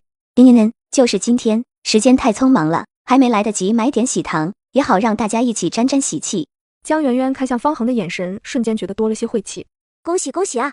宁宁的目光始终盯着店里的衣服。当张若雨看到宁宁的视线落在一件羊绒外套上时，那件外套我要了。宁宁一愣，也没放在心上，眼神又回到另一件。还有那一件，就是那件白色的，我也要。江圆圆怎么看不出张若雨的小心思？刚想发飙，宁宁却拉住她，指着另一条裙子。圆圆，这条怎么样？我肤色白。不巧，我也很喜欢这条裙子呢。张若雨也学着宁宁之前的动作，将手里的钱包拍在柜台上。我觉得不错，我要了。宁宁算了算了，这里的衣服贵贵的，你刚才不是买了一条裙子了吗？够了够了。可是宁宁知青出来逛街没带够钱吗？需要我先借你些吗？宁宁杏眸水润，好似要被气哭了。这么多件衣服，张同志真的都要吗？包起来吧。售货员点了点柜子上的钱。同志，你这里的钱不太够，你还要再补我些。补多少？这位同志一共是173元，您还需要补93元。多少？这些衣服一共是173，给您抹了零头，这里是80元，你还需要再补90元就好了。我的工资1个月也才40出头，就这么几件衣服，竟然要我4个月的工资？不是吧，张同志出来逛街钱没带够，要不要我借你点啊？这点钱我还不放在眼里。张若昀打开皮夹子，脸色变得难看，又合上。同志，你没带够钱吗？要不问你朋友先借一些。江媛媛和宁宁也不急着走，一副随时准备借钱给他的模样。我还没选完呢，我再挑挑。张同志财大气粗，把这家店买下来也是绰绰有余啊。对啊，我看那条黑色的半身裙也不错，粉色的衬衣一看就很适合张同志。售货员一听，立刻将那套衣服也取了下来，殷勤地递到张若昀身前。同志，你皮肤白，这件粉色很是衬你。不用了，这些就够了。好的，同志，那刚才那些我已经给您包好了，请把剩下的90元付一下。张若昀这回可是真的将钱包都掏空了，还差24元3角，你还有吗？跟你同行的男同志呢，也没带钱吗？方恒被点名，猛然回神，茫然地看着柜台。圆圆，我们走，我还想去别家逛逛。刚才我就想说，那几件的款式和颜色都老了些，实在不配我啊。就是啊，那些款式还是更适合上了年纪的女人，咱们这个年纪压不住啊。我这是被宁宁耍了。张若昀想要追上去，却被售货员拦住。你这女同志跑什么？还没付清呢。衣服不要了，不要了。你这个女同志怎么回事？刚才那2位女同志看什么你都抢，现在又说不要了，你让大家来评评理，哪有你这样的？方恒心里乱得很，哪注意到这里的弯弯绕绕，猛地听见售货员的这话。这些衣服你不要了吗？我要的，就是我钱没带够，还差一些，我先放着，等会取了钱再来拿。不管怎么样，张若昀在方恒面前的形象可不能崩。他们领证了，难怪昨天在蔡美娟和陈解放的婚宴上，我就觉得这3人不对劲。怎么不对？说来听听，我想听。方恒爱上一个没有心的女人，真是太可怜了。昨天那方恒眼瞅着跟失恋一样，他那个大堂哥还在不停的劝他喝，一看就不是什么好人。李志强拦着，让方恒少喝些，还被张若昀阴阳怪气，说他多管闲事，气得李志强也撂挑子不管了。这不出事了吧？不然怎么可能突然领证？他们都是成年人了，又有婚约在身，就算发生什么事，也是你情我愿的，不然哪能领证？我们以后都离方恒远点。江媛媛忽然闭上嘴，想起方恒的已婚身份，更不适合谈论了。对了，我妈妈来信说这1、2年很可能要恢复高考了。宁宁你说的对，多读点书准没坏处，只要考上大学，咱们就可以光明正大的回城了，国家免学费，生活上还有补贴，毕业之后还包分配工作，到时候我哥哥嫂嫂给我寄资料，到时候我们一起复习。就是我成绩本来就不好，开春了还要忙着春种，真是想想都觉得头疼。放心，我有办法，保管你能腾出更多的时间来复习。1集不够看，主页置顶视频还有3集。宁宁带着江媛媛去村长家，只为了让江媛媛有时间复习，能考上大学，改变命运。何叔，下午好啊。无事不登3宝殿，这帮知青里就属你最能闹腾。说吧，又找叔啥事？虽然何建业的事给何家村闹了好大的没脸，但是村长何大志也因祸得福，挪了挪位置。听说县里将何家村作为实验点，要开展扫文盲活动呢。叔，你觉得我和江媛媛怎么样？过年后够不够格在村里当个扫文盲大队的老师？够啊，那咋不够呢？再说你之前可是教师考核笔试第1名，要不是王宝珠那缺德的，能有陈解放什么事？至于圆圆，我记得你也参加教师考核了，成绩也还不错，在村里教我们这些大老粗，那不是绰绰有余。况且这大路修通了，附近的王家村村民说不定也要来旁听的。没问题，谢谢叔。可宁宁在听到王家村时却恍惚了，紧接着扬起一抹更加快意的笑。没问题，我肯定好好干，绝不给你丢脸，也绝不主动惹事。宁宁的家中，小院里热热闹闹。三丫蒸了吗？三丫指挥了一顿后，满意点头。宁宁这才踩着梯子往下走，谁知地面太滑，梯子在冰面开溜，却有一双大手稳稳地拖住了宁宁的腰。顾营长，你怎么在这？刚刚谢谢你救了我，我请你吃饭啊。不用了，太贵了。不贵，平时我去吃的时候都先在美团团购上先下单，花不了多少钱。美团食茶饮在何家村吃火锅能省100-200，所以啊，5·1马上快到了。你要是吃喝游玩，我推荐美团团购。真的吗？那我一定要去试试。不过你这太危险了，你家院门口这块都结冰了，走路都不安全，还敢在上面架梯子，真是一点安全意识都没有。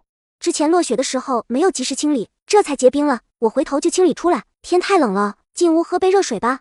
宁宁一边说着，一边搓着手。顾远舟刚想问怎么不戴自己送的手套，就见三丫戴着那副手套，瞬间黑脸，拿起铁锹就开始铲雪。顾远舟轻轻松松地将雪铲完，宁宁拿着热水递给顾远舟。顾营长，谢谢你。顾远舟的眼神落在他冻得通红的指尖上，手指头都冻成这样了，也不知道回屋，也不知道戴个手套。你是不喜欢那手套，还是因为不喜欢我？宁宁一愣，下意识地解释道：不是啊，我没有不喜欢你。话刚出口，两人同时愣在原地，意识到自己说了什么的宁宁慌得瞳孔都震大了几分。不是，我也不是喜欢你。这好像越解释越乱了。我就是贴春联，怕弄脏了手套，才没戴，不是喜欢你，也不是不喜欢。宁宁没有不喜欢我，双重否定表肯定。知道了，你没有不喜欢我。啊，好像没错，但又哪都不太对。我刚才说的是什么蠢话？什么喜欢不喜欢的？顾营长应该不会误会吧？为了缓解尴尬的气氛，我要去找村长，你也一起去吧，是关于三丫的。宁宁叮嘱了三丫几句。去哪？我也去。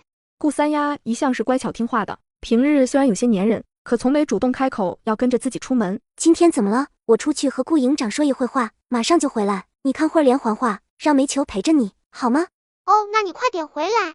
好，我马上就回。去找村长，你也一起去吧，是关于三丫的。宁宁叮嘱了三丫几句，两人一路无话，很快就走到了何大志的家中。顾营长怎么来了？是为了三丫的事吧？是呀，组织上给三丫安排的家庭也是烈士家属，是一对姓胡的夫妇，50多岁，他们的女儿是军区的大夫，在一次任务中牺牲了。早些年一直困在丧女的悲痛中没走出来，他们得知了三丫的遭遇，很是同情，很愿意收养她。他们都是和善的好人，也承诺会对三丫视如己出，组织上也会不定时派人去慰问。三丫因为发生的这些事，她的名声也不好，附近几个村子里根本就没人愿意收养。如今组织上帮她找好人家，我也总算是松了一口气。以后有时间你也可以常去探望，三丫毕竟还小，需要一个正常的家庭。宁宁点点头，这才是对三丫最好的安排。我也不可能永远留在何家村，一辈子照应她，给三丫找个好的家庭才是至关重要的。你很放不下他吗？可据我所知，你和他认识的时间并不长。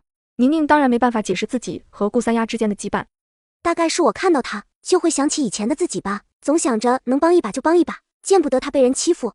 顾远舟听着宁宁的话，想到了第一次见到宁宁时的场景。以后有人欺负你，你只管来找我，我帮你撑腰。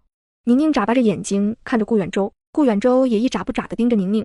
这次谢谢你帮三丫找到了愿意领养她的好家庭，我请你吃饭啊。不用了，太贵了。不贵，平时我去吃的时候都先在美团团购上先下单，花不了多少钱。美团食茶饮在何家村吃火锅能省100-200，所以啊，5·1马上快到了，你要是吃喝游玩，我推荐美团团购。真的吗？那我一定要去试试。我说话算话，以后你遇上困难都可以来找我。眼前的男人带给人无与伦比的安全感，可宁宁没察觉他话语中的深意，只觉得这顾营长真是面冷心热，十足的大好人。他真是把我看清了，难道我就这么没用吗？只能是被欺负的那个？你看不起谁呢？我现在可不是以前的那个蠢货怂包蛋了。不说别的，就这何家村，我现在都能横着走。顾远舟叹了口气，看着小姑娘飞扬的眉眼，略显嚣张的神态，忍不住轻笑。横着走？那你可真厉害。我就是随便说说的，我可是很讲道理，很遵纪守法的好公民。我知道，你还是见义勇为，扫黑除恶的五好青年。宁宁瞬间尴尬的脚趾抠地。顾营长应该挺忙的吧？三丫的事既然已经说好了，就快回吧，别耽搁了时间。明天就是大年30了，就是再忙也该给我们放几天假了。能有什么事？倒是宁宁同志，这是过河拆桥，迫不及待的要赶人吗？宁宁正在绞尽脑汁找个理由搪塞过去，就瞧见路边停着的车窗打开了。宁宁同志，营长。李大牛向来气壮如牛，可今天这声音听上去有气无力，虚弱的紧。李同志，你不舒服吗？没事，老毛病了，胃疼，没事，我忍一会就好了。卫生院已经关门了，外头太冷了，先去我家吃点热乎的，缓一缓。那太麻烦了。麻烦什么？你都疼成这样了。李大牛被顾远舟搀扶着到了宁宁的。我从空间取出灵泉水，给李二牛喝下后，他的胃瞬间不痛了。我长舒了一口气。往常胃痛我也喝了不少热水，可都没什么效果。今天是奇了怪了，喝了一杯热水，胃就不痛了。你是不是早上没吃饭？先喝碗粥垫垫肚子。不行，我们不能随便吃百姓的东西。不白吃，我都记着呢，晚点找你们营长结算。顾远舟看了宁宁一眼，将那碗粥塞进李大牛手里。对，快吃吧。李大牛看着颇有默契的两人，心思活泛起来，这才低头喝起了粥。宁宁看到躲在角落的三丫，正月过后，这丫头就是别人家的了，还真有点舍不得。三丫，过来，是不是饿了？我们下饺子去。顾营长，李同志，你们也别急着走，一起吃盘饺子。好，我正好想吃。李大牛喝粥的姿势一顿，这还是那个纪律严明、原则性极强的营长呢，就这么轻易的答应了。宁宁压着笑，拉着顾三丫转身进了厨房。李同志，你的胃还疼吗？再吃点热乎的。李大牛看着面前这盘饺子，咽了咽口水。刚才那碗南瓜小米粥足够我回味了，这盘肉饺子我可不能再吃了。白面肉馅多贵重啊！我吃饱了，宁宁同志，谢谢你的好意。放心吃吧，都算我账上。谢谢宁宁同志，你做的饺子。谢谢营长，让我吃这个饺子，明天我请你们一起去吃饭啊。不用了，太贵了。不贵，平时我去吃的时候，都先在美团团购上先下单，花不了多少钱。美团视察也在何家村吃火锅能省100-200，所以5·1马上快到了。你要是吃喝游玩，我推荐美团团购。真的吗？那我一定要去试试。我之前只是开玩笑的，哪能真收钱啊？李大牛吃着饺子，另一只手下意识地去摸桌上的蒜。别吃蒜，你刚才胃疼，大蒜是发物，怕你吃了不舒服。吓我一跳，没事，我经常胃疼，忍一忍就好了。再说刚才喝了你家的水，已经好多了。有空还是要去医院好好检查一下，身体是革命的本钱，这可不是开玩笑的。没事没事，当兵的那个没点胃病，都是吃饭闹的。有时候忙起来的时候，3天才吃2顿饭，吃的太急了，才落下胃病，很常见的。不信你问问营长，他也经常犯病了。平时口袋里带点糕点，饿的时候垫吧垫吧，不吃东西怎么行呢？把胃都饿坏了。吃着热乎乎的饺子，听着宁宁关切的话语，顾远舟只觉得一颗心像是泡在了暖水中，温温的热热的，舒坦极了。好的，都听你的。可把李大牛吓了一个机灵。营长是碰到什么东西了？怎么说出这么恶心的话？快给我滚下来！李大牛震撼地盯着顾远舟，被冷冷地瞥了一眼，熟悉的压迫感又来了。原来营长没事啊。宁宁也被顾远舟这话弄了个大红脸，总觉得他这话说的怪怪的。多谢宁宁同志的款待，我先去发动车子。营长，宁宁同志，你们慢慢吃。他认生，不喜欢待在别人家中。没想到李同志竟然这么内向啊，和他的外表倒是不太一样。为了给宁宁和顾营长留出独处的时间，李大牛提前离开宁宁家。此刻认生的李大牛在寒风中瑟瑟发抖，为了自家营长的终身幸福，挨点冻算什么？吃过饺子后，宁宁送顾远舟出了小院。我要出任务了，欠你的饭钱就等我回来再给你吧。难道在顾远舟心里，我就是个大财迷吗？好歹之前顾远舟也帮了我不少忙，就一顿饺子而已，哪能真的收他的钱啊？要是回不来，别胡说八道，那你可别赖账，我的饺子可不是谁都能吃的，我等着你回来结账呢。顾远舟抿着薄唇，眼底酝酿着风暴，最终还是归于平静。好，你等我回来，到时候不仅把欠你的饭钱还你，我还请你去吃烧烤。谢谢你今天的款待。不用了，太破费了，出去吃一顿少说好几百呢。不贵的，像我平时出去吃饭都是美团团购，团美食茶饮5折起，在何家村吃一顿火锅能省100-200。5一出游吃喝玩乐，我推荐美团团购。真的吗？那我一定要去试试。行了，就送到这吧，天冷了，快回去吧，还有照顾好自己。那顾营长和李同志，你们千万保重，万事小心。宁宁往回走时，身前的路猛地被照亮，她不禁回头张望，瞧见顾营长站在车灯前，冲着自己挥了挥手。宁宁同志，等我们结束任务再来看你。好，那你们注意安全，一定要平安回来。说完，他踩着积雪，踏着光，渐渐消失在小路的尽头。宁宁回到小院，三丫也迎了上来，眼巴巴地瞅着自己，欲言又止的模样，看得宁宁心头一软。怎么了，丫丫？你是不是不要我了？宁宁没想到顾三丫这么敏感，竟然这么快就察觉到了，难怪今天一天都兴致不高。不是不要你了，只是想给你找个更好的人家，你跟着我总归。我知道了，是他让你把我送走，对不对？我是个累赘，又是个丧门星，姐姐也怕我吗？别胡说，你是我妹妹，不是丧门星，我怎么会怕你呢？只是那对夫妻是很好的人，他们会像对待亲生女儿一样，好好抚养你长大。难道你不想有双疼爱你的父母，一个安稳的家？可我只想跟你在一起。三丫的童年已经过得够苦了，我也希望她今后能在健康的家庭氛围中长大。我要做的事还很多，王麻子、王爱华，甚至隐藏在王爱华背后的人，这些都是潜藏的危险，我也不愿意将三丫扯入这样的危险境地中去。丫丫，姐姐会经常去看你的，你别怕，姐姐也不会不管你的。你要是想我，可以给我写信。好，那姐姐要经常来看我哦，我会想你。领养三丫的夫妻在正月后如期而至。你好，你就是宁宁同志吧？顾营长都跟我们说了，你放心，我们既然决定收养顾三丫，就一定会好好照顾她，将她视如己出，好好将她抚养长大。这就是三丫吧？顾三丫怯生生的没有上前。这丫头难道还想一辈子赖着宁宁？难得找了户不嫌弃她出身的收养人家，可千万别犯浑。三丫，这就是你的新爸爸妈妈了，快叫人啊！顾三丫倔强的不肯开口。这胡家条件好，早早在县城里安了家，胡姓夫妻又有学问，唯一的姑娘不幸牺牲了，三丫过去那就是胡家唯一的孩子，错过了这次，可再也找不到比胡家更好的收养人家了。你个傻孩子，愣着干啥？不急的，不要勉强孩子。你若不愿意叫我们爸爸妈妈，叫伯伯、大娘也是一样的。如果不愿意开口也没关系的，不用勉强。伯伯、大娘，嘿嘿。胡家夫妇开心地回应着，吴淑慧更轻轻地拉着三丫的手，问了些琐碎的问题。三丫不太爱说话，大部分都是点头或摇头。瞧见三丫身上的陈年旧伤，吴淑慧还是红了眼眶，心疼的掉下眼泪。真是作孽啊，多好的孩子啊，咋就忍心下得去手呢？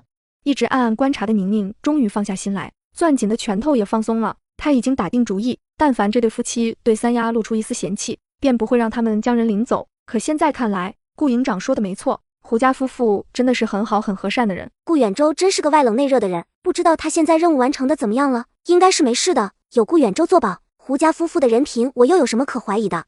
这边的顾远舟并不知道宁宁在念叨他。阿牛，最近我在玩一款好玩的游戏，流量用的多一些，刚才又来短信提醒我话费不足了。那你需要充话费。阿牛，去哪里充话费？推荐你到抖音商城充值中心领话费去，操作简单到账快。现在点抖音商城进充值中心，或者点评论区，就有机会领取最高4元话费券。赶快进评论区看看吧。那我一会也去试试。得知三丫还没上学，却认识不少自食，那胡家夫妇更是眉眼间都带着笑意。好，那等开春了就送你去上学。小姑娘，家家也要多学点知识。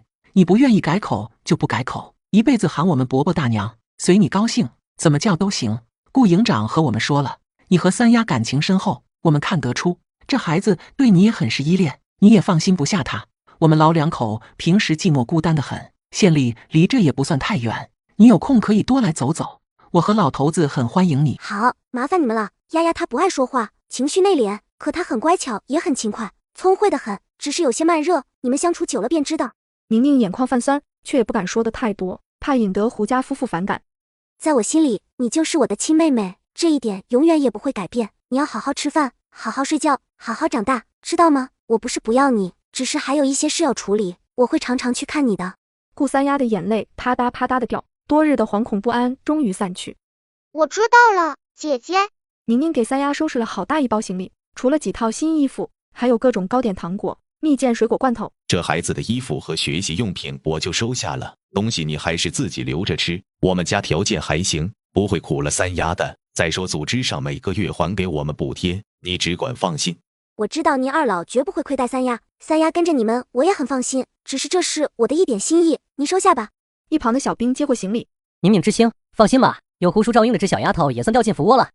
小兵急匆匆地拿出一摞书，差点忘了件事，宁宁知青，这些是顾营长托我带给你的。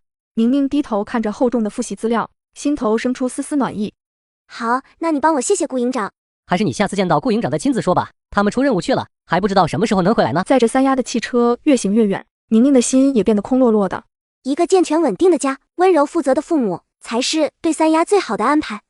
为了转移自己的注意力，他将自己锁在了房间中，一头扎进了空间里。此刻空间已经大变样，我进入空间，看到了之前栽种的兰花，早已经长得枝繁叶茂。随着宁宁的靠近，那兰花好像是活了一般。这株素和冠顶实在美极了，若是放在拍卖会上，只怕价值远远不可估量。如果母亲还在世，瞧见这样的一株兰花，该多开心啊！只可惜那个年代动荡，外公一家和母亲彻底失去了联系。等到我彻底解决了王爱华和王麻子一家，我该花钱找人打听苏家的消息，不管得到的消息是好是坏，都该告诉母亲一声。此时王麻子早就把王爱华的200输得一干二净，还道歉800块。不行，我要赶紧逃，不然小命不保。年前表姑拜托我的事，我怎么给忘了？听说那个表姑的际遇可是卷了表姑家所有的钱，还卖了房子和工作，身上至少也有几千块钱。一个手无缚鸡之力且怀揣着巨款的孤女，明天就让老娘去探探口风，最好直接把人给骗过来。第二天，宁宁带着煤球出去晨跑，可刚走到村口，远远瞧见一个老妇人。宁宁突然停住脚步，煤球不满地冲着宁宁汪汪叫了2声，歪着头望着自己的主人。可宁宁只觉得周身血液倒流，纵使看不清那人五官，可也能确定那人就是王麻子的亲妈姚红。这边的顾远舟并不知道宁宁正在经历的事情。阿牛，最近我在玩一款好玩的游戏，流量用的多一些，刚才又来短信提醒我话费不足了。那你需要充话费。阿牛，去哪里充话费？推荐你到抖音商城充值中心领话费券，操作简单到账快。现在点抖音商城进充值中心，或者点评论区，就有机会领取最高4元话费券。赶快进评论区看看吧。那我一会也去试试。这边的动静引得姚婆子的注意，远远瞧见一个年轻的女娃子牵着一只膘肥体壮的大黄狗，嘴角向下撇了撇。人都吃不饱的日子，还养这么大一条狗，真是糟践粮食。又瞧见那宁宁那漂亮白净的模样，眼眸子转了转，忽然一屁股坐在了地上。谁来扶我一把啊？可摔死我了！宁宁捏紧了拳头，深呼吸了好几口，才克制住将他打死的冲动，冷着一张脸，牵着煤球继续走。姚婆子本以为小姑娘都心肠好，看见自己摔倒，都会上前来帮忙，自己就可以顺理成章的去她家坐一坐，讨杯水喝，再慢慢打听表嫂家妓女的情况。可哪成想，这个小姑娘长得白白净净，心却黑得很，看见自己摔倒，竟然毫无反应。姚婆子见宁宁牵着狗，转身就走，当即小跑着追了上去。你别着急走啊，大娘就是想向你打听个事。宁宁调整好心态，牵着狗站在原地，看着他狼狈地追赶自己，眼神落在他的左腿上，嘴上噙着一抹笑。他知道姚婆子最介意别人盯着他的坏腿瞧。果然，姚婆子停下了脚步，慢慢地走着，眼神流露出嫉恨怨毒。宁宁冷笑一声，拽着煤球，接着往前走。看着宁宁又继续往前走，哪里还顾得了体面，又一瘸一拐地跑了起来。你别走啊，走啊，你这个死妮子，聋了不成？宁宁又停住脚步，转头看向他。你这小丫头跑那么快做什么？大娘就想向你打听点事，又不是什么坏人。坏人会在脸上写字吗？你看你鬼鬼祟祟的，长得贼眉鼠眼，跟只大灰耗子成精似的，一看就不是个好东西。你放屁，你胡说什么？姚红压制了一早上的火气被彻底激发出来，他随手捡起地上的泥块，朝着宁宁砸去。宁宁微微侧开身，带着泥点子冰块擦着宁宁厚实的棉袄飞过，可他的面上竟带着一丝笑意，脚边的煤球却被激怒了，汪汪汪的冲着姚婆子大叫：打你家狗给我拽好了，万一咬着我，你赔得起吗？宁宁忽然松开了狗绳，声音清冷却带着满满的恶意：煤球，去陪这个死老太婆玩玩。煤球闻言，立刻像离弦的箭一般，猛地窜了出去。姚婆子惊慌失措，吓得转身就跑。煤球呲着大牙追着他，像是戏耍老鼠的猫，追追停停。姚婆子狼狈逃窜，惊惧交加，煤球一个猛扑，将人压倒在地。煤球朝着姚婆子的脸靠近，救命啊！救命啊！可煤球只是叼住她的头巾，疯狂甩头。宁宁只是冷眼看着，这边的顾远洲并不知道宁宁正在经历的事情。阿牛，最近我在玩一款好玩的游戏，流量用的多一些，刚才又来短信提醒我话费不足了。那你需要充话费。阿牛，去哪里充话费？推荐你到抖音商城充值中心领话费券，操作简单到账快。现在点抖音商城进充值中心，或者点评论区，就有机会领取最高4元话费券。赶快进评论区看看吧。那我一会也去试试。煤球回来，刚刚真是吓死我了，我还以为咬死在这黄狗的嘴下了。这个素未谋面的女人为何对我有这么大的敌意，心肠如此恶毒？这时几个村民路过，姚婆子立刻像是找到了靠山，抖着手拍着大腿，哭嚎着：救命啊，活不了了！光天化日下竟然有人放狗要咬死我这个老婆子了！救命啊！救命啊！这哭声凄厉，瞬间引得几个村民赶了过来，远远便瞧见宁宁知青和他那威风凛凛的黄狗，正冷漠地看着不远处躺在地上哀嚎的女人。这是怎么了？这位大娘，你怎么躺地上了？救命啊！我就是路过，想要问问路，可这人心肠恶毒，就要放狗咬死我，害得我腿都摔断了，腰也闪了。求求各位好心的乡亲们帮帮我，救救我吧！我差点就被这狗给咬死了。姚婆子哭得真切，一把鼻涕一把泪，身子都在发抖，看上去实在可怜的紧，也是真的到了恐惧的极点了。这大娘是谁啊？我怎么没见过？宁宁知青，是不是你养的狗吓到她了？村民看着叼着自己狗绳安安静静坐在宁宁身边的煤球，眼神有些怀疑。他们倒是不相信宁宁会故意放狗咬人，只是疑心这狗不小心吓到人了。一个年轻点的小伙子想要上前搀扶，宁宁忽然开口制止了。宁宁看到前世害自己的姚红，怎么能放过他？不明情况的村民打算扶起姚红。别去，我怀疑他是人贩子。他是人贩子？好家伙，还想碰瓷宁宁知青，真是不知死活。倒也不怪这几位村民这么偏听偏信，实在是宁宁之前顶着的光环太过耀眼，相比之下长得贼眉鼠眼，又突然出现的姚婆子自然而然的被人们怀疑。我是来看我娘家侄女的，我是来探亲的，我跟我侄女关系可好了。这老婆子果然不是好人，她刚才还说腰摔断了起不来的，这货倒是麻利得很。不是，我真不是坏人，我就是问问路，结果这小姑娘故意不理我，还放狗咬我。我们宁宁知青人好的练，才不会干你说的这种事。感谢村民们这么相信我，我请你们吃个饭吧。你们想吃炸鸡还是汉堡？不用这么破费了。没你想的那么贵。最近我发现，在闲鱼有很多的省钱神券，汉堡炸鸡9块9就能买全套，真的特别省。吃喝玩乐，我先推荐闲鱼，闲鱼真的太神奇了。真的吗？那我一定要去试试。真的。不要再说这些客套话了，先解决眼前的问题吧。你口口声声是来探亲的，那我问你，你那娘家侄女叫什么？在哪住？今年多大？你说你来走亲戚，谁家走亲戚空着手，连个瓜果糕点都不带？我看你就看亲戚是假，想踩点，趁机想拐孩子才是真。我没有要拐孩子，我真是来走亲戚的。我就知道她是今年刚下乡的知青，叫沈什么宁，大概17、18岁吧。众人一听，眼神一变，顿时看向宁宁。小沈知青，他是来找你的。我根本就不认识他，我外公一家都是土生土长的苏氏人，在黑省哪来等娘家人？果然是个拐子，快抓起来！姚婆子这才反应过来，自己要找的人就在眼前。你这个小贱人就是宁宁。对，我就是宁宁。见那姚婆子用手指着宁宁，还一副凶神恶煞的模样，煤球顿时怒吼起来，吓得姚婆子啪的一声又跌坐在地上。她刚想叫唤，你们看他又要讹我了，刚才就是这样，他在村口探头探脑，看见我就冲上来追我，追不上还一直拿泥块砸我。宁宁说完还指了指身上的一处污渍，要不是我躲得快，这拳头大的泥块可就要砸我头上了。煤球也被他吓到了，大叫了几声，他就躺在地上要讹我钱的。宁宁知青，你别怕，这糟老婆子一看就不是好人，我们保护你，我们都给你作证，就是他要讹人，自己摔倒的。姚婆子气得身子抖个不停，看着眼前的装模作样的小知青，一双吊梢眼几乎要喷出火来，可很快想起自己儿子的叮嘱，他克制心头的怒火，努力挤出一抹笑。你说这是闹的，这些都是误会啊！我是你继母王爱华的表弟媳妇，知道你下了乡，一直想来看看你，这不赶巧了吗？刚到何家村遇上的第一个人就是你，这不就是缘分吗？说来你还要叫我一声婶婶脸，我是你继母王爱华的表弟媳妇，说来你还要叫我一声婶婶脸。宁宁嗤笑一声，眼底满是嘲讽。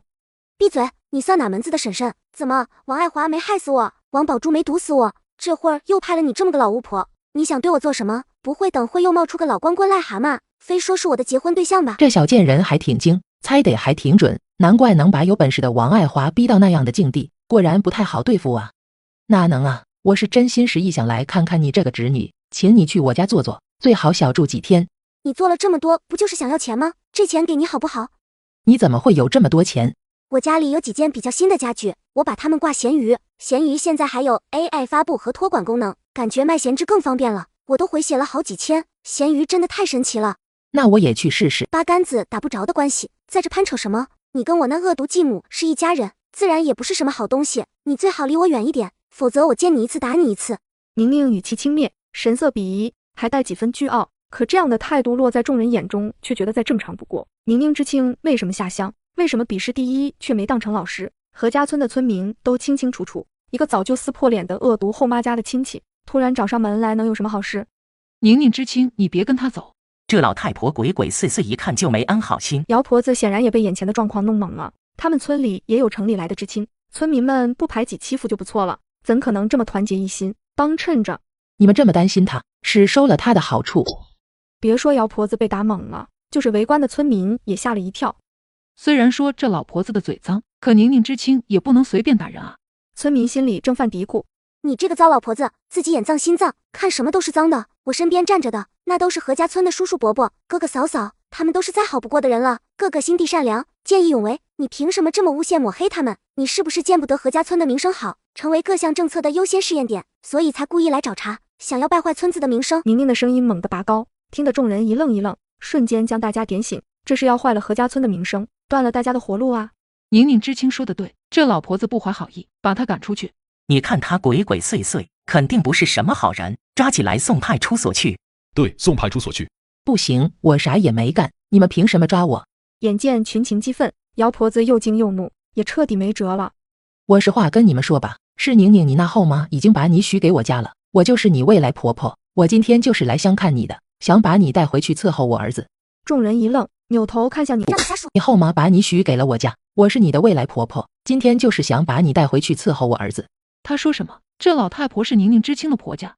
这是一下子从集体又落到私人身上。宁宁，我真是你未来婆婆，你赶紧和他们说清楚，让他们散了吧。这位大娘，我看你这年纪都有60好几了吧？你儿子多大？至少也有40吧？瞎了你那狗眼，我今年才55，我儿子才36，正是年轻力壮的时候，你们不知道就别胡说。众人看了看宁宁那乖巧精致的模样，再看看姚婆子那一脸的刻薄相，瞬间像是吞了只苍蝇一样难受。果然是后妈，心思恶毒。就是宁宁知青都被他们逼到下乡了，王宝珠都害得宁宁知青当不成老师了，怎么还没完没了啊？宁宁知青才17吧，长得好看，还有学问，农活干得也利索，真是癞蛤蟆想吃天鹅肉，一点脸都不要了。就他这样的，要不是我那表嫂子说了又说，我家还看不上呢。肩不能抗，手不能提的。再看看他穿的，年纪轻轻就敢这么浪费。现在什么年头，家家户户也就勉强能填饱肚子，他倒好，还养着这么大一只狗。以后进了我家门，这狗必须炖了，人还要慢慢调教。你们知道这要费我多少功夫吗？村民闻言面面相觑，看着这个滔滔不绝的老妇人，不自觉退开了几步。这老婆子好似有点妄想症，青天白日的她就开始做梦了。你做了这么多，不就是想要钱吗？这钱给你好不好？你怎么会有这么多钱？我家里有几件比较新的家具，我把它们挂闲鱼。闲鱼现在还有 AI 发布和托管功能，感觉卖闲置更方便了。我都回血了好几千，闲鱼真的太神奇了。那我也去试试。你要炖了我的狗，还想调教我？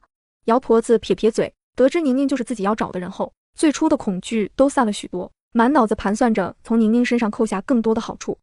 这狗养得不错，至少有50-60斤，那可都是肉啊！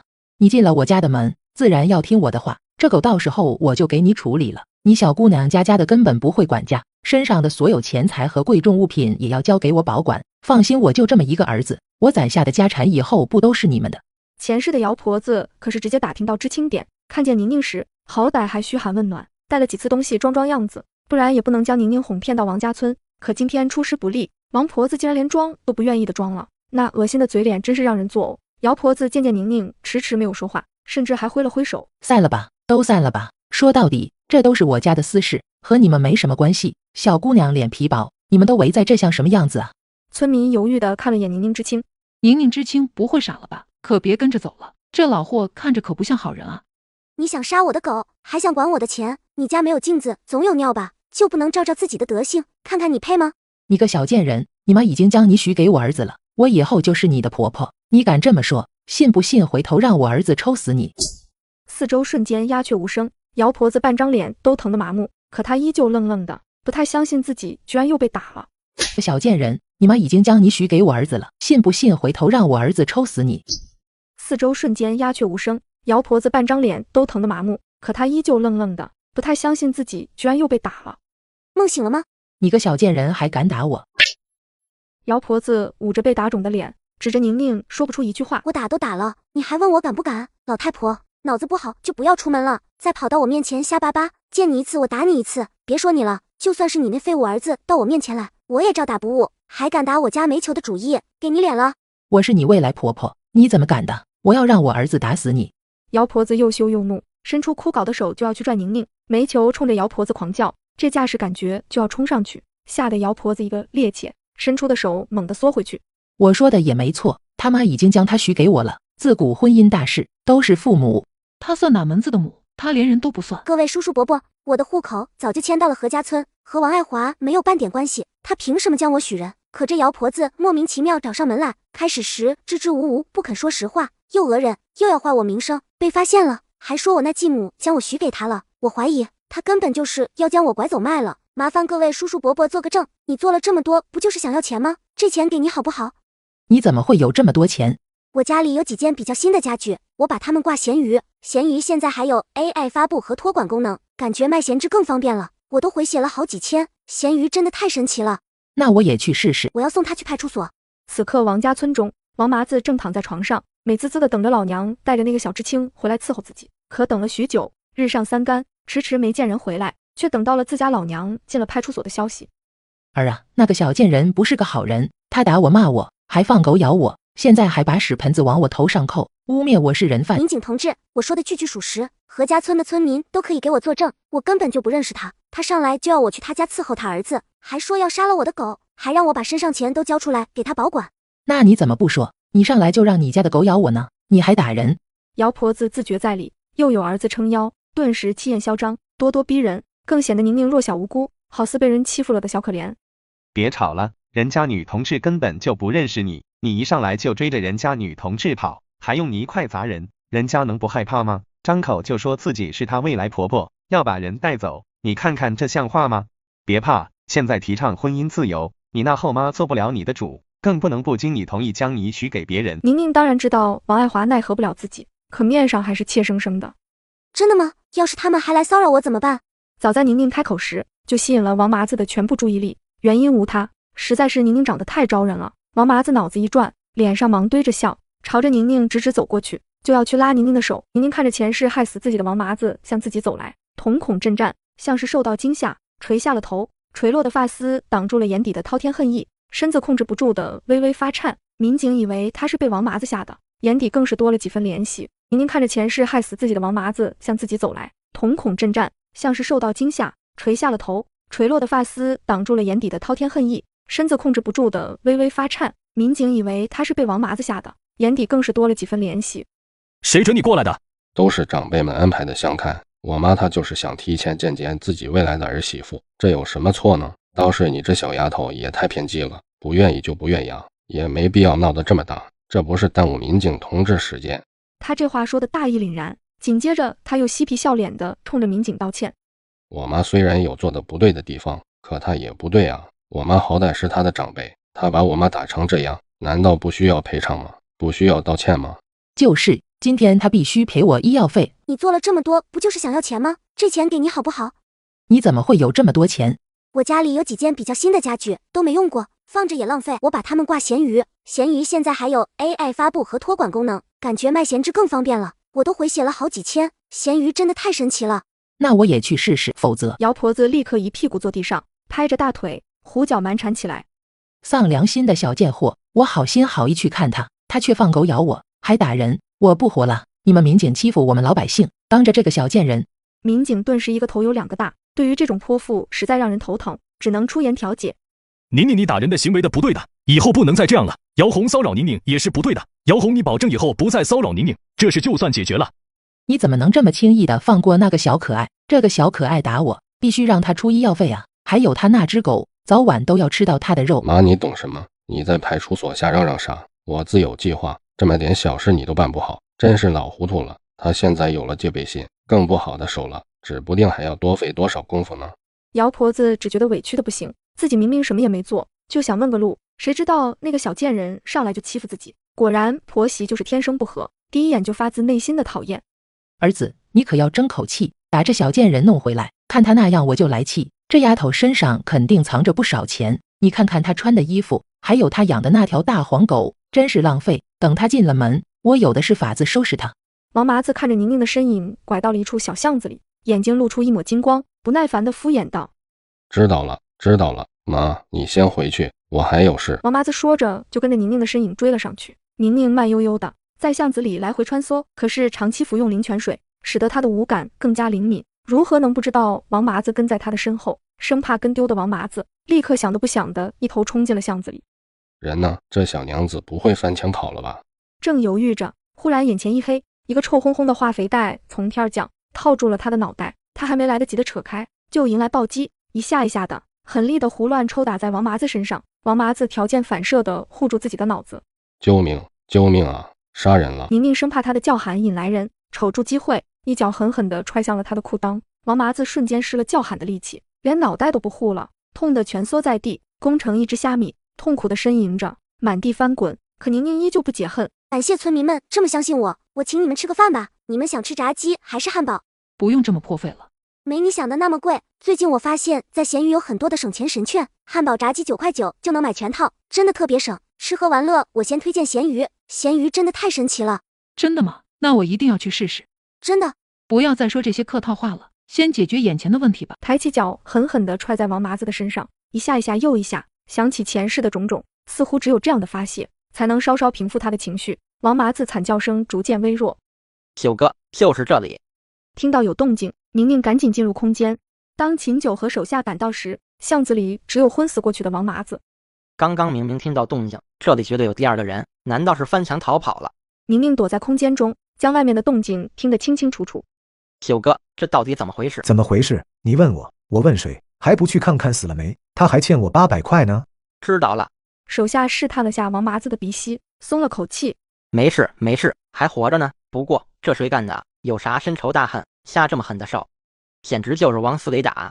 人究竟是从哪里逃出去的？这是一个死胡同，墙上也没有攀爬的痕迹，一个人就在我的眼皮子地下开溜了。不过这世界上有太多说不清的事情了。九哥，现在怎么办？要不要报警啊？还报警？我们什么身份你不知道啊？报警这事儿你说得清楚吗？那怎么办？真让他死这儿？怎么办？凉拌，找个人通知他娘，人就算是死了，这债也消不了。好嘞。宁宁闻着空间中馥郁的兰花香，宁宁的双手还止不住的颤抖，许久激荡的情绪才微微平复。宁宁认真的听着空间外头的动静，真是大意了，差点被人发现。我在胡同里把王麻子胖揍一顿后，秦九和手下快赶到时，我立即进入空间中，认真的听着空间外头的动静。我真是大意，差点被人发现了。来人应该是偶然撞见的，还和王麻子有些纠纷。现在外面这么多人，我还是不急着出去。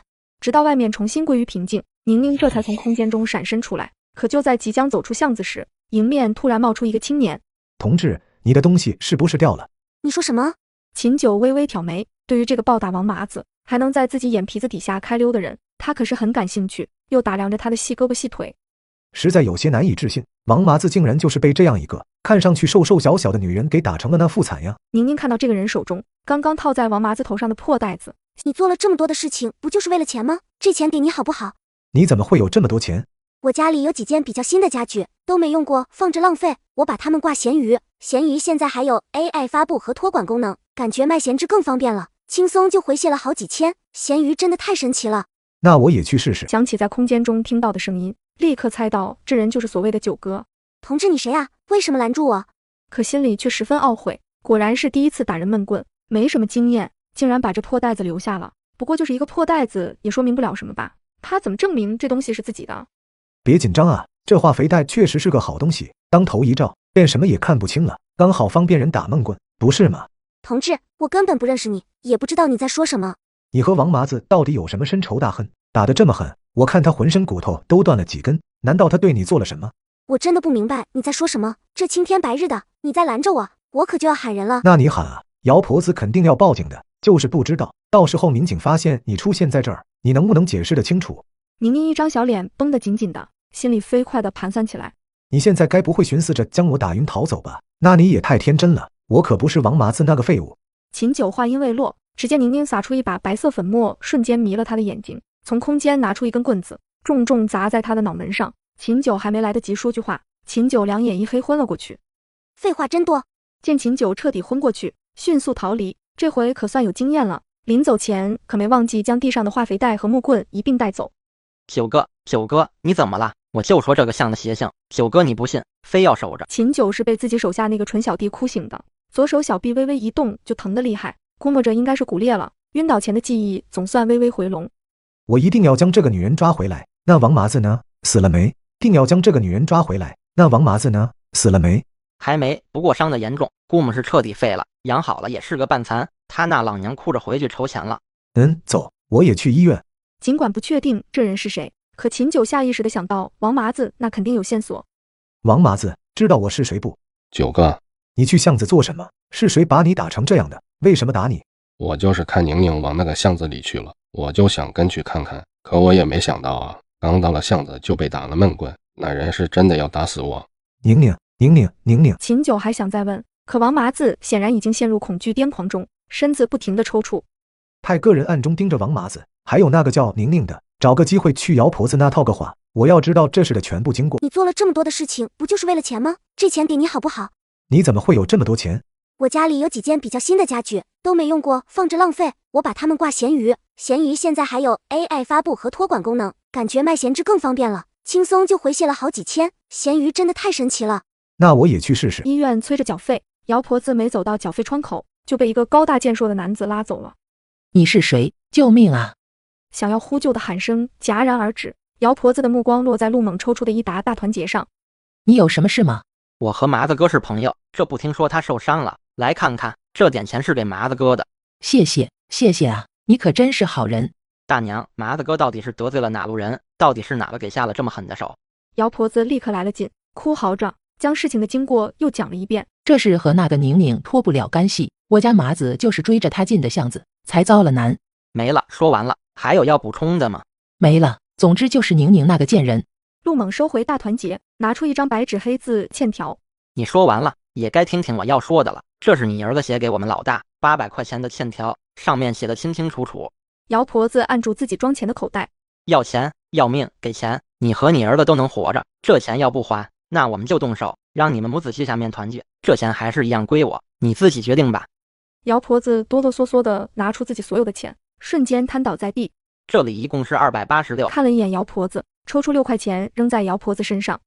也别说我们心狠，这6块钱你就拿去吧，给你那倒霉儿子买点止疼药。至于剩下的欠款，我算算，你还欠我们640，过2天我们再来。啊，不是。姚婆子听完，两眼一翻，气急攻心晕。年前方恒就去政府报道，成了书记身边的文员，这次被派到何家村处理扫盲班的事宜，却在看到扫盲班老师的时候僵在原地。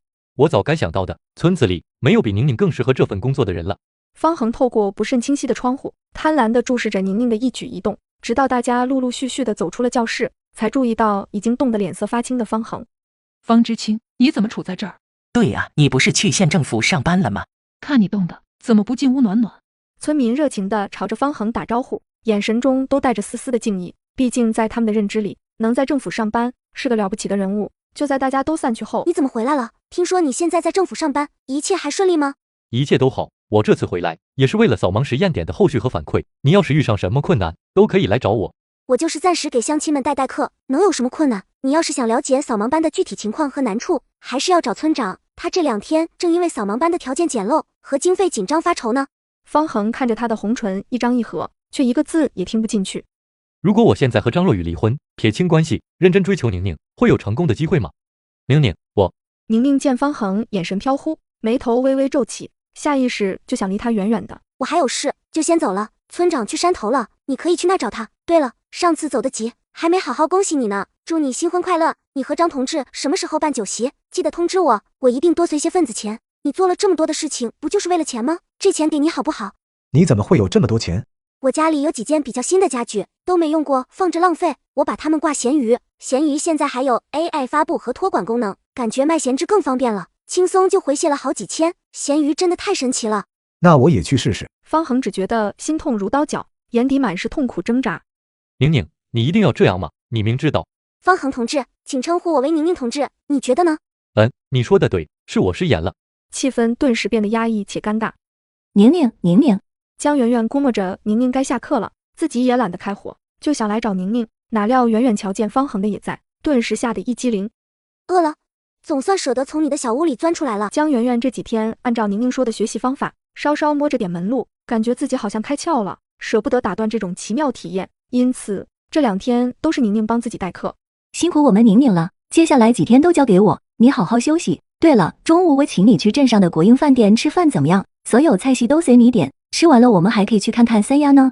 方恒看得出宁宁对自己的疏离冷漠，也看得出江圆圆对自己的防备。那你们忙，我就不打扰了。江圆圆好似才看见他。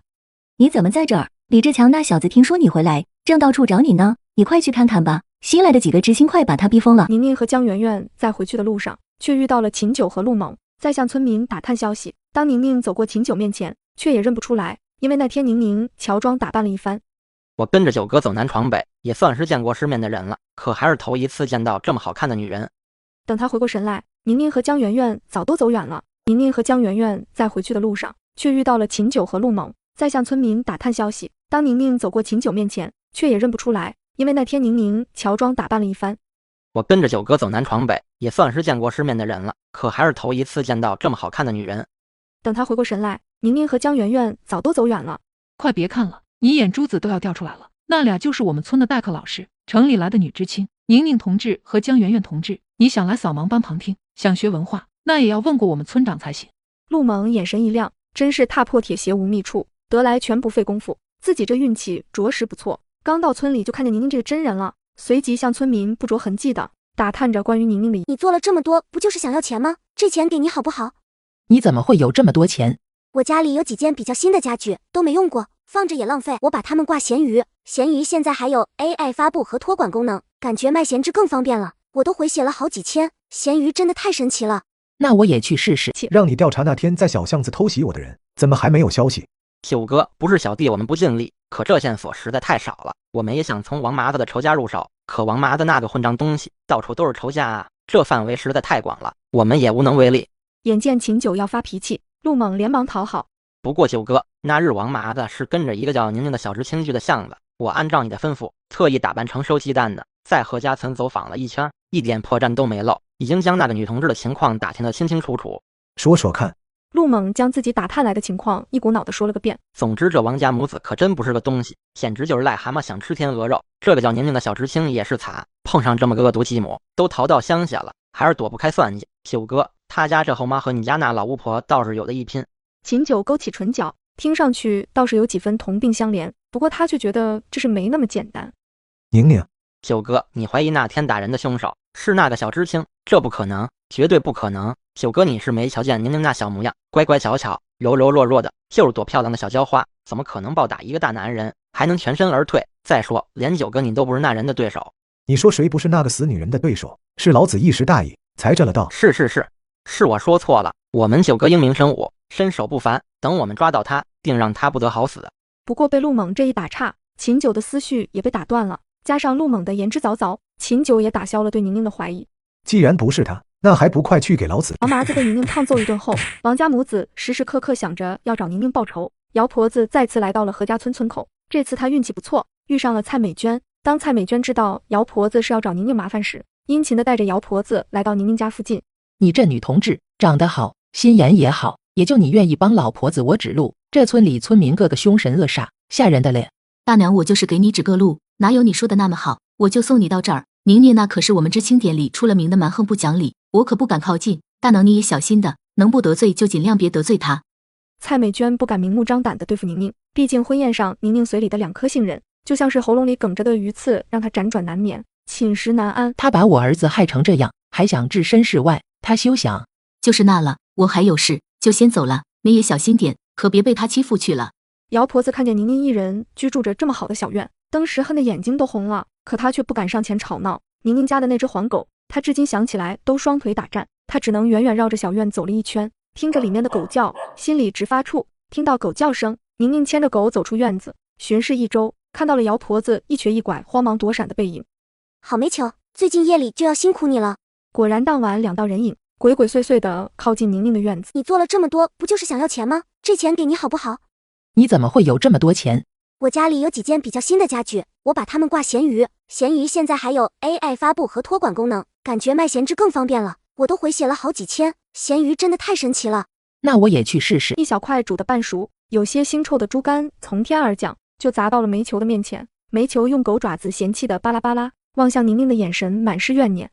乖一点，明天给你加餐。煤球用爪子将那块腥臭的猪肝埋在狗窝下，趴在地上开始装死。院子外头的人显然等了一会。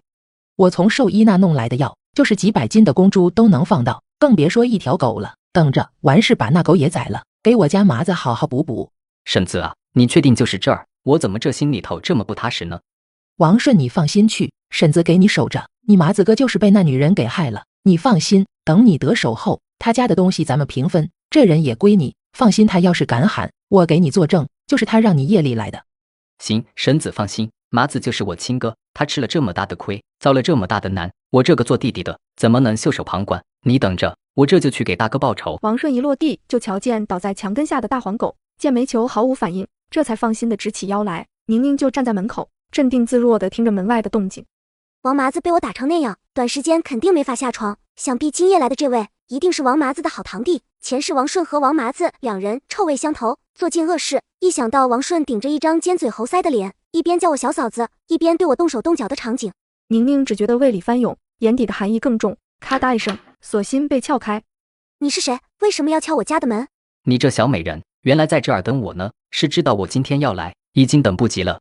你就不怕我现在大喊，引来乡亲们将你抓个现行，让你关小黑屋吗？你说什么啊？明明是你约我来的。你是谁？为什么要敲我家的门？明明是你约我来的，怎么现在又变卦了？我还知道你左边腰上有个燕子似的胎记，右边锁骨下还有一颗红痣。你说我把你身上的胎记说出去，别人还会相信你是清白无辜的吗？